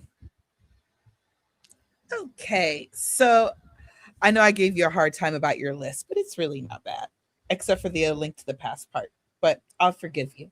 Okay, get my little notes here. Not gonna, there's a certain other game now on my list too. They're not going to give me any. But you've known for a long time about that game. It's like maybe you're done giving me flack for that one. Nope. No, I'm teasing. I mean, okay, I won't do any hamster jokes this time. I'm probably the only one without Ocarina of Time on my top 10. So it's okay. It's okay. We forgive you. Real quick. I did note in my Zelda memories. It's why I'm here. Without that game, I'm not here. So weirdest list ever. No Ocarina of Time, no Link to the Past. Just insanity. But I like it. Stash is just reevaluating your entire friendship right now. When Stash gets to his list, I'm going to be paying very close attention. There's going to be certain games he leaves off that are going to piss me off. So I'm still going to be listening. So I can't wait to hear his list either. Real quick, when y'all were talking about Link's crossbow training, the only reason I haven't played that game because I have beef with it. Because I got beef with Miyamoto. Dear Miyamoto-san, thank you for making my favorite series. But we didn't get Twilight Princess because they wanted to sell what was the accessory? It wasn't the super scope. Good Lord, wrong system. It was like that rifle attachment. Yeah, it was something wild like that. Well, yeah. It was something wild like. It wasn't it was something it reminded me of the super scope, but I think it had it was a different kind of attachment. But we could have had Twilight Princess, but instead it was the Wii Zapper Tall Show. I trust Tall Show. Yeah, I was the Zapper. I was pretty sure that's what it was called. Yeah. Yeah. See, we could have had Twilight Princess, which means we could have gotten more. We could have had more Hot Midna. That's all I'm saying. Light gun games back to the forefront with Zelda, baby. It's fucking sick. Anyways. But anyway, back to my list. So my list may or may not make people happy, but we'll see. So coming in at number 10 is Skyward Sword. I love Skyward Sword. I think it's the art style gives whimsical until you get to the story. For all the Z-Link fans, that was our game. That was it. That's what we got. It was great. It was a lot of love. There was bullying, and then the bully gets a great arc. Groose. You want to what? I forgot to bring Groose up. I love Groose. Oh, the Groose is loose. Groose is amazing. Groose, baby. The Pompadour. Let's go. But if you know me, and if you've ever had at least one or two conversations with me, y'all know the GOAT of that game was Girahim. Girahim is everything 100%. Zant should have been. I feel like I don't know the entire behind the scenes, of course, but I almost wonder if they're like, let's make Zant and turn him into Prince, but he's evil. And Girahim reminds me of Prince. That's interesting, Joycey, because I always thought Girahim was David Bowie. Like him too. David Bowie and Prince kind of in a similar category as far as their style is concerned. But I agree. I think Girahim is possibly one of, if not the best villains we've ever had in the series. And how he antagonizes you the whole game. Yes, so good. Yes. He is completely psychotic. It's like he's like Jigsaw, but then again, he's also like Prince. So he would like totally make you pancakes after like torturing you. So yeah. So I'm digging it. Like, so yeah, that was uncomfortable. And Link was like, "Real 34 isn't a thing in here, bruh. Get away from me." Anyway, I'm sorry. This is an adult podcast. Okay. So for me at number 9, y'all catching up to that. A Link Between Worlds. Why? Because it's a link to the past, basically, but brighter. The game is actually very, very fun. Very, very, very fun. And I love the painting gimmick in that one. That's actually one I kind of wish would come back a little bit, or even come back in maybe certain scenarios. But I really like that gimmick. So what number am I on? 8. I apologize, y'all, in advance. Breath of the Wild is number 8. I know I'm a crazy woman. That's a good spot. But I love Breath of the Wild, and I talked to you guys earlier. The lead up to it, the hype train was great. The intro, playing that game for the first time, after so many years of, catching up and everything, was amazing. That same day, I remember I got off work early, of course, and I waited for the Amazon. This is when Amazon would actually before they got their own delivery, and they would just bring stuff and actually knock on your door. And I got my Switch, my controller, my Breath of the Wild, and everything. I took a nap, and then I woke up super late so I could stay up all night playing. So,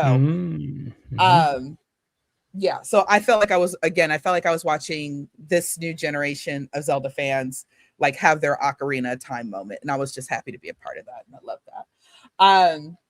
So at number 7 is Echoes of Wisdom. I enjoyed the hell out of Echoes of Wisdom. It's not a perfect game, but I recognize it for its potential. I don't think they went as hard as they could have in Echoes of Wisdom, like they would a Link's Awakening. I felt the original, even though that's not one of my favorite Zelda games, just from a technical standpoint, I thought the original was good. The remake was amazing. And Echoes of Wisdom kind of put me in that same space to love that art style. And I was like, but they just didn't go as hard as they could have on the dungeons. The dungeons were a little bit bland, I will admit. And it was a little, and I'm not talking about the art style, but I felt like the game itself was a little too fluffy for the type of lore that it drops on you. Because when you find out like who the baddie is and how he fits into this whole thing, I'm like, I'm horrified.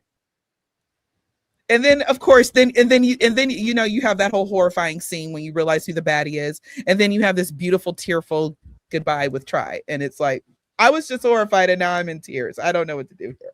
But it's a really cute game. And also smoothies. I mean, come on, y'all. We all love smoothies. Yeah. At number 6, the OG Zelda. OG Zelda, in my opinion, I will say, the further and further we get from the 80s, it is starting to show the wear and tear, the years, all what we know now compared to what we knew then. So, but it's still enjoyable. It's still a tough game because you can't do all the things that we can do now. You know, you can't just necessarily, well, you can pause it, but you know, there's certain things that you just can't do that you can do in games now. You're not going to be able to get, you can fast travel, but you don't always get a chance to choose where you fast travel. No, you don't get to choose where you fast travel. So yeah, so there's little things like that. And now you didn't really have a full map. You had to memorize a lot of things, which is fun. I can still sit down and play it, and I'll have the time of my life, keep me busy for about 5 hours. And but again, a lot of it is a bit of nostalgia. So I could understand somebody wouldn't probably want to pick up that OG Zelda today and play it for the first time. I do understand that. So we're going to get into the top 5. These are my fun ones. At number 5, which pushed the OG Zelda out of my top 5, is Tears of the Kingdom, aka Breath of the Wild randomizer. So I love Tears of the Kingdom because, and I'm gonna probably repeat a lot of things that Nick said. Nate, you're not Nick, you're Nate. Nate said already. Tears of the Kingdom is Breath of the Wild, but better. It really is. The exploration is still there. The wonder is still there.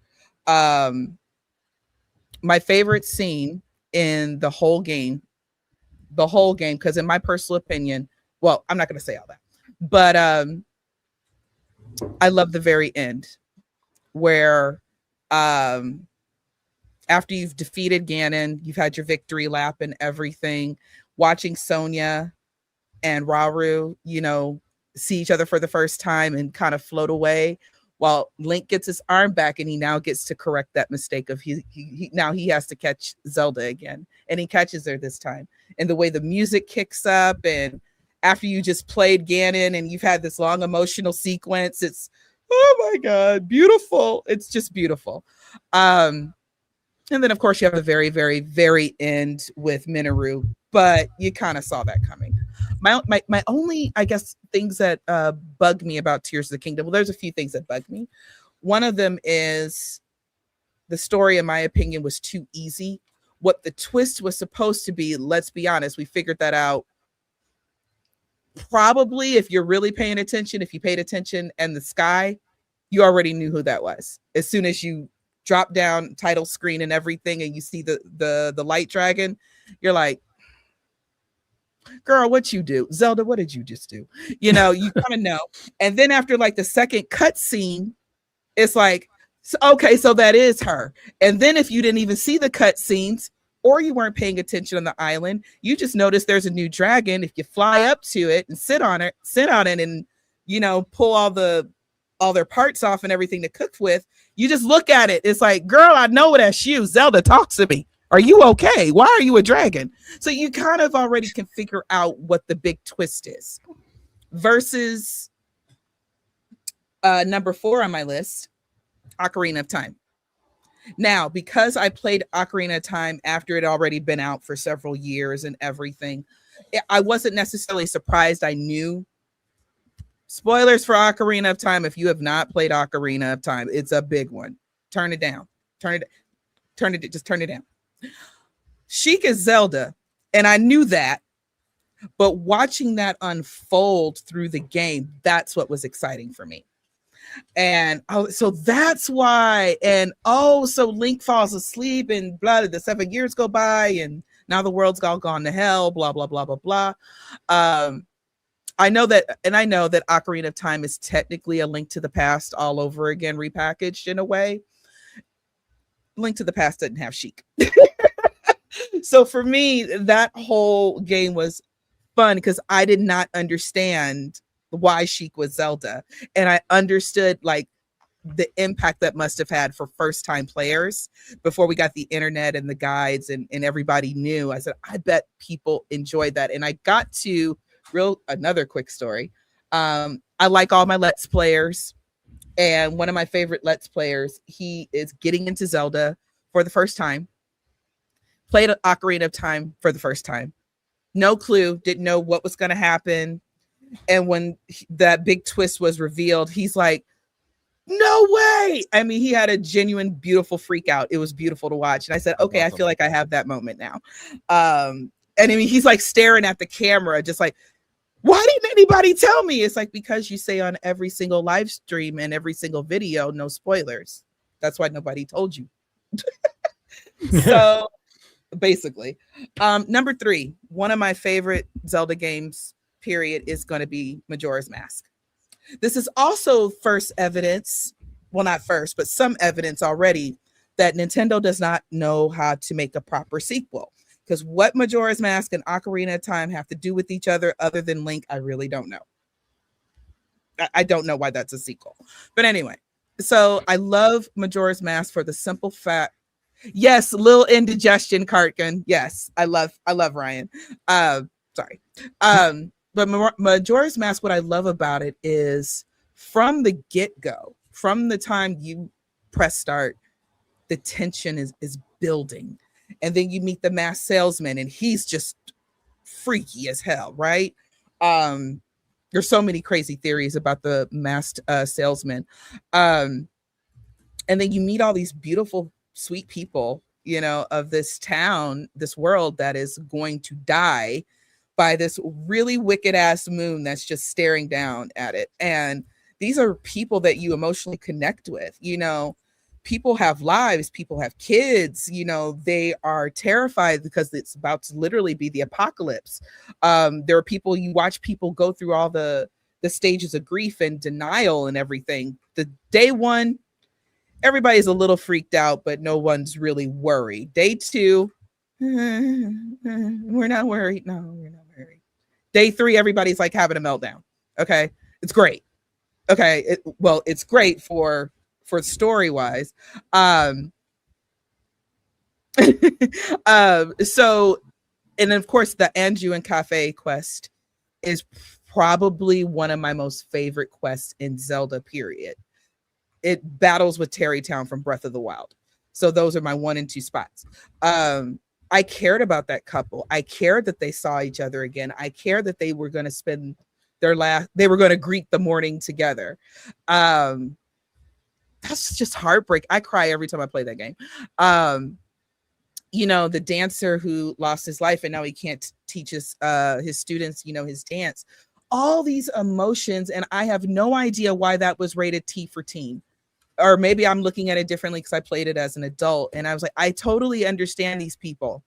This is so sad and it's scary. And then you get to the very, very end of the game and you watch the credits roll and you don't get all the satisfaction, but you have some realizations like, oh my gosh, that was the butler's son. That's why it was so important that he had a race with me. And oh my gosh, Cafe and, you know, and Anju are finally getting married. And if you kept going back to the ranch, you found out there was actually a love triangle going on. Yeah, there was some drama going on with Anju and Cafe. So I love the emotion and I love the fact that Nintendo really kind of took it there. Whenever, and again, you know, I'm hanging out at Nate's live streams almost every night. So a lot of people have heard me already say this or talk about this.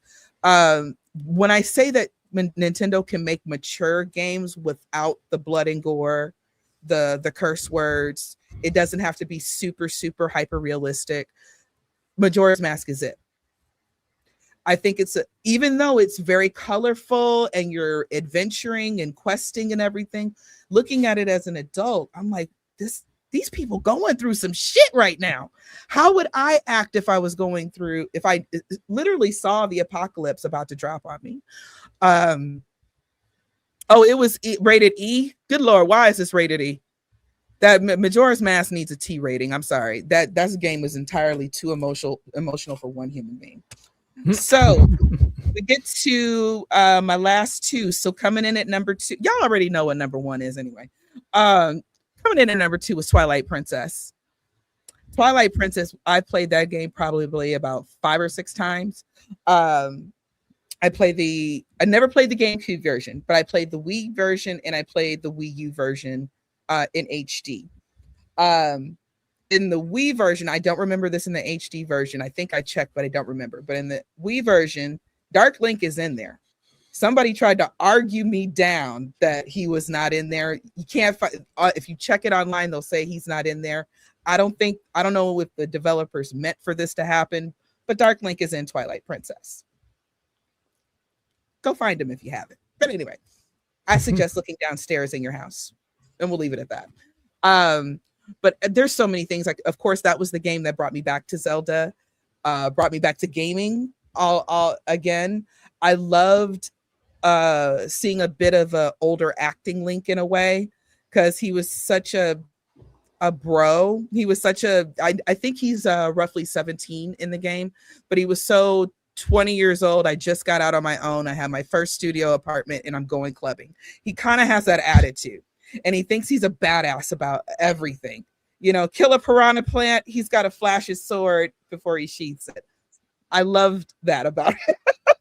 And for those who before Christmas and everything, that was Twilight Princess was what I based my Zelda script off of.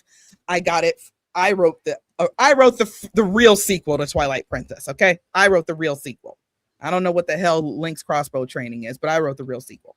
Anyway, I think it was what was the name of the boss in the desert, the skeleton boss. I can't remember his name now.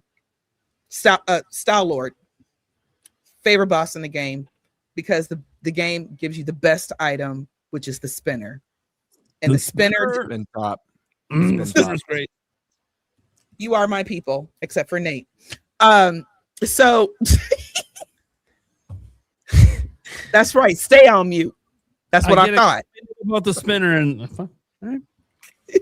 Well, you are right about the spinner. I'm kidding, Nate. But the spinner didn't get any more justice until the first Hyrule Warriors, but it was a great item. I thought it was fun, just underutilized. I love, of course, hook shots, claw shots. All of that is my jam. There are certain things in the game that I was like, I felt were either underutilized or weren't done as well. But what they did do was they kind of gave us some closure about the Hero of Time. If you haven't played that or haven't played the game, you should play it. And you'll find out what happened to the Hero of Time. The wolf thing I thought was just interesting, but it was really cool in the sense that I get it. A wolf is perceived as this dark beast and everything. But of course, if you read about wolves, they go in packs, they almost work as a regular, as a regular human family in a way. So in a way, the wolf was relatable. They mate for life. They take care of their old, their wolves are just like amazing creatures. But they're also very ferocious and they will fuck you up. So there's that. And that's what I liked about some of the things I liked about Twilight Princess. I also like Twilight Princess because one of my biggest gripes with Zelda, with a lot of Nintendo games, honestly, but Zelda especially, is where is Link's parents? Where is your mama? And why are you running around the woods with a sword and saving the world? Boy, get your ass home and do some homework. I mean, I have all these kind of questions. And in Twilight Princess, that was one of the first times Link had somebody. He at least had his village. He had really good friends. He was, respected in his community. The kids loved him. The older people loved him. Everybody loved him. So that's something else that I really liked about that game. And coming in at number 1, of course, is A Link to the Past. Because A Link to the Past is true greatness. It is just experiencing greatness of gaming. Okay. Around every single corner is a secret. There's always something to find. There's always a new dungeon. There's always a new enemy, a new item. There is no wasted space in that game. I don't feel like what I'm doing is busy work. Sometimes in certain games, certain quests make you just, like you guys were talking about padding. That's nothing in that game feels like padding. Everything feels completely intentional. Yes, the devs meant to put that bush right there. Right, even if the bush doesn't do anything, they meant to put it right there. So they meant to do every single thing that you do in that game. And then also, this was still when we were like younger, and A Link to the Past was the first game I had seen like this. So imagine for some of y'all, if you went from N64 and then you went to like a Switch. That would probably blow your mind. That's how it felt from NES to SNES. It's like, oh my God, I didn't know games could look this beautiful. Link with the pink hair, you know, due to some technical things or whatever, Link ends up with pink hair in that game, and it's beautiful. Anyway, and of course, again, that was one of my favorite games of all time. Also, the big thing, and I apologize, y'all, I'm very, very sleepy and I haven't eaten all day, which is my own fault. I'm usually way more animated. So quick story, when I played Link to the Past as a kid, after I got it for Christmas from Santa, not my parents, but Santa, I remember, you know, you get the 3 pendants and you get the Master Sword, and you go charge Hyrule Castle, and you beat Aghanim, you know, the Fate King or whatever. And, you know, I'm like 10, you know, and so I'm like, yeah.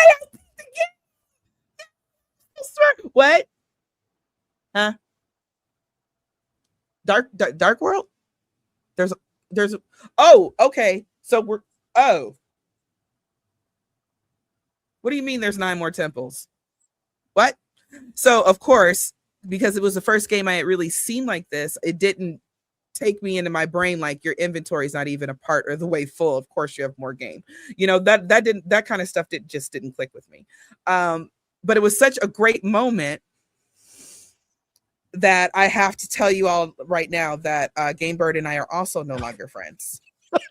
Joycie, I think A Link to the Past is a 10 out of 10 game. I'm just having fun. I actually think it's a perfect 10 out of 10. I'm going to be climbing in your windows and snatching your people up later. I'm sorry. I had to. I'm sorry. Hide your kids, hide your wife. Okay. Yeah. Joycie is really sleepy. Okay. I'm singing memes now, and I'm holding a mic that could stand on its own. But in all seriousness, it's like I said, just the. I love you, Gaber. I love all of you for the record. I do. I love you all for the record. So anyway, but yeah, so it was just like kind of mind blowing. It was such a beautiful moment for me as a child. And I distinctly remember this because yay, I accomplished something, but also what? I'm totally confused, but yay, more game, you know? So also one of the best dungeons in that game. First of all of them are good. All of the dungeons in A Link to the Past, I can honestly say are all top tier. And that's saying something. And then I think the game, y'all are making me laugh. She's what part was shit. it? Yeah, because I'm tired as fuck. It's my own fault. You just gotta get through this and you're done. I should have ate dinner. Damn it. Anyway. Oh, the best dungeon in the game, I'm sorry, is Temple. I think it's like number 3 in the Dark World, or 4.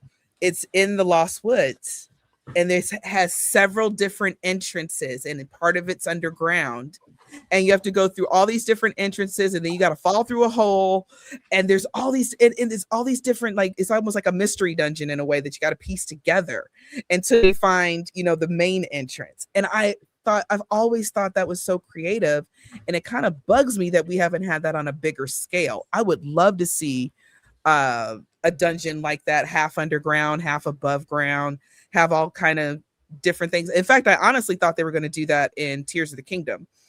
In one of the trailers, I forgot. I think it was the temple in the desert that was like rising up from the dust, and I was like, "Do we have an underground dungeon now?" We didn't, but I was hoping for one. But Nintendo should bring that back, or put in different entrances around the world to one big dungeon underground to the final baddie. That would be awesome. But yeah, it's just my favorite game, y'all. I could still sit down and play that with a big goofy ass smile in my face. I still die sometimes in A Link to the Past, knowing exactly what's going to happen. So yeah. And if anybody's knocking me in the chat, that's okay. Not everybody can be this gorgeous, honey. I understand. It takes work. I wake up every day. Because yes, I woke up like this, and I'm gonna fall asleep looking just like this. What? That's wonderful. All right. Well, thank you, Joycie, for that list. I know you got to go to bed. It was It's nice always meeting nice you, to hear Greek your and TigerTyme. I love you both. I'm sorry I didn't get to talk to you more. Great to meet you Nice too. to Yeah. meet you. What were you trying to say, Nate? I'm sorry. What were you trying to You know, say? it doesn't matter. It's a link to my ass. That's all that matters at this point. I'm coming in your window and I'm snatching your people up now. Let me go get something to eat. All right, y'all. Thank you so much for having me on, Thanks, guys. Joycie. It's always fun. Next Bye, week Joycie. on the topic, I will crash again. Thanks for your list. Bye, Joycie. Thank you. Night, guys. Yeah. Night. All right. After that, man, that was wild. Cracks me up. Geek I Apprentice. was also gonna ask if I could go next because Yeah, the reason I I know. left for so long earlier is because my I son know. is getting sick and he threw up. So I literally was gonna have you go next. I figured you were gonna have to leave. So I appreciate that. I can read the room sometimes. I'm pretty good at that. All right, Geek Apprentice, your turn. I'm like, I love being here, but also I Also, can't stay yeah, awake. you have responsibilities. You That got too. it. Yes, for sure. So I do need to clarify a couple things before I get into my list, and that is I have only finished, meaning like beginning to final boss, 9 Zelda games. There are plenty that I have started, gotten a lot of the way through, or if you're counting non-canon games, there might be a couple there, but the 3 main ones that I think are the big kickers of like, oh my gosh, why haven't you played this? And I actually made a video like a couple weeks ago about this as well, but like why I haven't played the Zelda games I haven't played. Some of them are very stupid reasons, like I just don't want to. And then some of them are like, I just don't have access to it, or I didn't have access to it when it was a thing. Anyway, but I think the 3 main kickers is the fact that I have not finished Majora's Mask, Twilight Princess, and A Link to the Past. A Link to the Past I have started multiple times and I just can't get myself to finish. And I'll say this too, all 3 games I would argue are objectively good games. Like I don't question. I'm like, these are great games. They're just not for me. And then Twilight Princess, it's not even the beginning tutorial area. It's the same as A Link to the Past. I'm like, I don't know why. I just can't get myself to finish. Majora's Mask, it's the 3-day cycle, which I think, again, objectively, is really cool. But my brain just gets overwhelmed. It's probably nowhere near as difficult as my brain is thinking it is. But that's what my brain is doing. But I did have to put at least one of those in number 10, and I decided to put Majora's Mask at number 10 because I have childhood memories attached to that. Because it came out so shortly after Ocarina of Time, I did watch one of my brothers play it. There's actually a fun memory. I'm forgetting his name, but the twin sisters that learned the dance, my brother and I would mimic that dance for fun. Like my mom would hold down the button and then we would just mimic the. I'm like 5 years old. He's like 9. It was hilarious. It's actually my favorite mask in the game is the one so that lets funny. you dance like that. It's so good. So funny.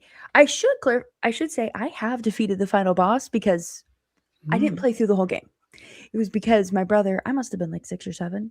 My brother, the second one, he had. Why am I blanking on the giant? Not the Giant's Max. What's the name of the mask? Fierce Deity. Oh, Fierce Deity. And he was like, I bet you could do the final boss with this mask on. I was like 6 or 7 and 7, maybe 7, 8. I'm not doing that on purpose. I'm a teacher. I'm so sick of hearing it too. A dance teacher. And I've been cool with it since the South Park episode. Once that happened, I'm like, all right, I'm fine with this now. But he was like, try it. So I did defeat Majora by using the Fierce Deity's mask. So I think objectively it's a fantastic game. I just have not been able to get myself to sit and finish it. And any Zelda game I'm not willing to finish, I love watching other people play it. And because I was the youngest of 3, that was a lot of my gaming experience when I was younger. So I think it's very comforting for me to watch others play it too. And it's just as satisfying. Well, it's a different satisfying, but yeah. Number 9, I have Minish Cap, which I only completed a couple years ago. I love that game. The music is amazing. I'm not a huge fan of 2D or top-down Zelda. That's usually not my go-to. That doesn't mean they're bad. They're just not my go-to. and I finally had access to it with the NSO. Played it on stream, and that's another thing. A lot of these games I don't want to play unless I can stream it, which is why I haven't played Spirit Tracks yet. I would want to be able to stream it because it's like playing with a friend on the couch next to you. So I want to be able to discuss it with someone as I'm going through it. So that's part of why. Beautiful game. I love the Minish music. I love the story. I was hesitant at first. I was like, I really think I'm only going to like Zelda games where Ganondorf is the villain. Wrong. I liked Vati a lot. Great game. Number 8, I'm surprised I put this so low, but Link's Awakening. That was another one that like I would dabble. I had my own Game Boy Color. I'm not sure why. I probably had some Barbie game on there. Lord only knows. But I would dabble around in that and love the music, but I didn't finish it until the Switch edition. Funny enough, my mom hates that art style, which is why she won't play Echoes of Wisdom. And I'm like, what? I love this. I love this so much. Yeah, I don't really have much else to say on that. Oh, well, I will say, so it's such a weird game. Like when I learned about the development of Link's Awakening, I was like, this really was just like, I don't know, do this. I don't know, do that. And it worked. It was so great. Telltale Heights, that music is so good. If you listen to the Taylor Davis cover, she's a violinist. Oh, it's so good. The music is just amazing. I also love Mabe Village. That music is really, really nice. Yes. Number 7, I have A Link Between Worlds. I played this on the 3DS shortly after I got back into Zelda, after I played Breath of the Wild, or I was in the middle of playing Breath of the Wild. I saved up. The 3DS had been out for a while at this point. But I saved up and bought one from eBay so I could play Animal Crossing because I didn't realize there was another Animal Crossing. And I love those games. So I got that and I was like, what is this game? It's kind of cute looking. I love the wall art merging mechanic. That was so fun. It just brought a whole new level to the puzzles that I absolutely adored. It was so good. And to me, the fact that I finished that makes me feel like, well, it's like I finished A Link to the Past, but I didn't. It's close enough. It's not. Obviously, it's not the same thing. The music, oh my gosh. Most of my main things with Zelda games is just, oh my gosh, I love the music. Oh my gosh, I love the music. Especially like as a dancer, like being able to hear music and like visualize so fully, not even necessarily a dance, but I am going to get to that with a different one though. Ugh, I could go on forever about music. I won't. Number 6 is Echoes of Wisdom.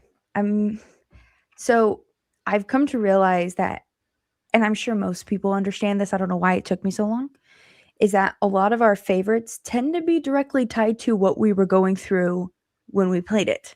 That is definitely a huge part of it. Like I mentioned before, Echoes of Wisdom came out 10 days after I gave birth to my son. And I could have played it on my own. My mom stayed with us for a little bit, which was such a huge help. So like I could have gotten the game and played it. And especially looking back now, I did not understand fully how simple the newborn phase is compared to toddler. He sleeps. That's what he does. He just sleeps. He wasn't colicky, so it was much easier than what most people have had to deal with. But that was one of like my first, well, it was my first new Zelda game after having a kid, and every time I played it, I kept thinking, you know, one day my son could be playing this. I wonder what his first Zelda game is going to be. And like my husband and I have talked about that a lot. We play very different video games, but the one we both love is Zelda games for sure. And we've talked about that so many times. Oh my gosh, which should it be Wind Waker? Like that's a nice one to jump into, but Ocarina of Time is just so good. But also maybe Breath of the Wild, or maybe it should just be whichever one is the newest one at the time. You know, and we realize it's going to end up being organic. Like what happens. We're not going to force Ocarina of Time on him. We might force Wind Waker, because I don't think I could bear it if my son grows up and goes, Ocarina of Time's janky and I don't like it. I'll be like, you're disowned now. I can't. Or worse is if he says, I like it, but only the 3DS version. That's even worse. You can't. I hate the 3DS version. That's a different controversy. Wow. But I loved Echoes of Wisdom. I was hesitant because I was like, look, I am a stubborn old school girl. You play as Link and no one else. That is who you play as.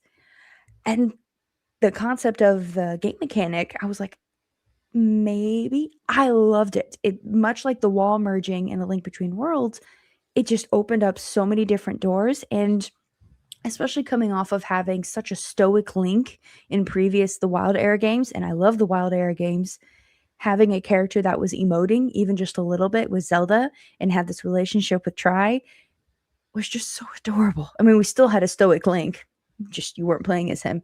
And I thought it was handled really well, and I'm trying so hard to get my mom to play it, because I think for someone who doesn't do combat very well, she would really, really like this game. And she's good at puzzles. She's incredibly smart. And she just won't do it because of the art style, which is sad. I don't think any of the dungeons stand out to me or the music, except for Elden Volcano, the Elden Temple. I'm blanking on the name. But the one with the Gorons, that one had great, great music. It all had great music. It's just none of it stood out enough, but I think I need to play it again. Top 5. This is hard because other than my number 1, 2 through 5 are constantly changing places. Sometimes it just depends on which one I've talked about most recently. Which one have I watched someone play most recently? Which one have I played most recently? And I'm like, oh wait, this game's fantastic. I forgot. It needs to be higher. So right now, as of this moment, it could change in 24 hours. Number 5 is Skyward Sword. I didn't play it until the HD version. Like I said, I was left-handed, and so I didn't have a desire to play it because I was like, well, I struggle with and I've met plenty of people who are like, I'm left-handed, and I had 0 issues with the motion controls. I'm like, sorry, I couldn't. I just couldn't do it. I wasn't deterred by Fi. I wasn't deterred by the sky being open and kind of empty. Like, none of that bothered me. It was just, I can't do the motion controls left-handed. I would totally be open to trying it if it was made for left-handed, which now I know I apparently could try. So, but getting to finally play it, I was like, this story, oh my gosh, I completely understand why Link is stoic in the Wild Era games. I do, but Expressive Link is so good.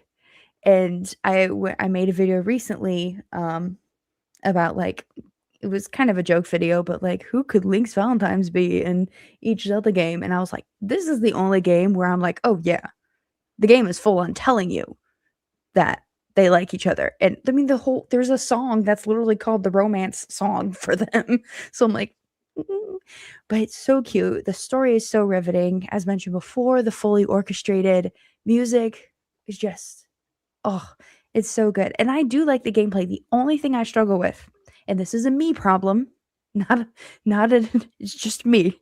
I hate the Silent Realm so much. My heart rate can't take the Silent Realm. I had way too many close calls in the Silent Realm.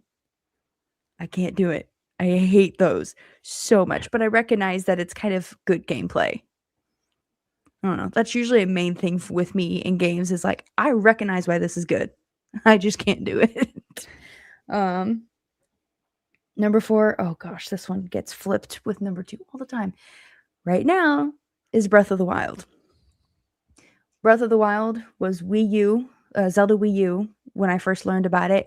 I was not there for the entirety of the hype train. I was just getting back into it. But I distinctly remember it was Christmas of 2017.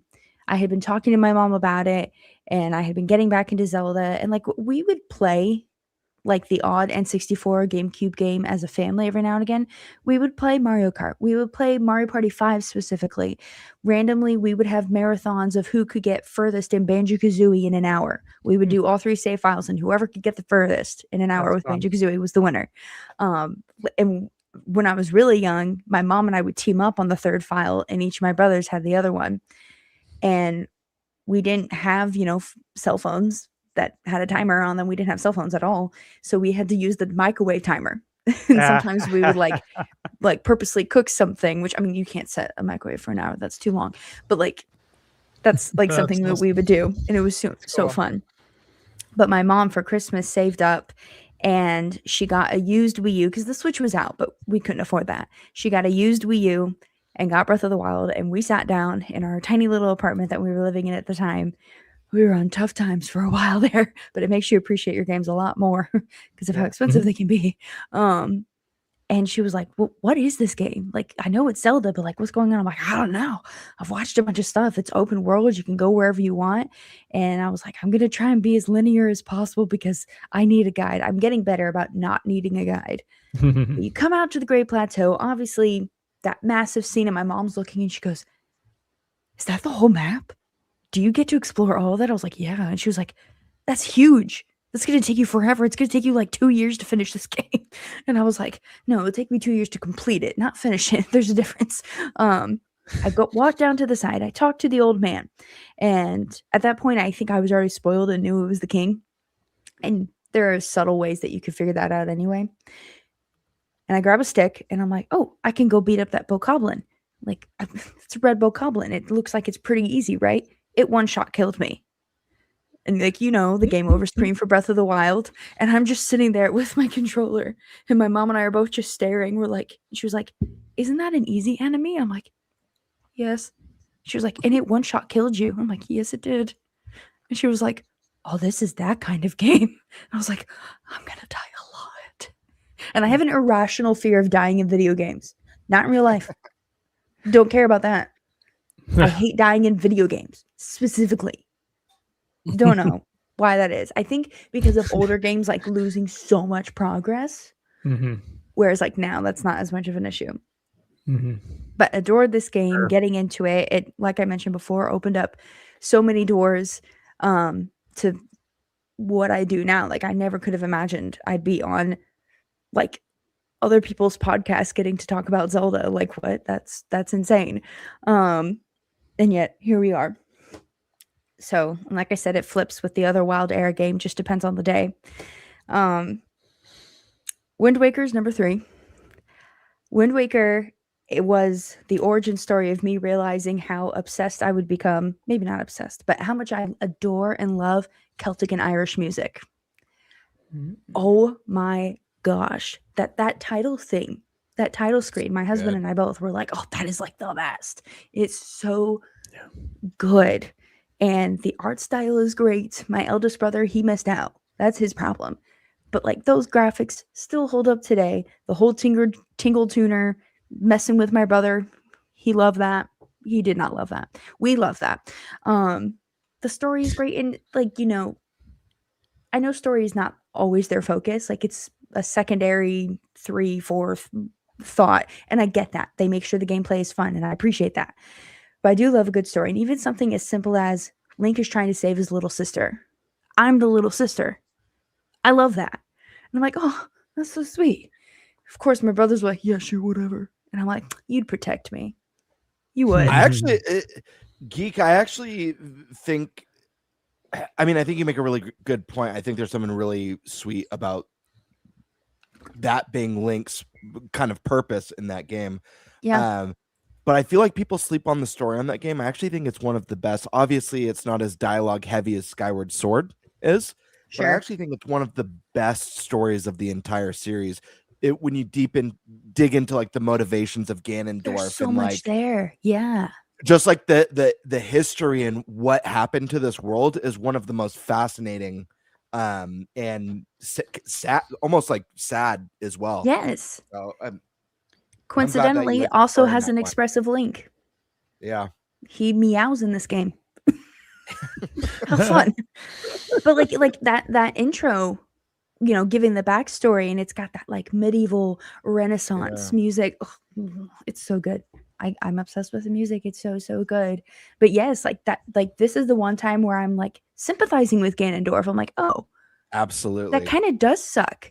You still are evil and disgusting, but also there's more of a motivation other than, well, you're Ganondorf, so obviously you're evil. It's like, no, there's a reason why you're like this. It's more of the gray, like it's more of a gray villain where it's like you sympathize with the motives. Love that, yeah. It's so good. And Tetra's arc, and I go back and forth. Some days I'm like, wow, she becomes Zelda and she disappears. And then other days I'm like, well, no, duh. She has just to be protected, just to be hidden away. And, the king being a big gray area, King Daphnis, because he's like, but him owning up to him, like, I made a huge mistake and I'm going to fix it. And also people talk about it's a childish game. I'm sorry. How do we defeat Ganondorf? We stab him in the head. It's a little dark. Also, I find these redeads way scarier than Ocarina of Time because of the scream. I don't. It's like a banshee. I can't. Oh, I purposely avoid it. It scares me. Well, and they're like cannibals too, which is like creepy. Yeah, and like it's like, for being so colorful, you're terrifying. Honestly, like, I actually am not a huge fan of all the dungeon music, but that's saying something for a game that has.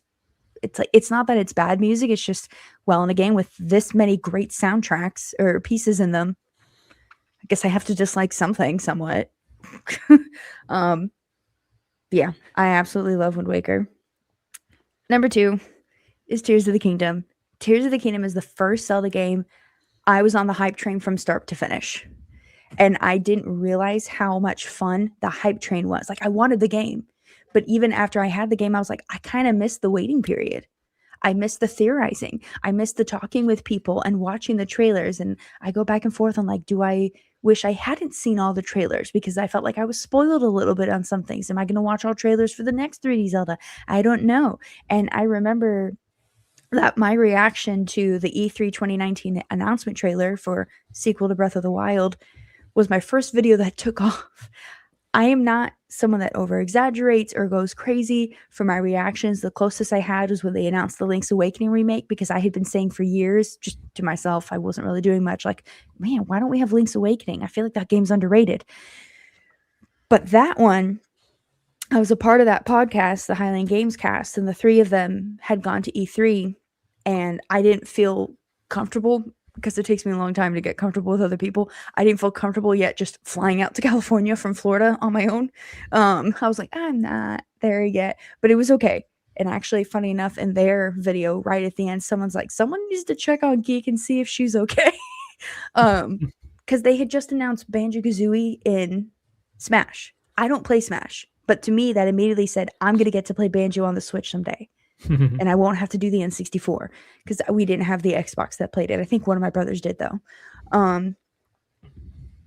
But seeing that trailer, I lost it. And I was still living at home. So whenever I recorded something in my room, everyone's like, oh, you're always so quiet. In my old videos, I'm like, it's because I didn't want my family to hear me. Like, I wasn't doing anything bad. It was just like, I'm a little embarrassed. I don't want them to know I make videos. And then I found out years later, oh, half my family watches it.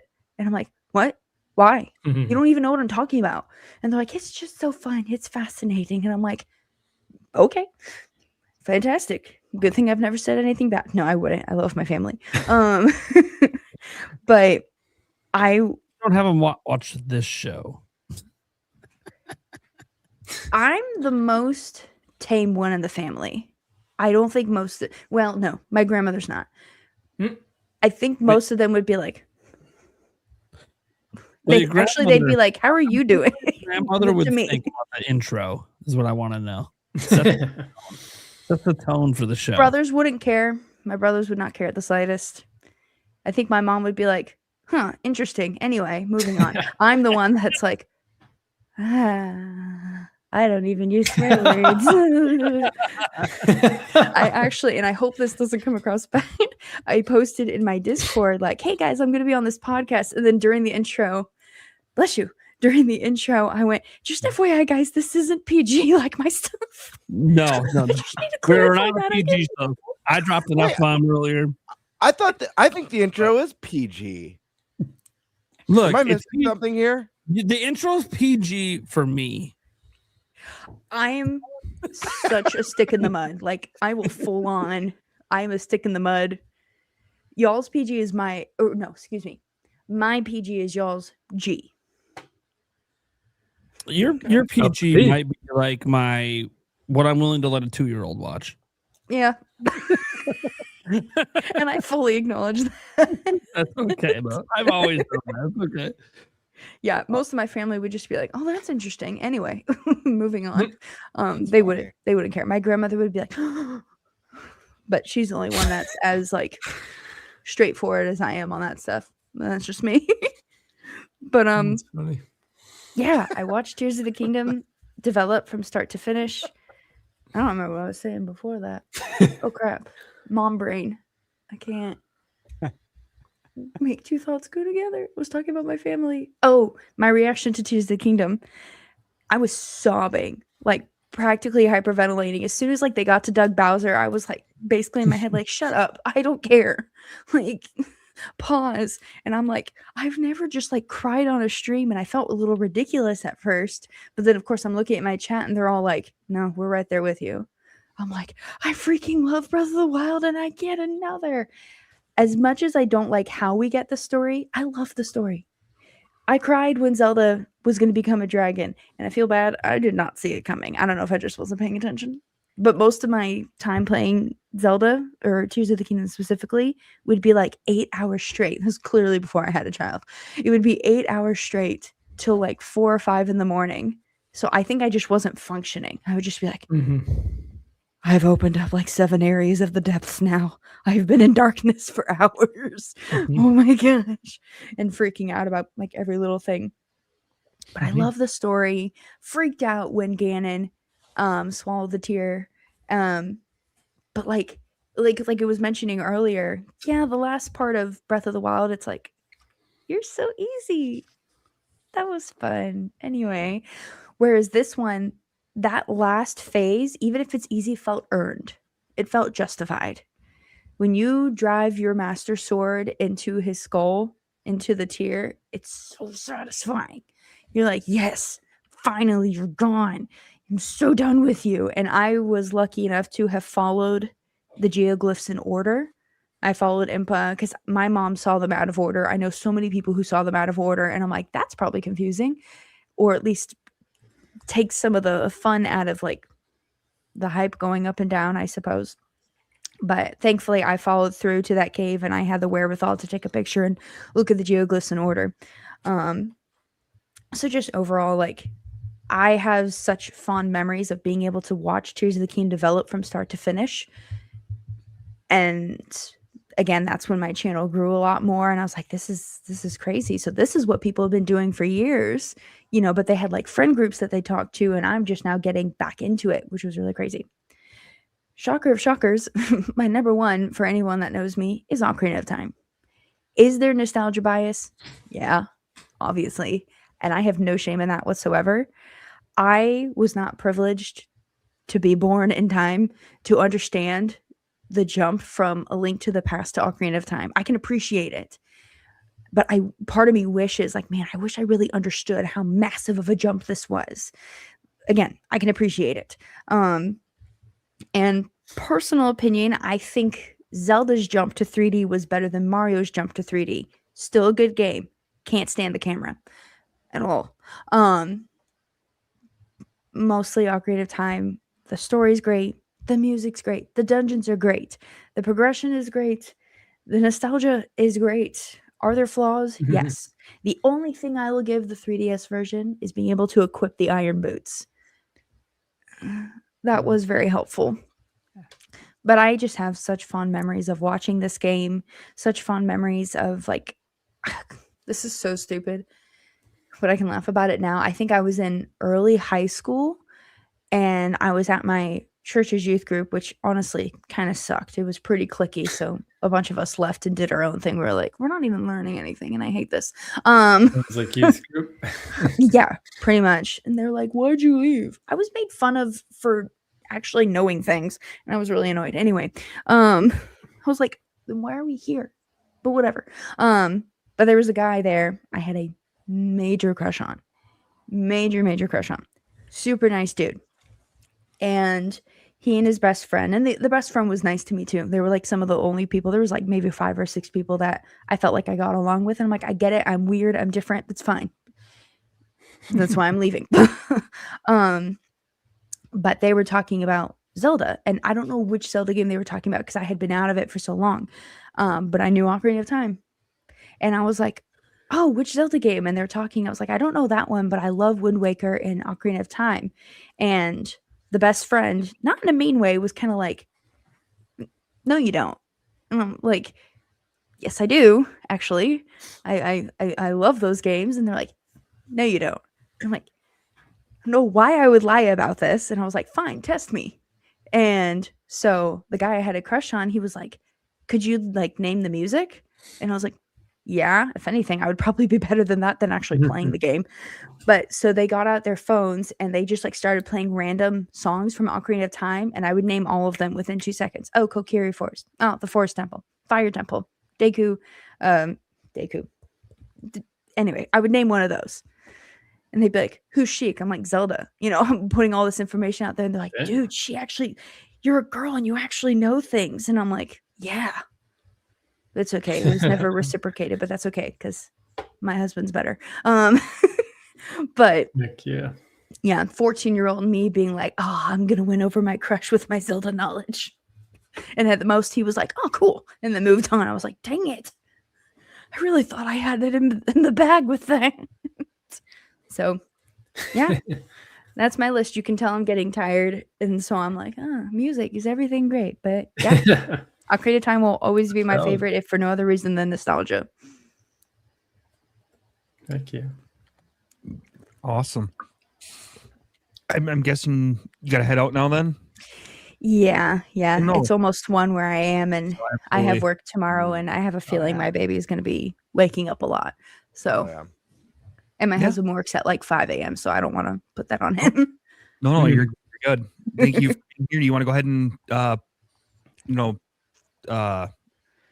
preview anything that's coming up that you got going on? Sure. Yes. So again, thank you so much for having me.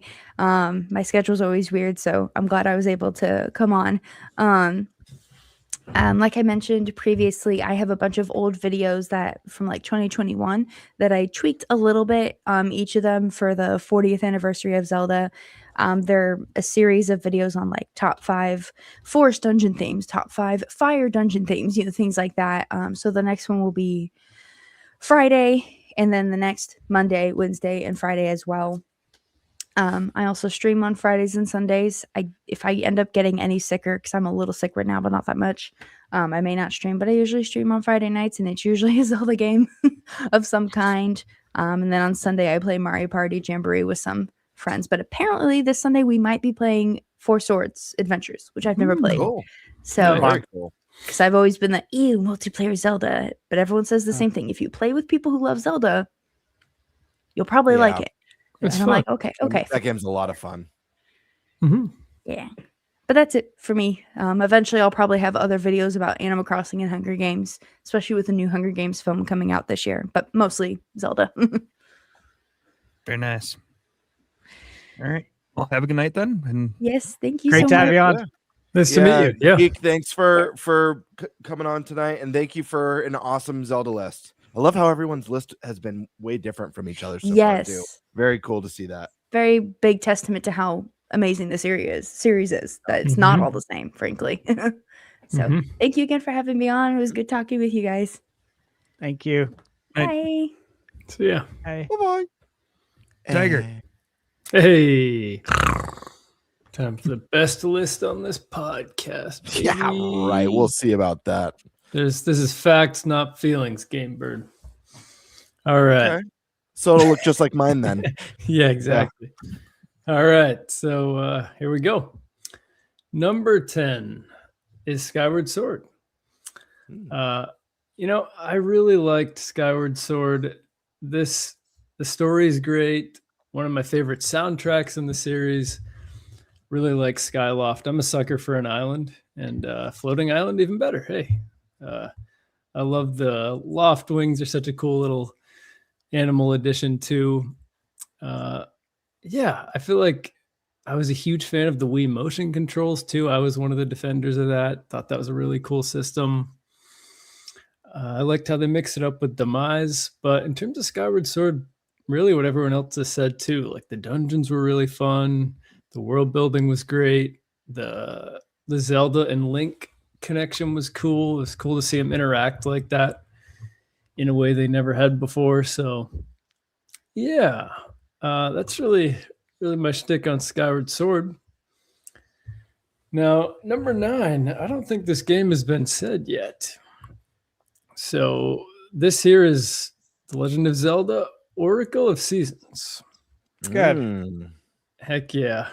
Specifically seasons, you know, it was one of those things where when my cousin and I found out these games existed, it was like, oh my gosh, Zelda's doing the Pokemon thing. Like, this is so cool. We each can buy our own and then kind of play off of each other and see what the differences are. And it turns out this was, to me, even cooler because, you know, in Pokemon, usually it's like, there's like three different types of Pokemon. It's really the only difference. But these were like completely different games. And I just remember specifically this game was so hard. Like it's kind of fetch quest mania, I feel like, is the critique of the game. Same thing with Link's Awakening, like a lot of fetch quest, but I really loved it in this game because I loved the wacky, weird characters you meet. Yeah. The time travel aspect. It just was so fun and weird. And like the final boss in Seasons was, I can't remember his name, but it was like a huge knight of some sort. And you end up going to a tower and fighting him. I can't remember the name. But yeah, it was just, honestly, there was somewhat of an interesting story too. Cause like the beginning of these games start out and everything's kind of peaceful. Like there's a little bit of a prologue. Like I think it was Seasons where you start out, everybody's dancing, there's music everywhere. And then it turns out Impa isn't really Impa. And it's a complete betrayal and it gets kind of crazy from there. So really cool games, fun dungeons in both Seasons and Ages.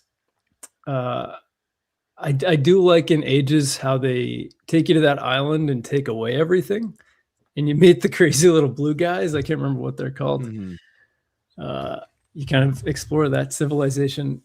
That was cool. But for me, I was always the one with Seasons. So that's the one I'm going to pick here. But I want to shout those games out there. So good. Number 8 is Breath of the Wild.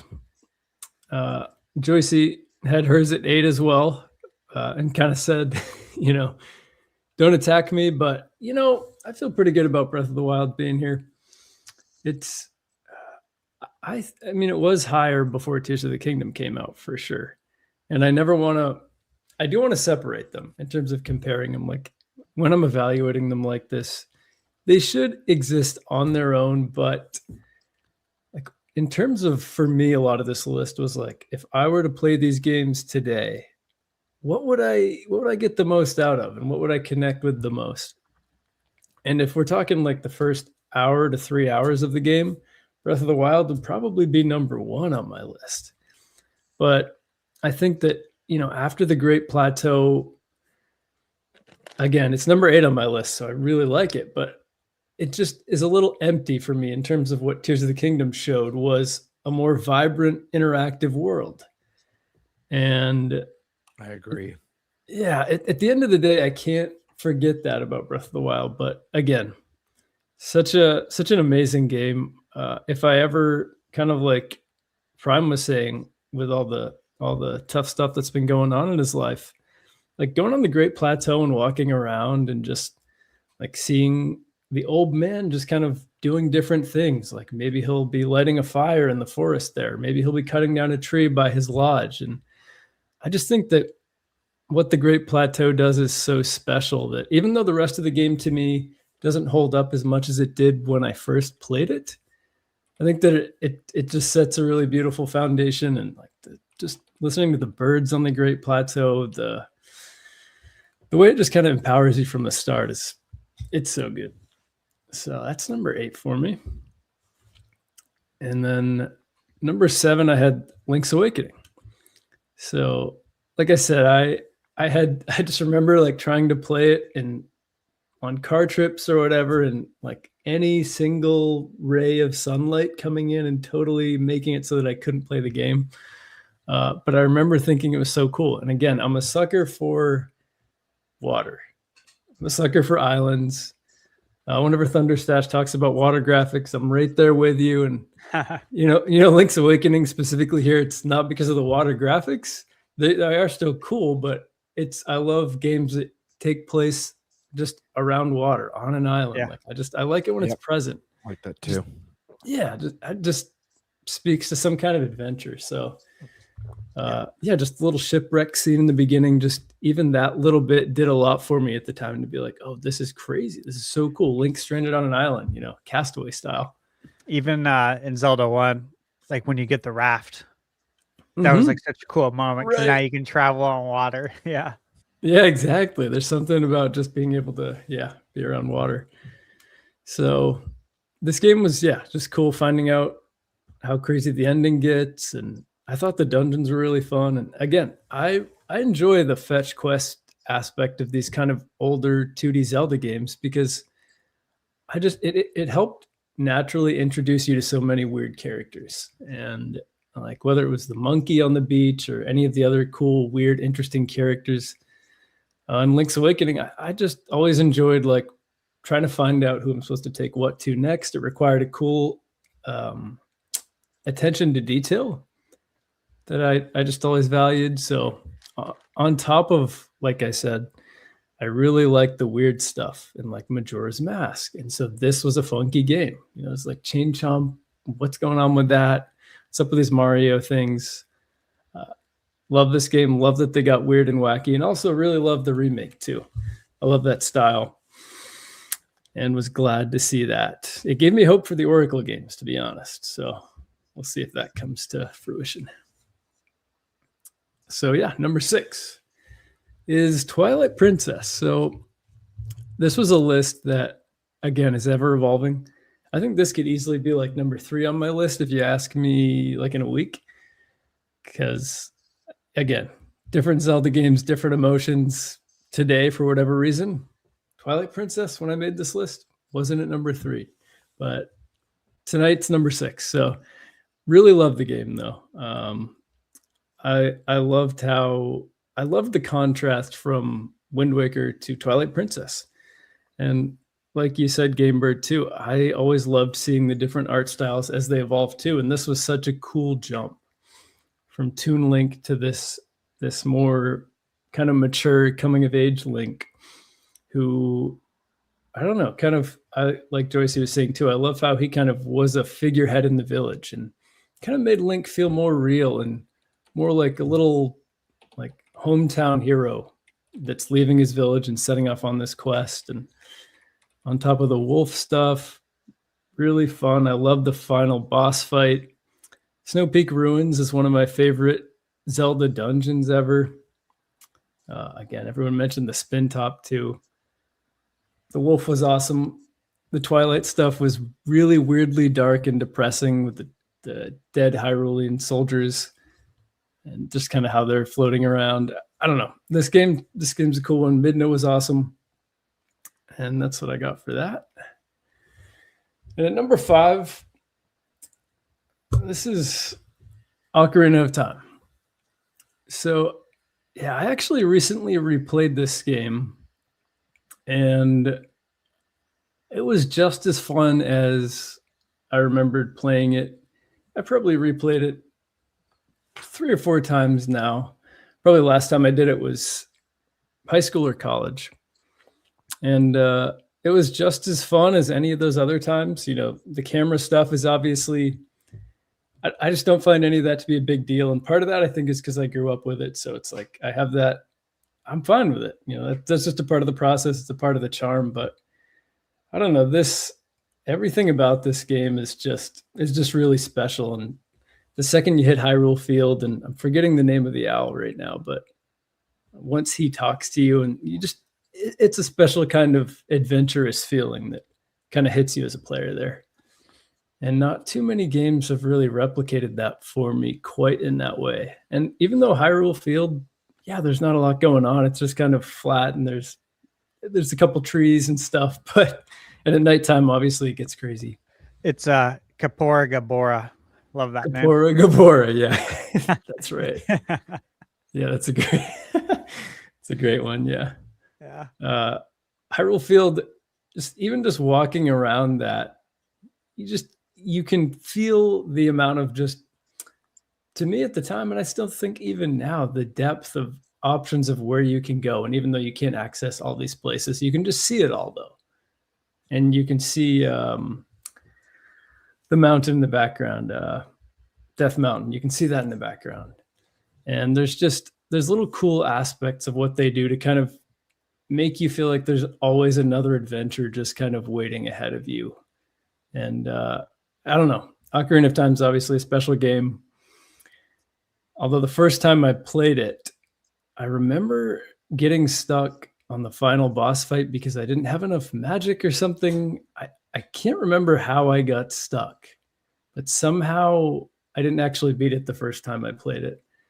I'm not holding that against it here, but yeah, great game. Also, this game had some fun little mask quests too, even though it wasn't Majora's Mask. Like, it did have some fun little mask quests where again, you were meeting cool characters through the fetch quest system. So, heck yeah. Number 4, not number 1. Sorry, Joycie. A Link to the Past. Still a great game. Obviously, number 4 is pretty darn good. And I love this game. Again, me and my cousin would do the little speed running challenges between him and I. Like, we'd play it at the same time. Whether we were on the phone or like next to each other, we'd play it at the same time and just try to see who could beat it fastest. And yeah, we had this game down to a T. Like, it was so fun to go through it. And obviously, I think one of the greatest Zelda openings of all time.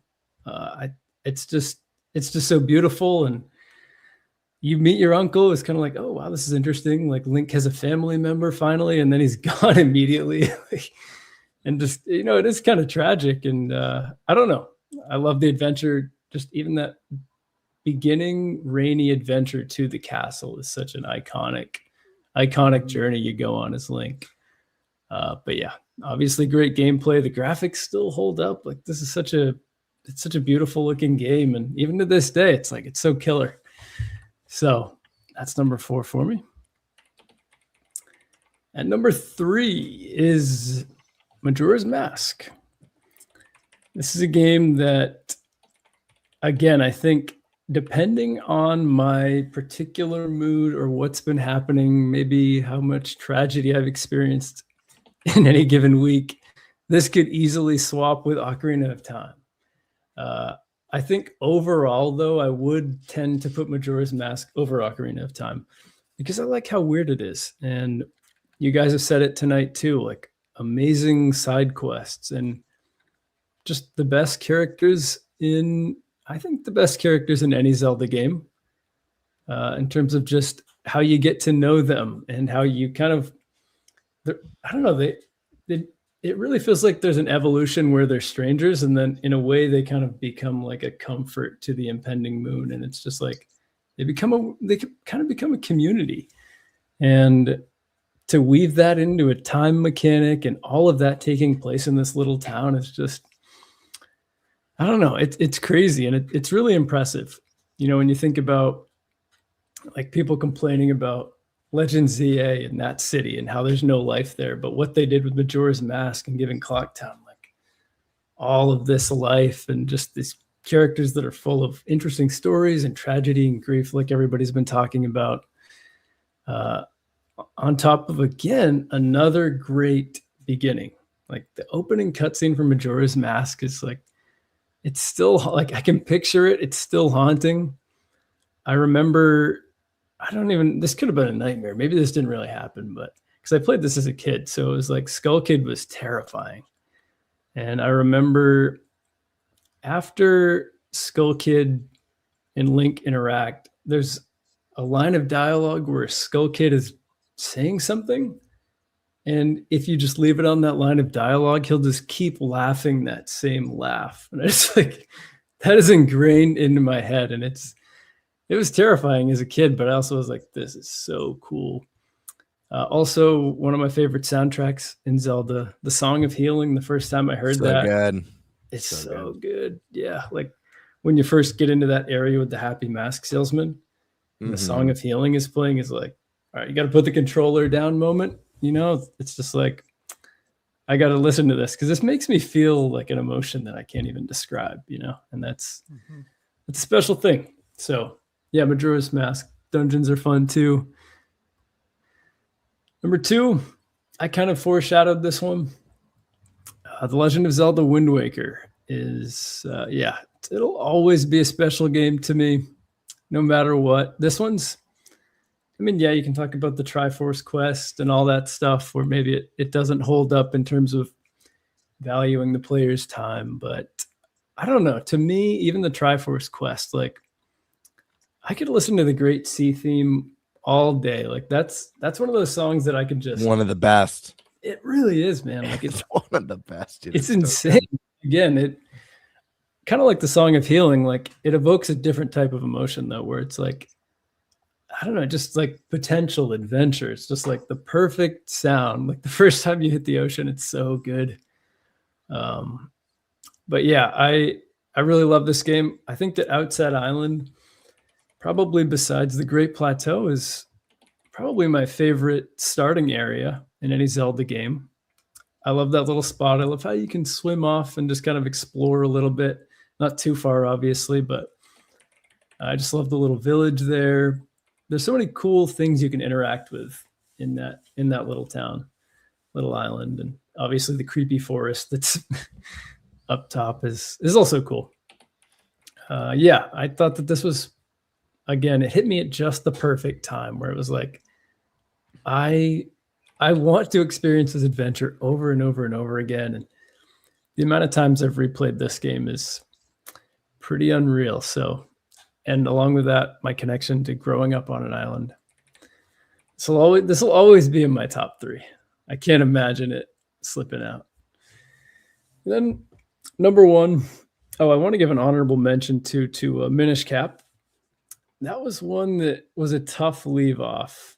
It was a real close call between Skyward Sword and Minish Cap, but yeah, just wanted to shout that out. So yeah, number 1, Tears of the Kingdom. Yeah, it's just so good. I don't know. I told you guys the story about how, I was joking a little bit about jeopardizing my relationship, but there were a couple times where where it got kind of feisty. But it was a game that literally, like, I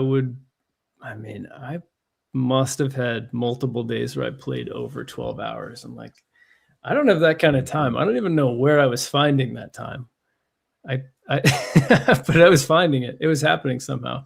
I think just like playing it docked, taking it off, playing it, falling asleep, probably waking up again and playing it, like that sort of thing. Like this game had me that way. Not too many games have ever had me just so hooked that I need to keep playing it. Like I can't stop. There's always a cool new adventure to find.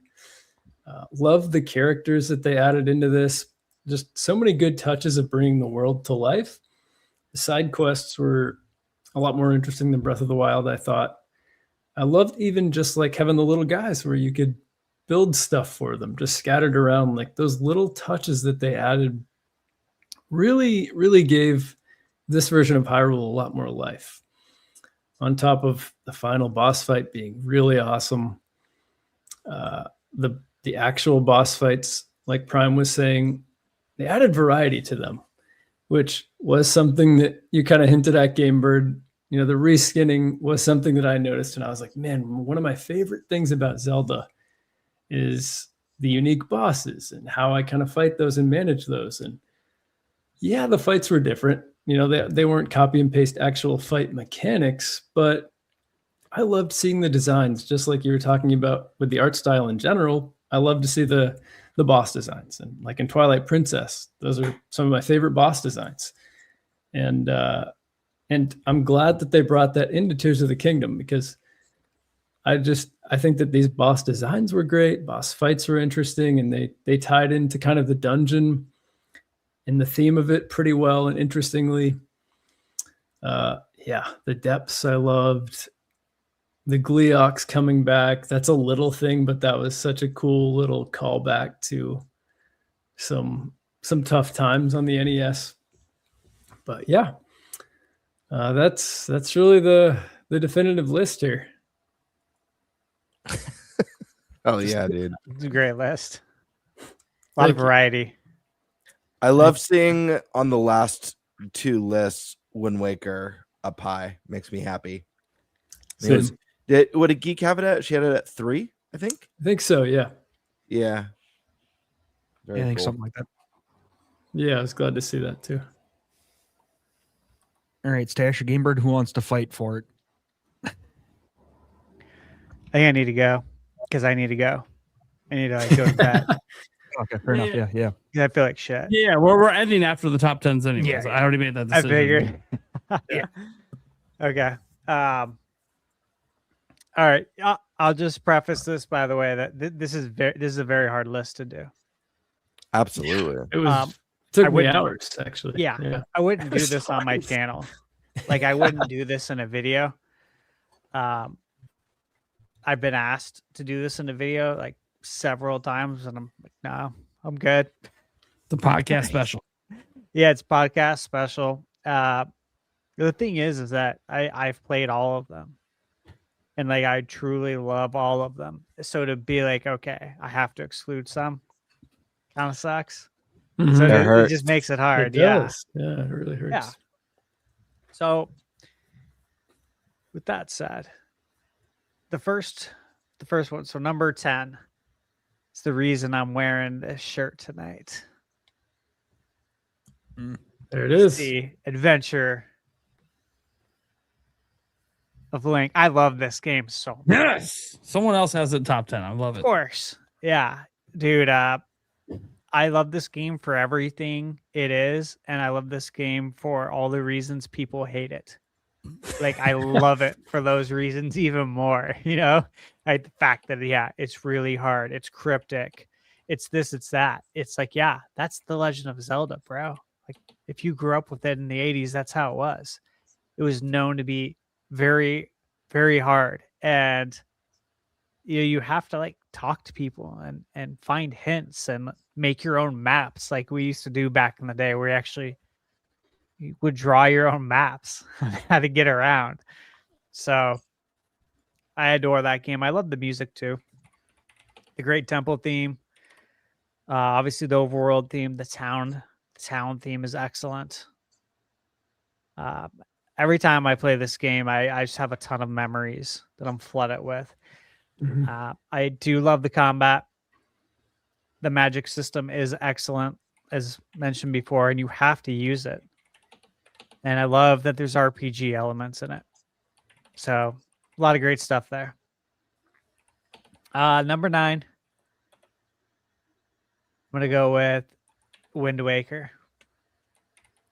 And again, love this game. When it was first revealed, most people were crapping on it. If you guys remember that, I was not one of those people. Because again, I literally said I trust Nintendo. You know, how many years ago was this? 24 years ago? Oh Yep. my God, has it been that long? Yeah. Yeah. That's depressing. Yeah, I know. But That I is still really trust depressing. Nintendo. So That's a lot of shit into perspective. I know, dude. It's hard to believe. God. Right? It was 24 or was it 23? Yeah, it's 2002. So it's like yeah. 24 at the end of the year. 24. Yeah. Yeah. Yeah. That's wild. And again, I have really good memories of, being on my own for the first time, first apartment, and playing this right after graduating. It was really cool. And also to be able to play it like on a brand new CRT. It was a CRT flat screen. That was the time we were in with the progressive scan. That was badass. And I had it on surround sound because it was, I can play it as loud as I want. It's my place. No one's going to tell me to turn it down. So little things like that just made it really special. And of course, with Wind Waker, the Great Sea theme, you'll hear it in a lot of my videos as background music because I absolutely adore it. It's excellent. So there's so many things I love about it. Number 8, I'm going to go with Link's Awakening. And look, I was there for the original in 93. I was there day 1 for DX for Game Boy Color. And of course, there day 1 for the remake. And so, yeah, I played 3 iterations of it. Loved it every time. It's tough because I could have put the Oracle games in there too, because I love them. And again, you guys know I have those sealed. Oracle of Ages and Seasons factory sealed, because I bought them in high school. They're sealed. And then I bought another set to actually play. And again, like, I adore these games. There's elements of the Oracle games I like more than Link's Awakening. But ultimately, Link's Awakening, I think, excels with like things like the music and the charm. Yeah. It's just got a lot of charm to it. Mm-hmm. But Aegis has really good combat and puzzles and seasons, so it's tough. But again, you can't put every game on here. Number 7, Skyward Sword. The dungeons. Love them. And again, I have memories attached to this. As an adult, to get time off like that is it's just not something that's going to happen where you get a runway like that to actually play a game from beginning to end unbothered by anyone. You're recovering from surgery. People shouldn't be blowing your phone up. They know that. You literally get peace and quiet. No stress. Nothing to worry about. All you got to do is take care of yourself and enjoy the experience and rest when you're recovering. And so that was a really special moment, because I didn't think I was going to get that gift. And I kind of look at it as a gift. I didn't think I was going to get that chance. And most people probably would not look at recovering from surgery as a gift, but it really felt that way. Number 6 is Twilight Princess. Love this game. I mean, I think I really just love everything about it. It could be higher. It really could. I remember, obviously, when we had the Space World demo, and it was the realistic Zelda, and then, of course, we got Wind Waker, and people were upset. But then after that, it was E3 2005, when Reggie was on stage. It was at the end of the conference. And he said, and we have one more world we want to show you. Take a glimpse into.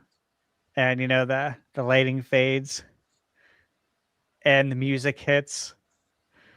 And that was when the classic IGN scene with, like, I think Pierre Schneider and I think Matt Casamassina, some of those guys were like crying in the crowd because they were so excited. That's the reaction meme. That was just so special. And then the next year at E3 2006, they showed like the full trailer, and it had such a great mix on there. The music on it was awesome. And that was when they handed out the GameCube disc, right? With the preview on there. Or was it the DS? Do you guys remember that? At E3, they handed out either it was the GameCube I feel like it was with the trailer DS, or the DS. I forget. It was so odd though. That it yeah, was the DS. I know what you're talking about. Yeah, I think But it was really cool. Yes, yeah. And then, of course, I remember saying this back then. Before it, and again, this was before it was even announced. I remember telling everyone that to not buy a GameCube right now. Wait and buy a Wii, because I bet you anything Twilight Princess will be a launch title, and it will launch on both GameCube and Wii. They're like, no way. Why? That would never happen. I'm like, watch, it's going to happen. Sure as shit it did. And then that became the thing that they've consistently done ever since, right? Number 5, I'm going to go Breath of the Wild. Again, first open world Zelda.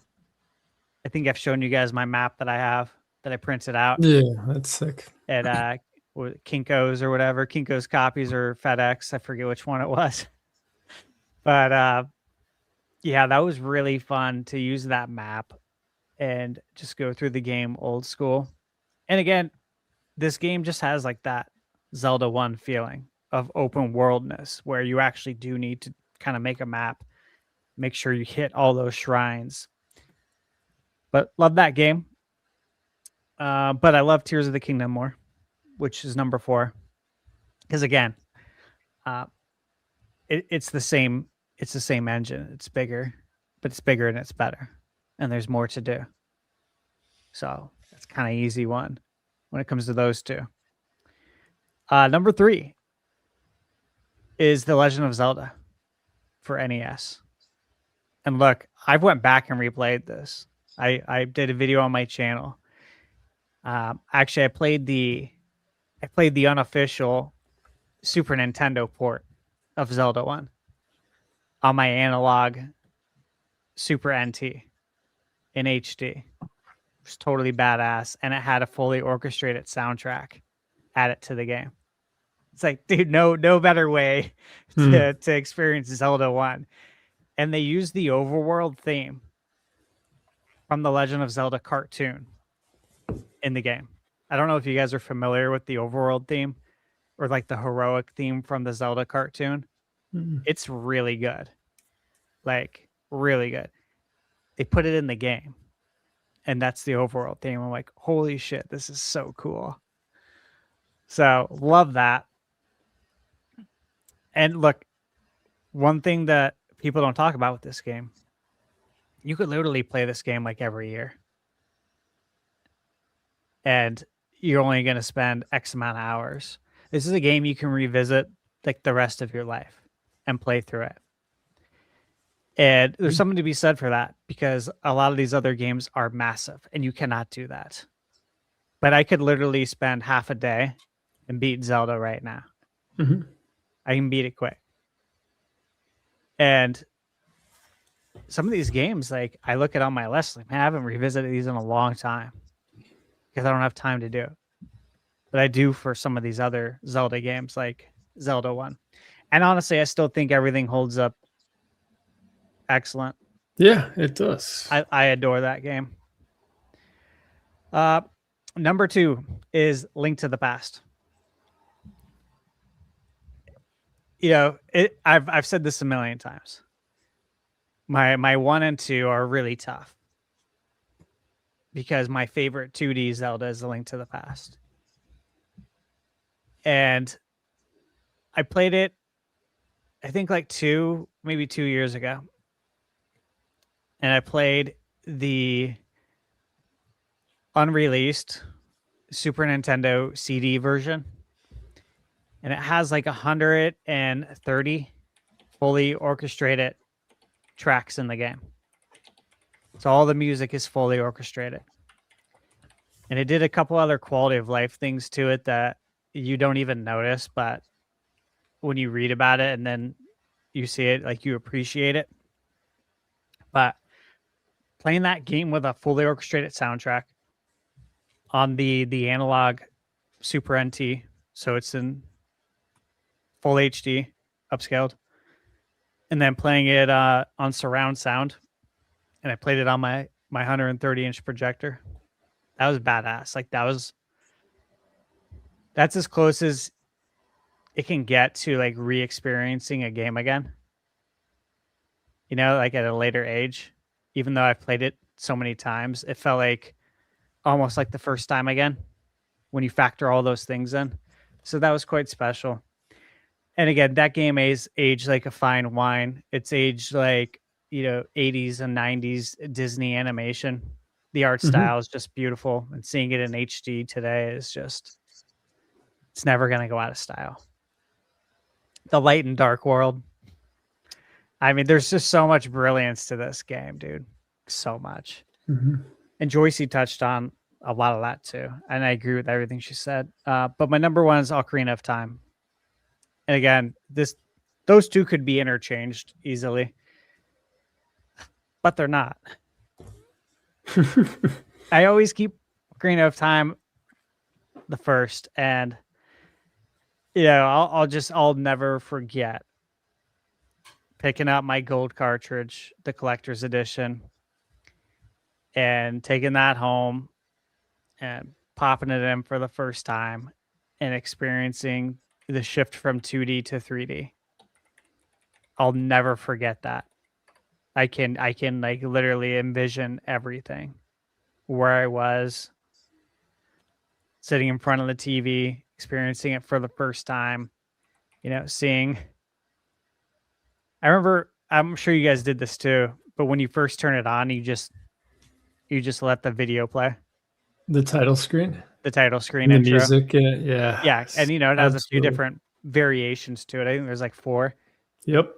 That and Wind Waker, I let those run for a while. Yeah. Yeah, you just gotta let it run because it's the moment's finally here. We're finally doing this. It's been so many years from Link to the Past, and the hype was just absolutely insane. It was just such a special moment. Everything about that game hit for me. Everything. It, like with Link to the Past, we had the light and dark world, and of course with Green of Time, you had the time travel, which you guys all know. I always talk about how much I love time travel. From TV shows, movies, video games. If it's got time travel, man, I'm hyped. I love that element. And then for you to put it in my favorite IP, my favorite game, I'm like, this is perfect. Yeah. So obviously, I really want the Ocarina of Time remake. We all know that. We've all talked about it here. But this game's just very special for me. I was in 8th grade. Was 13 years old. It was a fun time. That's a fun age, right? It was the Attitude Era. Monday Night Raw. Never missed an episode. We all used to watch wrestling a ton back in the day. During that time, it was a good time. And staying home from school for a week, and my brother John was staying with us during that time, so he watched me play. And again, he was the one who watched me beat Zelda 1. It was just such a great memory. So that's my list. That's my top 10. And look, I want to give honorable mention to Majora's Mask. That's not a title I expected to not make it into it, but again, it's tough. It's tough to get them all in there. The Majora's, yeah, it is. Majora's Mask and what do you call it? The Oracle games. I would have liked to have gotten those in. I'm okay with the DS games being outside of that. And the other one I would have really liked to get in, and I had it in there, and I'm like, I want to put Zelda 2 in there because I really love that game, but it was A Link Between Worlds. I really wanted to get that into the top 10. That and Majora's Mask caught some strays. That wasn't intended. It was just more or less like, yeah, I feel handcuffed with these other titles. I really can't move the other ones. Like, this sucks. This is why I don't make a video. Just too much planning. It's too much. It's just shit, man. They're all amazing, except for the CDI games. Those aren't real.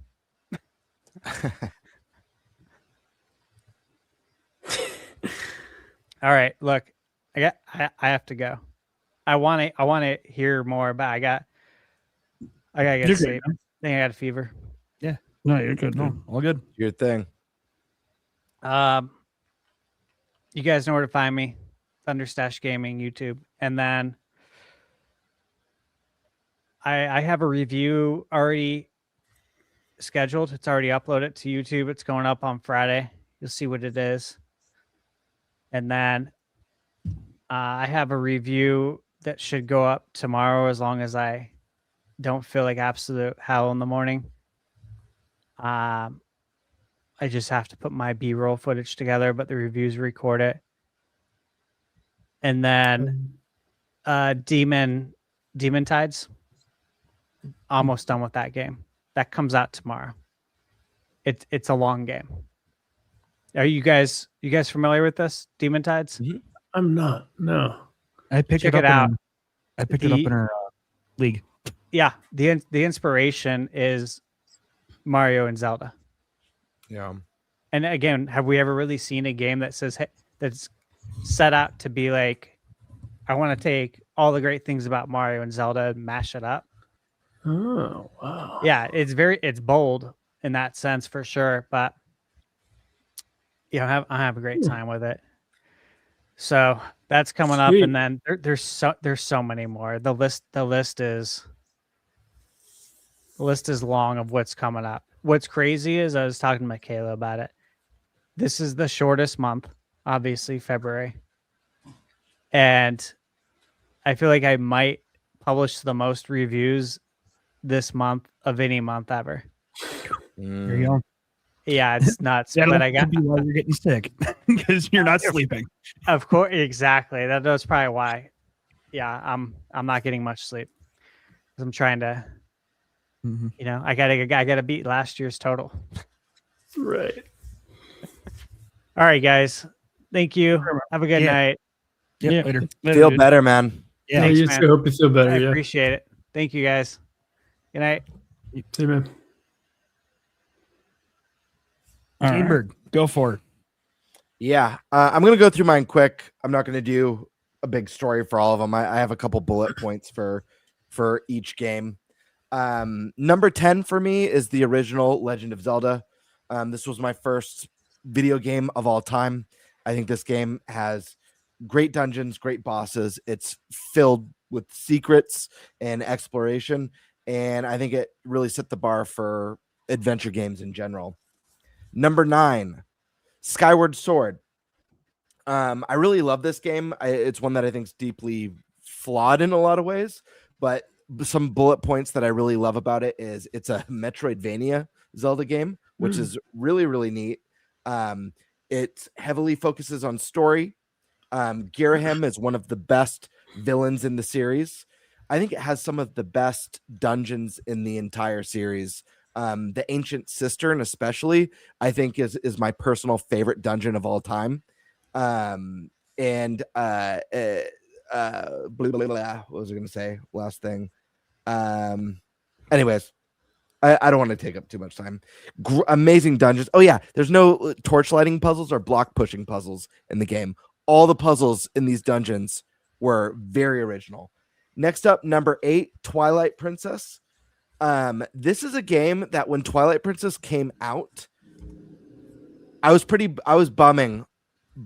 out on it. I was not that hyped. For me, it felt like a huge step down from Wind Waker, but it's a game that's grown on me a lot over the years. And while there's still a lot of things I really don't like about this game, some of the highlights is it has some of the best bosses in the whole series. I love the dual hook shot or dual claw shot and the spin top are two of the greatest items in the series. Some very memorable Ganondorf moments, and I really liked the horseback combat. Yeah, that's a good point. Yeah. Yeah. Number 7, Link's Awakening. I just adore this game. I had so much fun playing this on my Game Boy Color when I was a kid. I love how quirky it was, how it incorporated enemies from Mario like Chain Chomp and Goombas. And I think the dream concept in the moral dilemma in this game was amazing. It was kind of like the save the world versus like erasing the world. And it was just very, very awesome. The Eagle Tower especially, I think, is such a cool and challenging dungeon. Number 6, A Link Between Worlds. I think the paint style merging with the wall was just a brilliant mechanic. I think it made puzzles and exploration that much more unique and exciting. I think the ending of the game was fantastic. It had a nice twist to it, and it was a really cool modern take on A Link to the Past that didn't really just copy it, but really expanded on everything that A Link to the Past did. Great ending, great music. There's like acoustic in like the overworld theme. I think is really cool. Number 5, Tears of the Kingdom. I feel like Tears of the Kingdom, it feels like they took the vision behind Breath of the Wild and fully realized it. They fully realized that open air concept. I think the scope is insane between the Sky Islands, Hyrule, and the depths. I think there's just endless imagination with the fusion system. Ascend is GOAT. It's a GOAT ability, period. And what an incredible start, just how cinematic, and it just throws you into like shit hitting the fan immediately. Just a really wild way to start it. And lastly, on Tears of the Kingdom, that journey to the Wind Temple is one of the most memorable moments in a Zelda game for me. It was like Zelda turned Mario and was just this epic journey up to the clouds to this temple that was just so memorable. Real quick. Numbers 2, 3, and 4 are interchangeable on any given day. Because these 3 games, it's a triple tie. I had to force myself into 3 separate numbers, but these are a triple tie that these games are so important to me. They're all 10 out of 10 games for me. But I just went with my gut on this one, but again, it could change tomorrow. Number 4, Majora's Mask. It's the darkest and moodiest entry in the whole series. I think the time control mechanic in it was absolutely brilliant with the 3-day Groundhog's Day style system. Way ahead of its time. Best side quests in the series. NPCs were on a schedule. They were the first time I ever really truly cared about NPCs in the Zelda game. Fierce Deity Link, so cool. Wanted more of it.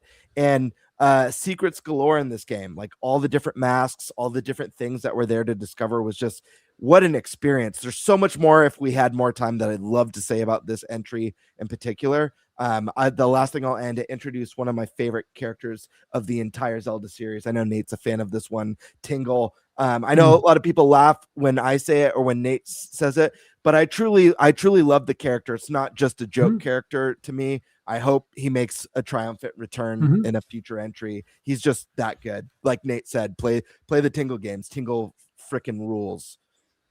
Number 3, this was so difficult to put in the number 3 spot because this game is a 10 out of 10 masterpiece. It's a perfect Legend of Zelda game, period. That's A Link to the Past, my friends. The light world, dark world, the amazing items, the incredible music in this game, the incredible dungeons, the memorable bosses, and just an unbelievable open world design in the 16-bit era. That's just like, this game's flawless. You could re-release this game today with just HD 2D. I mean, you could keep the graphics, the game's stunning, but re-release it in HD 2D with a fully orchestrated soundtrack. It's a masterpiece still. Number 2, Ocarina of Time. Listen, this game is so special. Some of the best music in the entire series, in my opinion. So many memorable tracks, introducing time travel, switching between young Link and adult Link. So freaking cool. Seeing the changes between the future and the past. It's a perfect hero's journey story. It has some of the best dungeons in the series. The Forest Temple, for me, is easily one of my favorites. I also love the Spirit Temple, introducing the Mirror Shield where you can reflect light to solve puzzles. Some of the bosses are just so incredible and so iconic. And I just really love the rags to riches feelings of starting off as a child and growing up and just being this like hero with all these tools under your belt. Just really cool. Ocarina of Time. There's so much to say. Again, I'm powering through these compared to everyone else. But if we ever talk to Zelda again about our favorite games, I would love to go into more detail. Number 1, you guys all know my favorite, Wind Waker. It's my favorite Zelda of all time. This one I'm going to spend a little bit more time on just because I want to get into some of the reasons why this game means so much to me. I think it's the most timeless art style of the series. I think this game is stunning. It's absolutely beautiful. And when it came out, to me, it felt so. I know a lot of people knocked it for not having a mature look, but it just felt so next gen and advanced to me compared to anything else that was out at the time. It's my favorite Link in the series, the most expressive, the most animated. I think it's the best combat in a Zelda game. Yes, the combat was easy, but it was thrilling. It introduced an incredible quick time parry system that against certain enemies, like the Dark Nuts, you'd roll around them and you had to parry to remove the armor from the enemy so that you could actually cause them damage. Really cool stuff like that. You were able to use your grapple to pull items from enemies, and you were able to train to learn that spin that went on for like 2 minutes long. Just such a cool combat system that made me feel like a badass when I was playing. It also felt like the first true open world Zelda game, setting sail, seeing just like the horizon, that feeling of I can go anywhere. Was just really epic. It introduced 2 new races to the series that have become iconic staples, both the Koroks and the Rito, which are fan favorite staples of the series. I think it has, I mentioned this when Geek was here earlier, it has one of, in my opinion, probably the second best story of the entire series. If you really dig into the characters and their stories and the lore of this game, it is heavy, it is tragic. And Ganondorf, it's my most favorite version of him. Very sad and nostalgic, but a morally gray. He's more like a Magneto than like I'm just evil and I want to destroy everything. And I really appreciate that. Again, Tingle, Return to Tingle. Gotta love the Tingle. Great sea song that was mentioned. The Big Octo. I'll never forget sailing, minding my own business, and the Big Octo just launches out of the ocean. And it's an epic open world boss out of nowhere firing cannons from the King of Red Lions. Such an epic moment. A lot of these moments you don't hear people talk about when they talk about Wind Waker, but these are things that made this game so special. Another one that was just really cool to me, the Forsaken Fortress. I love how your sister goes missing, you sail for the fortress, it becomes a stealth game, hiding in barrels, scaling walls. You make your way to the top and you lose and you get thrown out of that place, and you have to build your skill set and meet new friends along the way before you're finally ready to make that attempt to go back and save your sister. Ganondorf has scenes throughout the title. You feel the villain antagonizing you. Yeah, I just love this game. I love the sploosh battleship guy. It's it introduced Beetle, another great character. But yeah, I love this game. I love the Celtic music. And yeah, that's my list, guys. Did you know Breath of the Wild on there? Is that? There's no Breath of the Wild on my top 10. And real quick, I'll give a reason for that, because I know that's divisive. When Breath of the Wild came out, I loved it. I thought it was the greatest thing ever. In hindsight now, going back to it, I feel like I was able to take off the rose-tinted glasses. I really feel Breath of the Wild is the most important game of the last generation. And what that game has done for open world games and exploration is unbelievable. And this game is going to be important for years and years to come. I also think the game has the best tutorial. I think the Great Plateau is peak. I can't think of a better tutorial in any game, period. That being said, there's just so many elements of the game that fall flat when I look back or when I try and go back. For me, it has the worst villain in the series. Calamity Gallon's is boring. It's a storm. I mean, they describe it's a storm. There's like no interesting motive or anything. And yeah, you might I just like that it's a storm of hate. Cool. If the main villain at Zelda is an earthquake, unless we stabilize the crust, I don't know. Just not that. I don't know. Just not that exciting. The music is the least memorable in the entire series. How many songs can you hum from that game? You know what I mean? I think the champions are just not that interesting. They feel very tropey, cliche characters. I think the divine beasts are terrible. They're just not good replacements for dungeons. I think the bosses were very weak in that game, bar a couple. A lot of them were reskins. I don't like the weapon breaking system. I think that was a bummer. I would have felt better about it if the Master Sword was the perfect weapon.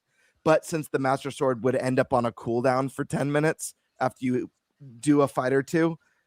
Really bummed me out. Mhm. And I don't know, there's just something a little bit sterile. I think the story's weak in it, and I really appreciate what it does. And without it, we wouldn't have Tears of the Kingdom. But ultimately, my final feelings on Breath of the Wild is Breath of the Wild feels like this insane proof of concept that was brilliant. And Tears of the Kingdom feels like the game that they took the proof of concept and they built a feature-rich, substantive game out of it with more interesting dungeons, way better bosses, and more interesting and more compelling storyline. And yeah, I don't know. I juggled Breath of the Wild in the 10 spot with the OG Legend of Zelda, but at the end of the day, I don't know. It just didn't quite make the cut. So I still love the game. And this is why we're not best friends. All right. Wait, we're not? That's what it is, man. All right. That's news to me. I'll run through mine. I'll run through mine real quick. just ripped his nipples off there. He's Right. like, what the fuck just happened? All right. Yeah, Eric, run through yours quick. I only have 7 because I played that's 7. pretty much the only games that I've played. And yeah, so this one, number 7, could move up. I have to go back and play it again. I never really understood the concept when I was playing it to begin with.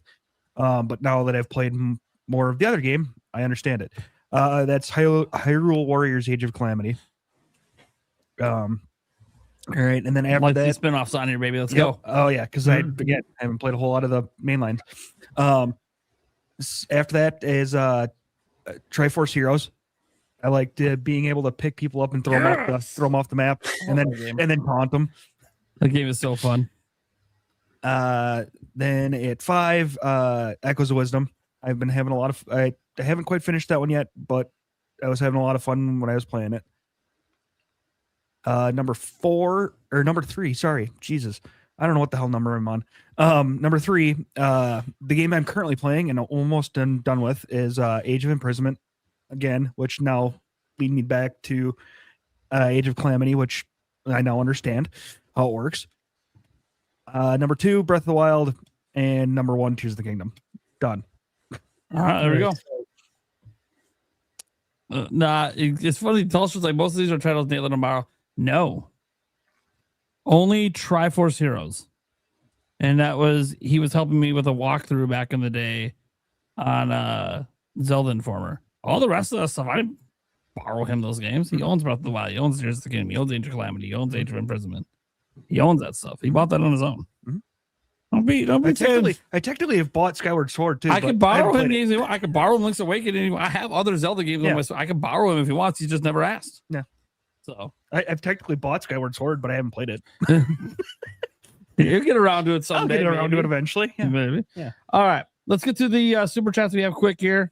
Rapid fire these bad boys. We got Demonic Brawler saying, "Hey, Nintendo, let's get Pokemon Coliseum Gale of Darkness on NSO as soon as possible." Yeah. That's great games. Yeah.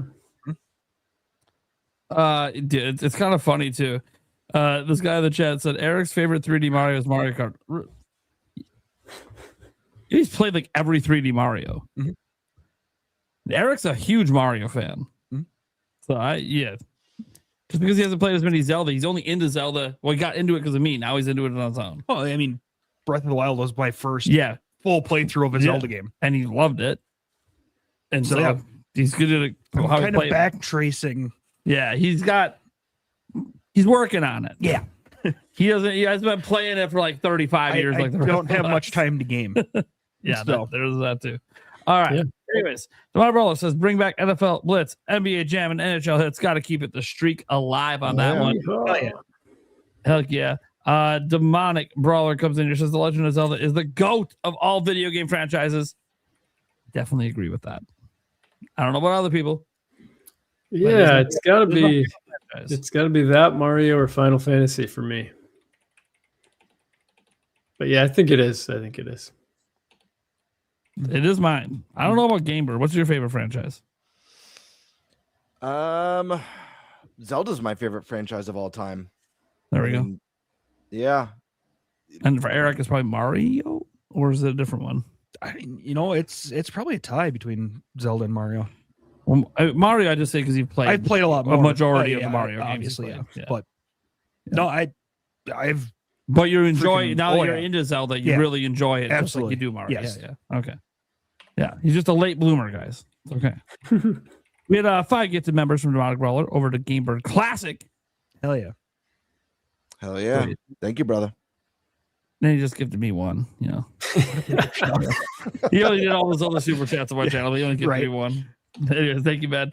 He also gifted ThunderStash 1 as well. There you go. Demonic Brawler also said, "I want to go to karaoke village." Yes, dude, that needs to be in the game now. That needs to be in a Zelda game. Someone needs to make karaoke village. It's on the opposite side of Kakariko Village. Is that the Dark Worlds version? The Dark Worlds version. Everyone instead of the guy sitting there playing the Song of Storm, everyone's got to sing, and it's got to be all just dark and depressing music that we're singing. All right, Demonic Brawler again coming in hot. Here's a serious note. I've never played Twilight Princess, and I had a GameCube, but not that game. And I had to sell my console to pay a bill. I never got a Wii or a Wii U, so my hype for Twilight Princess HD, I'm going to say potential Twilight Princess HD. We don't know if it's actually going to come back. On Switch 2 is on another level. Yeah, we didn't get into any predictions, but the bottom line is they're not going to announce anything Zelda this week anyway, so we'll have time later this year to get into some Zelda 40th predictions. And our other topics that we're going to do. We'll do them in another show. I knew this topic with the top 10 thing was going to take forever because we're so passionate about Zelda. That's the thing. Like everyone on the show loves Zelda. So like no one was going to be short besides Eric, who hasn't just played enough of them. But no one else, I knew literally no one else would be short because we love this shit too much, you know? But it's okay. I was totally fine with the whole episode being just the top 10s would have been fine with me. Anyways, True Dude says, I personally never really gave Zelda a chance growing up until Breath of the Wild. Kind of like an Eric. He just experienced it a little vicariously, but not enough to make him want to buy it himself. Then he had Ocarina of Time on N64, but I didn't know how to do anything. But now I have all the games and you can't wait for the next one. Very nice. Hell yeah, man. That's what I like to hear. New fans growing from Breath of the Wild. Yep. We're talking about.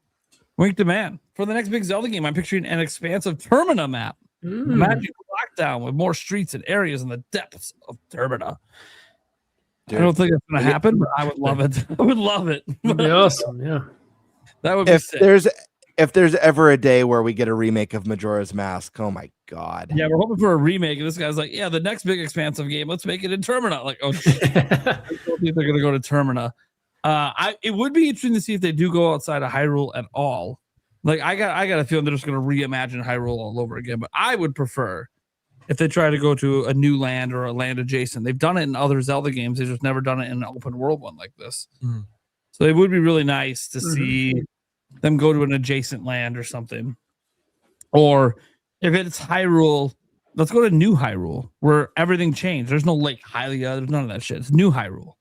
You know, like it's a new place with new things to discover, not going to the same. And I understand they're going to change up the landmarks, going to change up the landscape, but I get all that. It's not going to look like Breath of the Wild.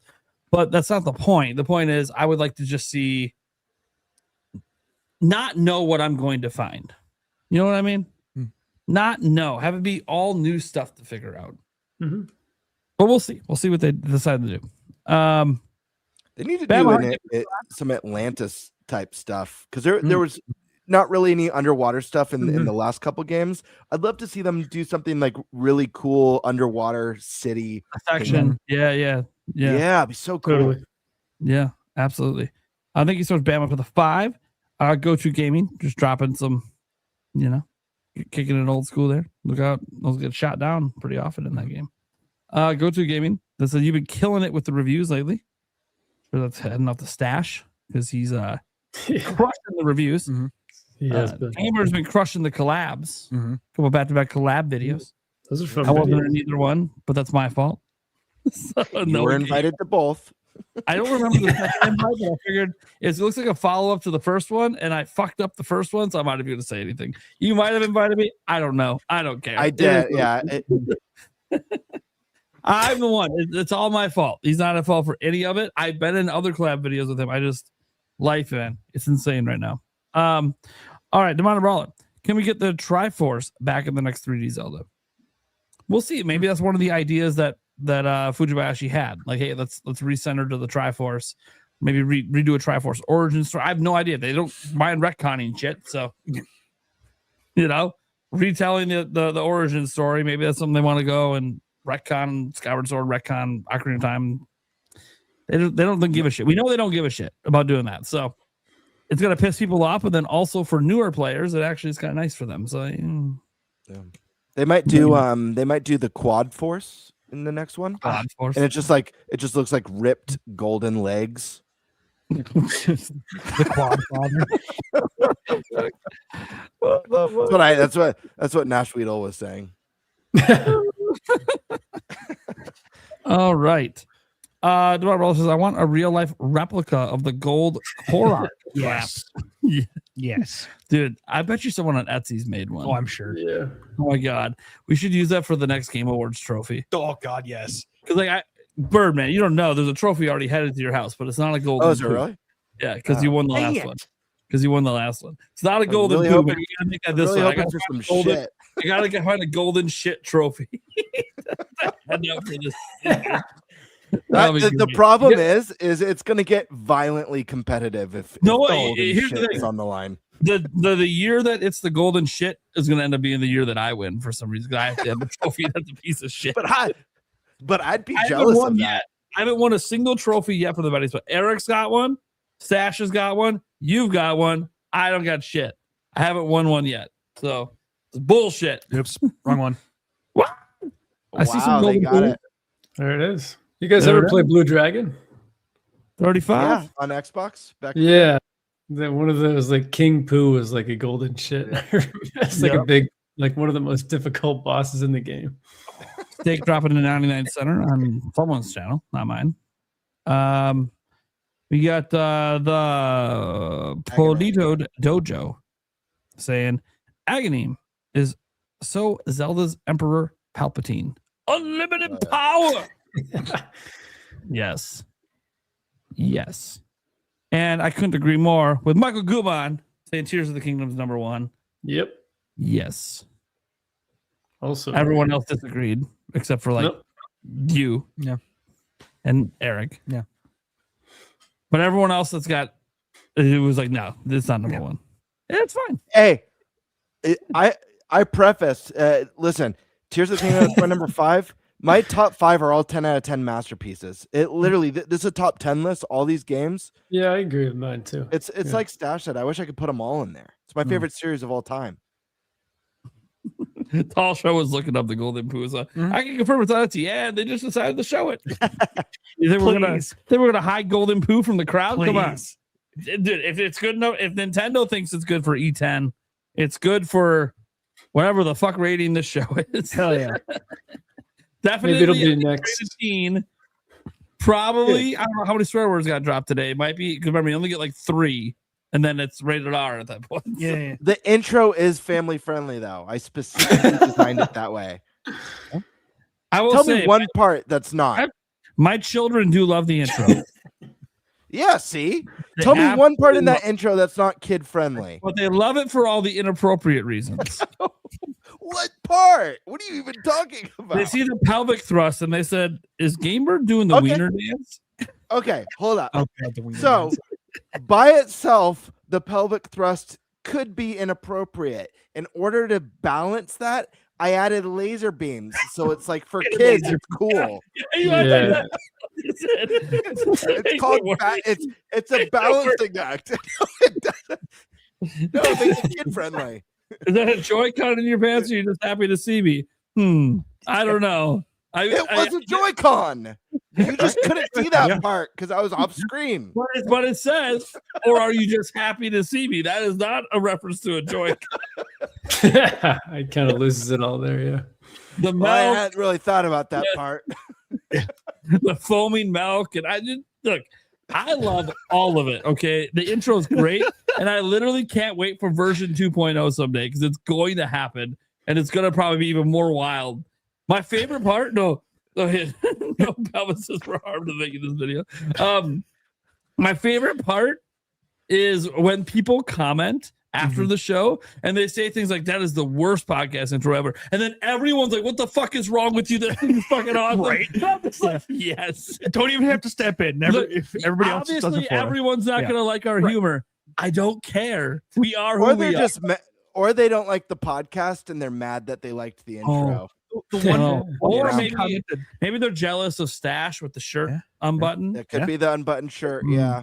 the one person commented how the intro didn't fit the style of the podcast. I'm like, what the hell are you talking You haven't about? watched enough episodes. You haven't to watched- think that It's might have all been unhinged. that might have been a tamer episode. Yeah. You got to watch some of the episodes. It's all unhinged. They get quite kind of unhinged. Tonight didn't get quite as unhinged. There was a little bit in the beginning between me and Joycey, but it didn't really get that unhinged. And again, as one of our guests explained, she's really innocent. She doesn't do that kind of stuff, but her family does. So I was being a little polite, being respectful of the guests that we have. Like, there's going to be some episodes like when we have certain people on that we're not going to like go full NintenByte on them.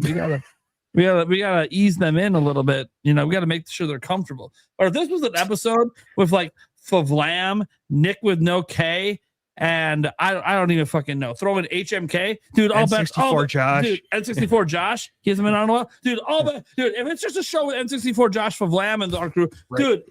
dude, the F bombs are gonna be flying. The sex jokes are gonna be flying. There might be live pelvic thrusts going on. I have no fucking idea. You never know what's gonna fucking happen when that crew gets together. All you gotta do is come out to PAX West sometime and meet us in person. Right. It's a little wild.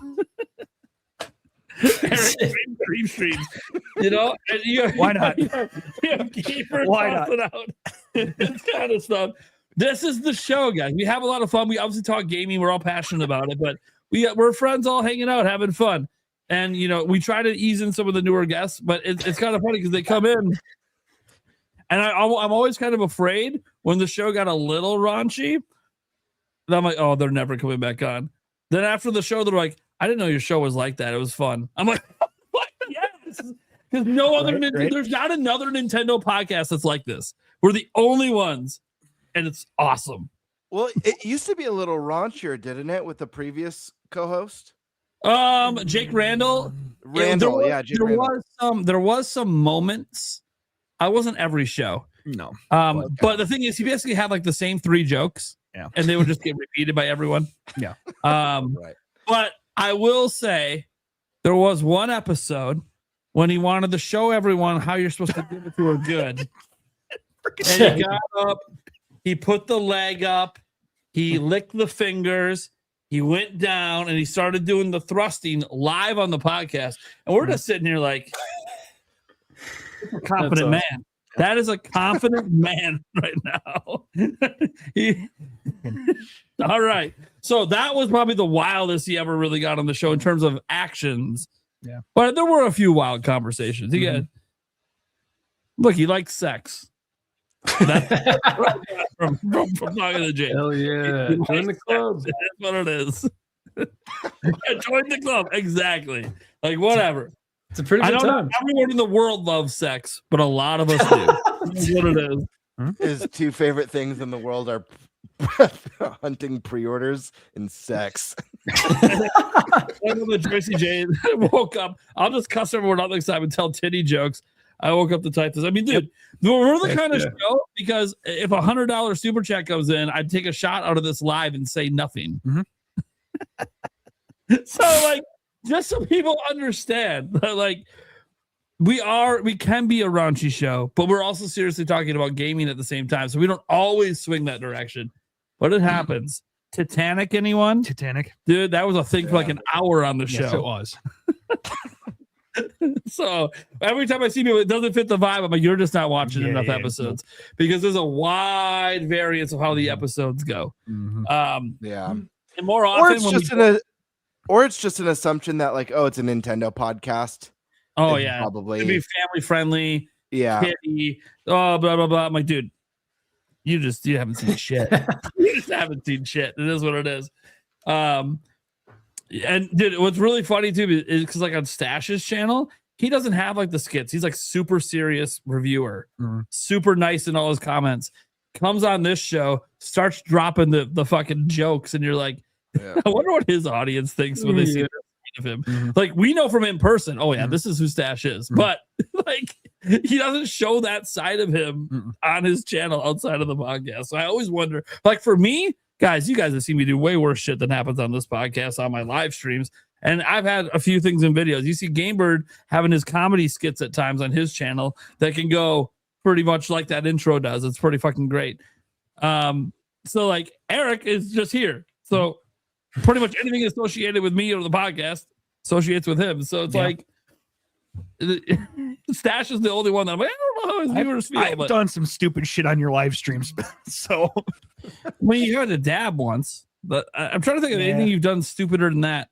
Because that wasn't even that bad. You just hated dabbing. Yeah. What else? Name one stupid thing you've done. Oh God. Most of the time you destroy me, so that's not stupid. That's smart. There's that, but no, I've had to run around the block in shorts in the winter and then do a snow angel. It wasn't on the show though. No. I said on your live streams. No, that was a punishment. Yeah.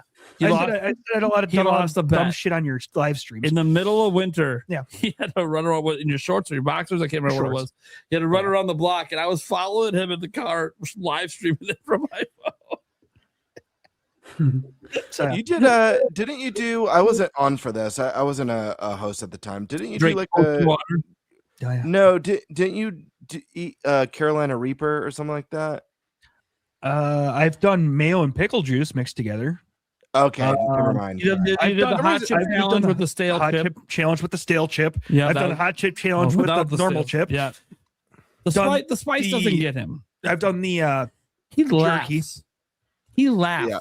The spice. We've done in both of the hot ones challenge. Both of us have done all the spicy stuff. There's not a spicy thing he's done I haven't done.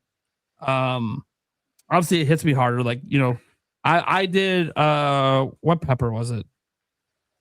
Guys, what pepper was it? It was hotter than a mango habanero. I can't remember what it was. There was one pepper I did on a was show. It ghost pepper? Might have been ghost. Yeah. I'm trying to remember. There's a pepper that I did on stream because I lost a bet. This was like a long time ago though. So anyways. Yeah. All right. So either way, we're gonna call it there, guys. Yeah. I gotta go. Go check out our guests, obviously. We had the Geek Apprentice on. Links down in the description for that. We had JoycieJ. She got a link to her X account down there. Formerly Twitter. For some reason, we still have to say formerly Twitter. Like, what long is it about? 7 years? Say X. I just say Twitter. Well, I say Twitter too. Some people say Twitter. Some people say X. I just don't understand why we say formerly. We know what you're talking about at this point, but whatever. Like it's Prince. Yeah, right. Yeah, right. X, formerly known as Twitter. And then we got TigerTyme. Yeah. What's going on? I stream Monday nights. Been streaming Final Fantasy VII. That's been the original. That's been fun. Might start doing streaming Friday nights as well. And I usually put out a video or two a week. My latest one was about Super Mario Galaxy. And the next one, which is a classic, probably my favorite 3D Mario. That's for another time. But the next video is going to be about why I hate fast travel. Okay. I get it. There it is. All right. It is. There we go. Go check out TigerTyme. Obviously, be sure to check out Stash. I don't even know what his schedule is. He's got so many reviews dropping all the time. Just check in every other channel daily. Yeah, he's been popping off lately. Every week there's going to be like 5 videos, and it might all be in one day because of embargoes. So, Gamebird, you got anything cooking?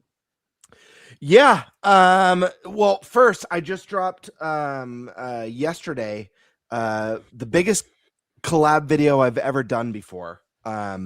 With 8 wonderful Nintendo content creators, people like Nintendo Land, Botox Games, ThunderStash, Sky Swords Alyssa, who you guys know as a guest on the show, Mike Odyssey, Paul Gale Network. I'm trying to think of, I want to make sure I don't leave anyone out. N64 Josh. Anyways, it's me and 8 other creators, and we sound off on like our top 2 to 3 predictions for the first mainline direct of 2026. Now, some people in the comments tried to pull a gotcha with like Nash Weedle was wrong. There's no February direct. But the fact of the matter is, no one says anything about a February direct in the entire video. And when I set it up, I say that a direct is looming on the horizon, and I thought it would be fun to go bigger and better and get everyone to predict their top 3 predictions for the first direct of the year. So whenever it is. Go ahead and check it out, guys. We had a crazy YouTube outage. I put a lot of hard work. It's my longest video I've ever done. And it like flat. I end up getting decent views on it, but no joke, I couldn't believe it. But my views were shooting up faster than any video I've ever done, ever on YouTube. And then halfway through the day, it flatlined when YouTube went out. It climbed a little bit, but it flatlined. Yep. I had a video that was on pace to do 20,000, and then it just. I still got the 14, but it's like, dude, maybe it would have been higher, man. That YouTube outage, that really sucked for a lot of people. Yeah, it's a bummer. But if you guys haven't watched it, check it out. And then I am working on, this is one I've mentioned a couple times on the show. I just got to work out scheduling because this is one that does invite or require me to have guests on. But I'm putting together a show that I hope to do an episode once a month of this show. It's called Super Game and Tell. And basically what it is once a month, I'll have a guest on the channel for Super Game and Tell, and we'll prepare 3 items from our video game collection. It could be newer stuff. It could be old stuff from like the NES and SNES days. And we do a back and forth show and tell talking about our items. I plan to have ThunderStash on. I know Bo I talked to about it is interested.